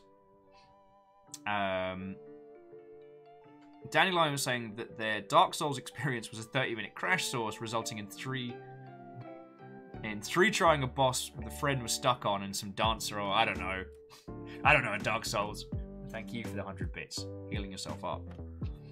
So one thing you should prepare yourself for now is that El Shaddai comes out next month. And because Lecter was saying that the operatic demon robot from Nier Automata is a fresh design. I don't know if... El Shaddai is going to cause me to tell you all about El Shaddai so much. You want fresh designs? Like, we are going to be swimming in them in that game. Like, it's this kind of like... almost... this... You know what? I'm just going to have to show you. Also, I'm not happy with this booty. I'm going to have to fix this booty later. This is a bad booty. But definitely enjoying this build. Well, I think I'm enjoying the company, you know. It's a much later than we usually do, and I feel I have out-bantered everybody. Not out-bantered. I have bantered away everybody. Are you telling off the booty, Lecter? It was a bad booty.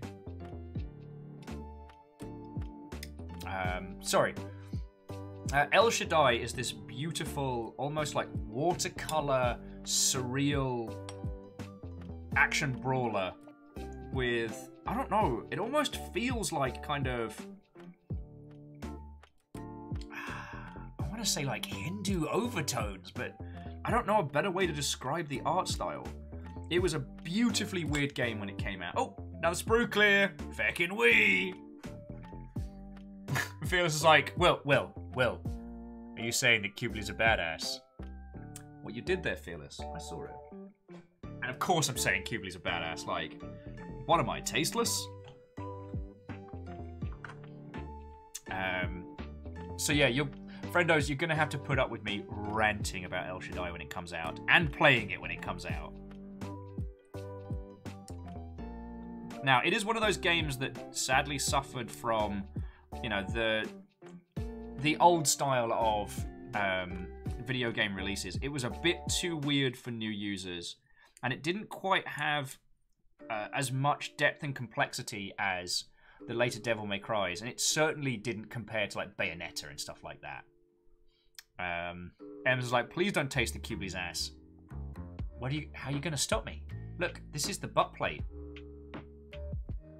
Ems, this is the butt plate. Can't stop me.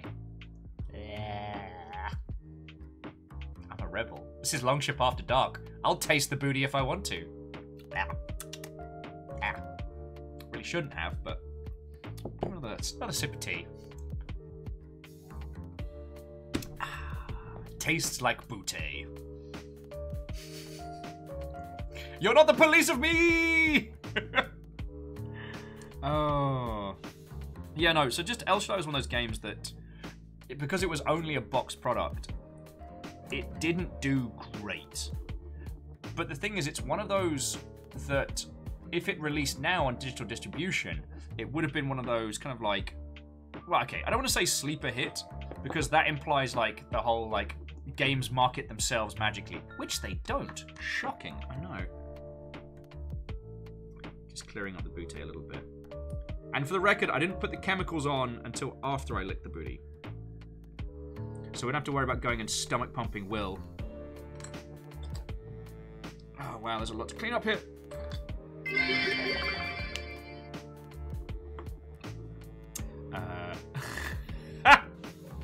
Sorry, Dandelion's like, don't be the reason they have to put a warning on the box, Will.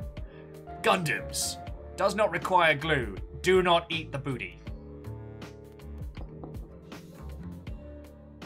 Why would you clip... Ems, why would you clip that? Why? Oh, it's because I said you're not the police of me and then taunted you. Yeah, no, I walked into that one. Go, smart Will. Ems is like, and I am an agent of chaos. Probably why we get on so well. Oh, Ems, I meant to ask you, how did you find Trackless from the other day? Because I'm on the hunt for more puzzle games that we can play as the Longship together. Currently, Heaven's Vault is still like the gold fecking standard of like a group puzzle. But I'm curious to hear your thoughts on that one. And while that's coming through, Flower says, well, I'm not quite sure it qualifies as a proper boss fight, but the battle against King Gangrel in Fire Emblem Awakening is a personal favorite mission of mine. I mean, I don't think it's unfair to bring it up in this context, this conversation. I think it's very valid.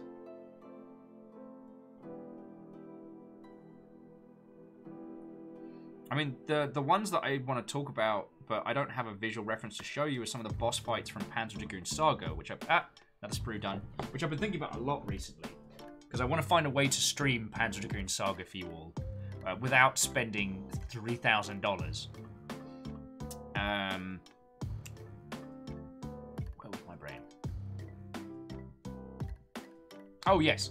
That some of the boss fights, you go against things that were so massive that as you flew around the different angles around the boss, it was this huge, like, sweeping motion, trying to avoid getting blasted into a million bits. If you never played, or if you haven't seen it being played, it's probably a better way. Panzer Dragoon Saga had a similar combat system to Final Fantasy 7, where the bars would fill up and then you could do an action. But the more bars filled up, the better thing you could do. However, it was also, as you're flying side by side with whatever it is you're attacking, you can move around them. So move in front, behind, left or right, and depending on where you are, changes what you can do. You know, because if you're a dragon and you breathe fire forwards, you kind of need to be behind them if you want to crisp up the other person's butt. But also, the person flying the dragon could shoot with a pistol round, and so good. So good. Alright, where do you go? Okay, so you go... No. Oh, you go like this. Alright, cool. Meh.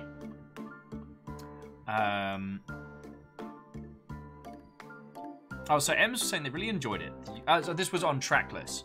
Unique art style and the style of expanding the story was really creative. And the use of pick the right words to move the action of the story was super fun. Really rewarding. I'm glad to hear. How was it to watch? Or that is to say, how was it to be involved? Because it's more just... Like, I'm not trying to pop you on the spot and make you come up with all the stuff and things. It's more that I'm looking for more games, like I was saying, that we can do as puzzle games together, like as a group, and like I really enjoyed doing a hand with many fingers, even if googling a hand with many fingers showed me some stuff on the internet I wish I'd never seen.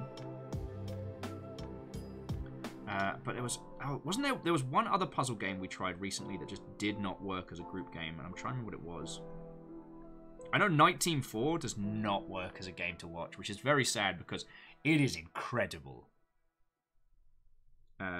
Cue everybody trying to work out whether Will said night or mate or what have you. If you haven't heard of Night Team 4, it's made by a company that actually makes ARGs for a living for other video games, but made a couple of games. One of... Who's that? Hey! You glorious Mother Hubbards! What-o and welcome! Ladies, gentlemen, and individuals of all persuasions, we are under raid by Hero to the People, Dan Jones! Oh, Dan, how are you doing, mate? How are you doing? Reactor online. Sensors online. Weapons online. All systems nominal. Come on in, friends. Come on in. 15 months and I come in charging from Hero to the People, Dan Jones. Feck yeah, you do, MDH. Dan, thank you for bringing your crew in, and a monstrous crew it is. It's our second huge raid of the day. We're just building this little tiny Qubeley and chatting about, well, as per usual, everything and nothing. How was your stream? What were you up to, friend? I did a lot of a cheeky lurk yesterday while you were doing Monster Hunter, occasionally popping up to be like, "Come on!" and cheer you on. And Esaudo Awful, thank you kindly for the follow. Raving Penguin, how you doing, friend? What-ho? Bryson the Robot, what-ho? Come on in, come on in. DJ saying, "'Twas good doing some Neo 2. We were talking about that at great depth earlier on, that I've been avoiding it, not because it's bad, because I desperately know, I know it will desperately consume me. I loved the first one so much, and I don't think I have the ability or the cadence. Also, I blepped you a thing in DMs. Nothing you need to worry about, like nothing, no stress. But I'm thinking of putting a team together for a thing, and I think it would be very entertaining for you to join us. DJ saying they bounced hard off the third one, but enjoying this so far. Yeah, well, the first one starts off so fucking ridiculous. Hi, my name's William. I'm a British guy with a samurai yokai spirit who fights against an evil British wizard who travels to Japan, having stolen my spirit friend. Also, I can speak Japanese now because of magic reasons. Oh, okay. Lecter, go get snuggly, get cuddly. I'm gonna chat to these lovely people as they're coming in. We're still a ways away off of finishing this, and honestly, most of the Gundam stuff I build is just as an excuse for conversation. The last few kits I've done, like, Dan, I don't know if you saw this on the internet, but I did the, hang on, I want to clip the front on it. I did the cup noodle kit with ink and everything. And on Tuesday, I made a tiny model of the machine that makes tiny models. These are the machines in the Gundam factory that actually make the kits. And this is a tiny model of it. And if this camera were good enough to show you, the injection mold is of the sprue that makes this. It's like meta level nonsense. It's glorious. So yeah. I don't know if you are bringing your folks in and have to head on, but I'll keep nattering at you like you're here. Sorry, I don't mean to bully you into hanging out. I always worry that with yourself, Dan, and with a lot of my internet friendos, I always worry that I'm annoying them. And so I go through these sprees of being like, oh, I really want to send a bunch of stuff to this person. But I'll probably be annoying them. Because being stuck indoors creates a certain amount of social paranoia, of which I think we can all relate to. So then I go ages without talking to people, and then it's usually when I'm shit-faced drunk. I'm like, you know what? Fuck paranoia. Fuck being worried about stuff. I'm just gonna go say hi. And I do.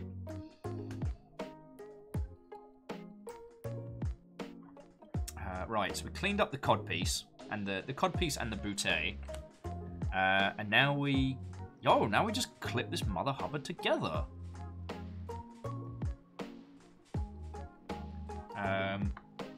Oh no, we got to do the feedies. Wait, where are the feedies? Okay, the feedies are clearly here, but.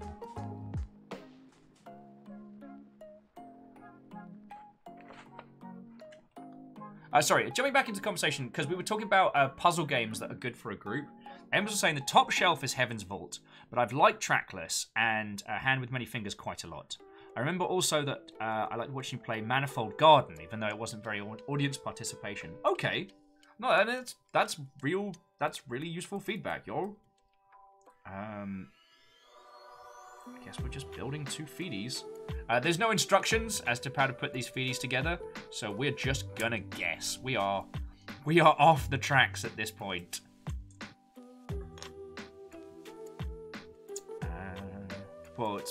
Okay, yeah. So it's probably it's not gonna be like one sweepy foot and one sleepy foot. It'll be one of. No, that's gone. I hope whatever that was, it wasn't important. See, Viking Overlord was right. I need to be wearing a skirt for this. I could have caught that. I'll go on Amazon and sort that. Get me a Gundam building skirt.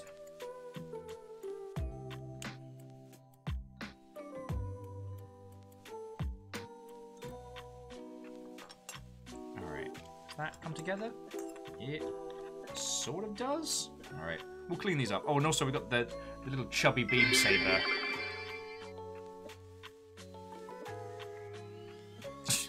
Yeah, Ems, you could say that we're trackless. And Dandelion, feckin' yo, another 100 bits like it's no big deal. Thank you kindly. So it's not so much Twitch integration, because a lot of the Twitch integration puzzle games are kind of meh. If there is a great puzzle game out there with Twitch integration, I will absolutely bring it forward. But we were looking at games where we all do it together as a group, right? So, have you heard of Heaven's Vault? Heaven's Vault is a story puzzle game where you play an archaeologist trying to decipher an ancient dead language. And it's got this whole kind of like treasure planet for grown-ups thing going on, which I feckin' love. You actually sail a starship on intersolar winds, and it's feckin' cool. Like, the whole thing's a feckin'... another sprue done. Oh, Dr. Victor Max, thank you kindly for the follow. So we thoroughly enjoyed playing that as a group, because what we did is between us all, we worked out how to decipher this alien language. And it was fucking cool. And so I guess I've been trying to find things that are similar. Now, A Hand with Many Fingers is a game where you uncover an actual CIA conspiracy. And you do it by going through, like, hang on, no. Beam Saber last, feedies first. God, I need to clean these feedies up so much. You actually go through news archives and clippings and information in a library to try and work out the story of what happened. And it's so good. I won't spoil anything for you, because I genuinely recommend picking it up. And it was definitely one of those games where they could have thrown me another like 2-3 hours of puzzles and I would have been down for it.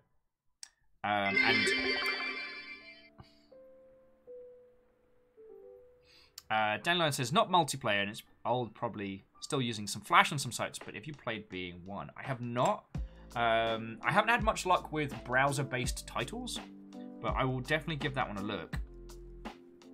Sorry, and the other game that Ems was mentioning is called Trackless, which is a kind of part walking sim narrative game, part text adventure puzzle solver, and it's feckin' grand. We played the absolute hot heck out of it.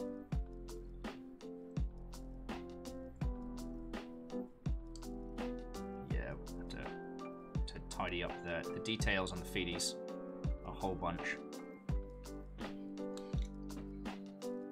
Oh yeah, and Fearless, I'm actually Hey! Raid after raid!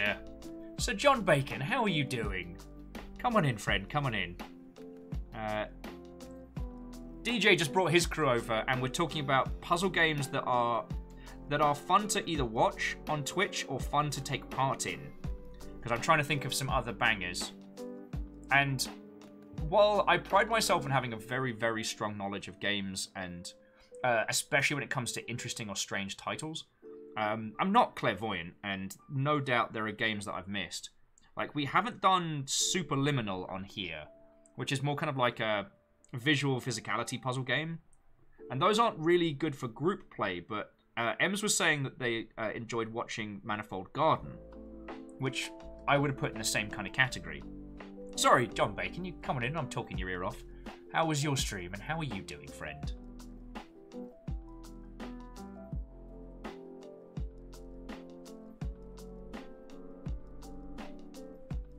Also, sorry, we're building this.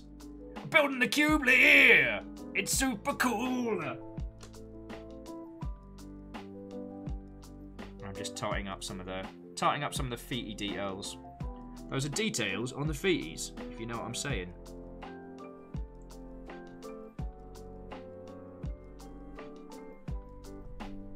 Oh, that's very nice.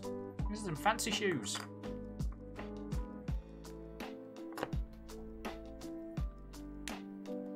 Oh, that's good to hear. John Bacon says they had a great stream and they're doing fantastic. Lovely. Lovely.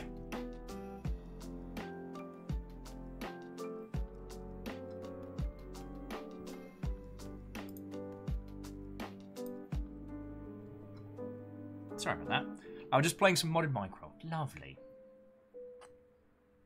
Yeah, it's something I've been thinking about a lot, and if you'll forgive me talking about Twitch as a place, because I don't know Twitch like I know the games industry. If you ask me, like, Will, how do I take my idea from conception to thing that makes me money to live? If it comes to video games, I can tell you. If you're like, hey Will, how I do stream thing? I'm like, question mark? Winky smiley face? Like, I understand a lot of the theory, but I'm by no means an expert in the field. You know, I've only been doing this solo for 3 years. And before this, I was doing it for a company. So, like, I didn't have to worry about viewership. I didn't have to worry about any of, like, the outreach or any of the complicated parts of Twitch. Because I'm already working on a game that has a user base. Like, I just go, hey, people that enjoy Thing, do you want to come watch the creators of that thing play Thing? And they're like, yes, please, I would quite like to come hang out with you. Bus Driver says, Will, how to take my recent game jam from a thing to something I can sell? It's literally something I'm doing right now. Well, the good news is you've done the hard work already. The hard work is creating a vertical slice or a pitch demo. Now, can you give us... Alright, just so that I can understand, can you give me a quick rundown of the Game Jam prospect and what a commercial version might look like? So, like, I'm making a JRPG about dating walruses. Currently, there's one walrus you can date, but I want to make a full title with, like, a school or something. It'll be like Later Alligator meets Well, walruses.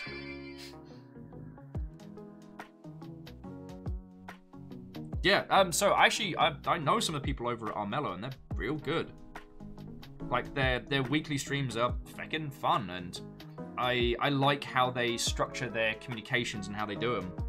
Like, it's also, it helps that it's a very good game that can be played a myriad of different ways. Not quite a board game, not quite a strategy game, but with enough variation that you could watch 4 different people play the same thing and get very different results, you know? But it was more just like, I can tell you how to stream your video game, but I couldn't tell you how to be an individual on Twitch successfully. That's more my point. With Bus Driver, now this is a sphere I know. So the advantage is, you already have a game. You have a playable demo and or a vertical slice, and what you'd want to do with that really depends on what you're pitching. Now, if you look at Receiver 1, Receiver 1 is a really good example of how to go the unpublisher route. What you do is you take your existing product and you polish the absolute hot heck out of it. You get it running as smooth as, take as many bugs out, like, maybe get some, well, I guess it was specific to Receiver. Maybe get someone to do the VO for you to give it a real pep, a real pop. And from there, you would probably take about, like, anywhere from, like, say, like 8 months to a year polishing that demo. Polishing that game jam into a full product. No, sorry. I'm mixing metaphors a little bit too much here. You take your game jam, polish the absolute hot heck out of it until it is something that people would spend money on. So you're talking like a $2-3 game. Then you release it on Steam under your own name without needing money from anyone else. Now, if you feel that your game jam is a small sliver of what could be a larger experience, what you do is you turn that into what's called a vertical slice.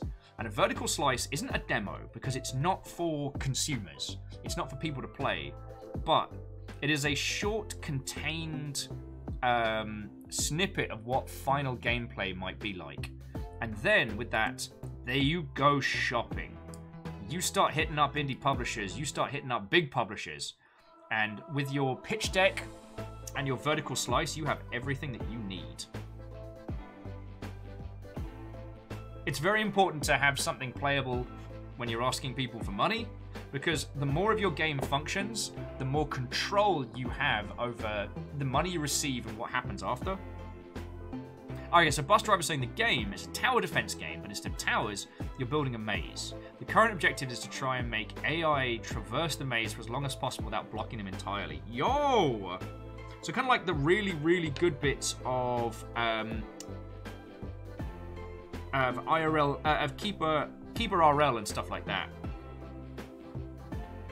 Like, yo, I'm in. And with Loop Hero taking over the fucking world, sorry, forgive my swearing. Why is it whenever we get into the business of game development, I'm suddenly like effing this and effing that? Oh, so-and-so's a wanker. Oh, doop-de-doo, apples and pears. I think it might have been when I was more involved in like B2B sales and biz dev, I was swearing a lot more.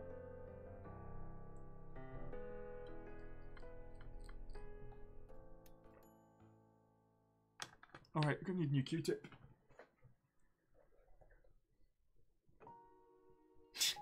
And Gil, I know. Also, Gil, how have you been doing, friend? Feels like it's been 1,000 years, and it's lovely to see you. And I know I can swear as I want.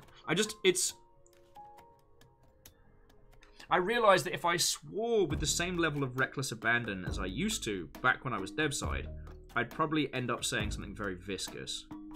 I don't mean like I'd accidentally do a slur. More, I'd say something that had people going, oh, well, oh God, no. You know, the kind of swear word that you can taste it afterwards. And I do like being poetical with my swears, so little worried. That's one of the reasons why I tried to cut back, you know?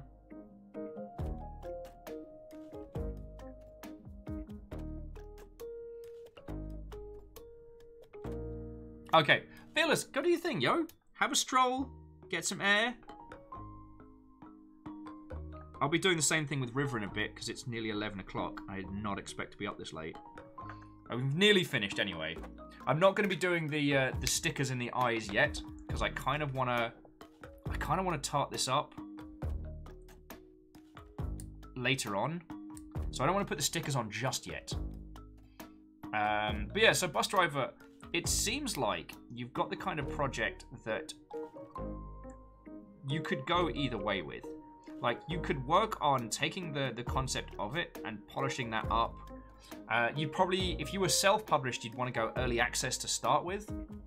But I don't know if you could, like, quit your job tomorrow to develop it. If you wanted to go the publisher route, like, just need a bit of spit and polish on the Game Jam prototype to turn it into a vertical slice, get a pitch deck, and boof. Bob's your mother's living lover. Alright, now let's put this mother hubbard together. Alright, so head on the top. Got that nice neck action there. And first hand. Oh, there's a nice little wingspan there. That's feckin' lovely. Oh, I point at you with my hands. Tiny fingers. Then the closed fist of justice.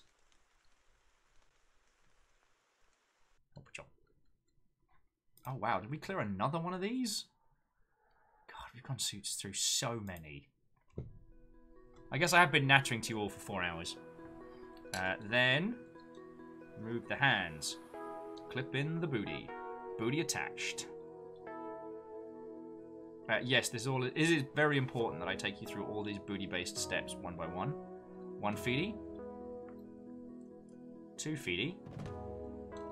Tiny Qubeley. Look at its little face!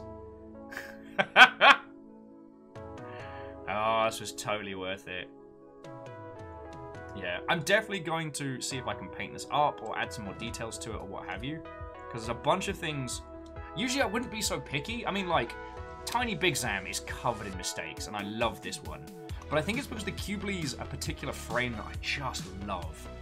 Oh, sorry, almost forgot. I'm not going to call it a beam saber because it's the same color as the armor, so like a beam bokken, if you will. Oh, I hit you with my stick, because I'm a tiny fighty. That's not how the Qubeley sounds. The Qubeley would have a way cooler voice than that, but sadly I only have a handful of voices. Can't lay it down flat so you can see it because if it's kind of bug booty, which contains all of the additional. Oh, sorry, I shouldn't do an upskirt. Contains all the additional funnels. Okay, so Bus Driver is saying the current goal is to polish up the game and then start building it up. It's the first I've heard of a vertical slice, and that sounds like where I want to be heading next. Okay, well, so like one doesn't have to be exclusive to the other. You can start building up the content within. But it's whether or not you decide to go for a publisher or do it yourself. And both are valid paths. The publisher is, you know, you get a bit more in the way of marketing and you get the money up front to make it. But you lose profits down the road and you might have to take some concessions on how you put it forward contractually. Making it yourself is great, but you've got to feed yourself at the same time. So... you either have to find a way to balance, you know, a day job till you can make it, or I wouldn't recommend living on savings because that puts you in a scary point if something goes wrong. Don't do like Brigador. Don't buy a house with 2 mates and then live in that house and then drive each other do-lally-tap making a video game. Oh, go you! Iron Imp just tore apart a 350-pound dresser. Ho! Some badass. Did you go all office space on it? You know, get the baseball bat out. Iron Imp, we just finished at least the build part of the Qubeley. And it's real feckin' cute. Cutely, if you will. Bus Driver's been, out of work first. So I'll have to make do with balancing. Since starting new job on Monday. Well, both are valid. No, you know what? I think you should look at self-publishing for it. Because honestly, the amount of time that you would spend creating the vertical slice and the pitch deck and then pitching isn't an insignificant amount of time. But having that title under your belt without having any overhangs is not a terrible shout. Like, we'll promote the shit out of your game here. That I can promise you. You know what I was saying earlier about I can't help you with your streams, but I can help you with the games? I'll help you with your fucking game. I'll send out a press release. I'll help you with making the site and going through it. Feck, we took Steel Fox through his first Steam release, and be more than happy to do it for yourself. But yeah, the thing that you should now decide is if you want to do like a tight focused experience, get it content complete locked and go from there, or if you want to do something which you can expand upon, like Keeper RL, where you put out the initial early access and just add content and functionality to it. That's your choice. If you want my advice, I would say, even though you won't be beholden to anyone, set yourself a dev cycle, get yourself some milestones, and be like, right, this project has 2 years. So 2 years from today is when this game is done. Like, done, polished, never gonna touch it again, not a single patch after, and start planning out the content from there. I know it's not as I was gonna say sexy. I guess all this booty talk has got me in a weird mood. It's not as fun to say, just free jam it, just work on it to your heart's content. But with something like your project where you have a lot of AI interacting with systems, it can be very seductive to just keep adding systems, especially behind the hood. And what you need to go for is playable. Playable and released. Does that make a lick of sense, or have I lost it? Also, I am saying they didn't go berserk on the dresser. They were methodical and careful. I mean, I'm happy that you're safe and looking after yourself, but I don't know. The 350-pound Draw Massacre does sound like a great album cover, at very least. Okay, so Bus Driver, I'm gonna bring the stream to a close because we finished our little Qubeley and look at his little face. And with it being very, very late in the day... Oh, no more lights, thank you. Being very late in the day, I will need to take the dog for a walk and be a sensible human. Vaguely sensible human. With sensible human-like tendencies. There we go. Took 3 tries. But I am happy to talk about this anytime. And the thing is, if I am streaming, come talk to me. I am happy to stop what I'm doing and break it down, because you're not the only person here who has... Not before I do this. Fuck! Dandelion, on top of everything else! You fucking legend, thank you. Fucking thank you. Just throw in another 1,000 bits like it's no big deal. And yeah, Bus Driver, blepping at me on Discord is valid, but if you need to discuss a thing as quickly as possible, come chat to me here. It's the best way. Dandy's like, has to fully heal before the stream is over. Feckin' yeah, you did. Because yeah, if you don't mind talking about it with a group, like, this is all incredibly valuable information for so many people.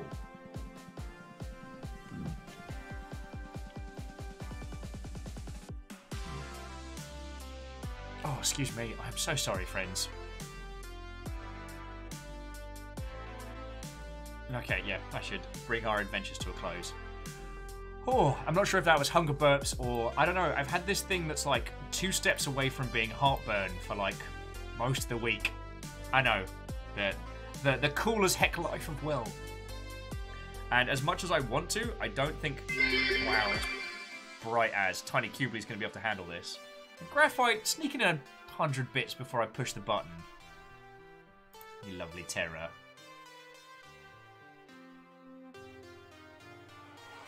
Oh, Bus Driver, that's feckin' cool of you. Just continuing the gift sub from Fearless. That is very cool of you, thank you. Anyway, I'm about to cross into the uncohesive. Who wants to sing? Oh, Dandelion will absolutely raid, but first, I need to say thank yous. As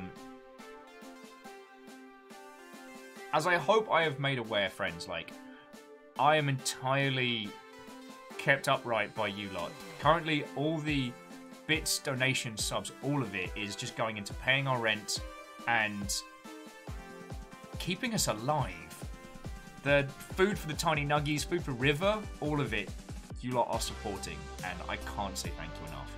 I would like to thank these people specifically who have thrown in varying forms of support, especially on a day where I was a fucking dingus this morning and being all like, oh, Maleficent Seed. I'm Bryson the Robot, you're entirely welcome. Okay, so as you know, friends, bits are the biggest thing that keeps us upright right now. Me, Fiona, the Nuggets, River, all of us. So I want to say an extra special thank you to Lily Longbean, Some Numbers, Dashkull, El Ravager, Iron Marcus, Dandelion, Tarlicus, Fearless Sun, Bacon Avenger, Wolfrad, Graphite Sparrow, Lord Lost and Found Vanderbeast, and the Smallest Waffle. Sincerely, all of you, thank you. Your moderators this evening wasn't just Tarlicus, but also Rhymes of Moose, Caffeine, and Lizzie T. Powell. Lovely bunch that they are. And we got a bunch of new followers. So to Dr. Vicar Max, Estado, a full, Harold Manback, the Groovy Iceman, Bacon Plays, Depessilian, the Real Viking Overlord, all of you, thank you for follows, and I hope we get to chat with you more, you glorious mother hubbards. Now, to the Stammering Gamer, Lily Longbean, Letharkness, Lord Anubis, hello, I'm Melly, Reality, Iron Leon, hey, it's Fiona, just joshing with you, Prince Layman, Lord Mangoat, God, that always makes me smile, Melvin, Alamode, Cephia, LeJax, thanks for all the fish, Whitehawk Kenley, Tim Lum, Bacon Plays, To Dreamer, Very Doubtful Guest, Halo Grunt, and MDH Wright. All of you, thank you. Like, some of you were celebrating the max 29 months, and some of you were just hunted by House Carl, who do what they do, how they like to do it. You are glorious, all of you. Now, if you do not mind, I would like to pass you to a very, very good friend of ours, Bart Nender. Bart Nender is currently doing a Vampire the Masquerade story and read. He is an exceptionally lovely human, another ginger, and I would be going to watch him right now as we were coming to a close, so I hope you all stick around. He is a feckin' grand human and absolutely worth your time. I'll probably switch into lurk mode after and make sure River's alright and, I don't know, do something to a sandwich that can only be described as a war crime a la mode. Friends, this has been a lovely day, and you have been lovely to me. Even though I was being a whingy whiny whinge bag this morning. You all came and hung out till like feckin' 11 o'clock at night. So, thank you, all of you, alright? Yeah, I mean, I'm the same. There's a lot of the time I just have Bart Nender playing and I just listen to him while I'm like making stuff or like pottering about. Okay, friendos, I'm going to pass you over to Bart Nender. Thank you again so much. Have a lovely rest of your evening. We're back tomorrow with the Blackout Club, and I hope you just have the best of times. I'll see you tomorrow, friends. Now, where is my button? I have a raid button. Like a whole raid button. Oh, there we go. I'm good at this.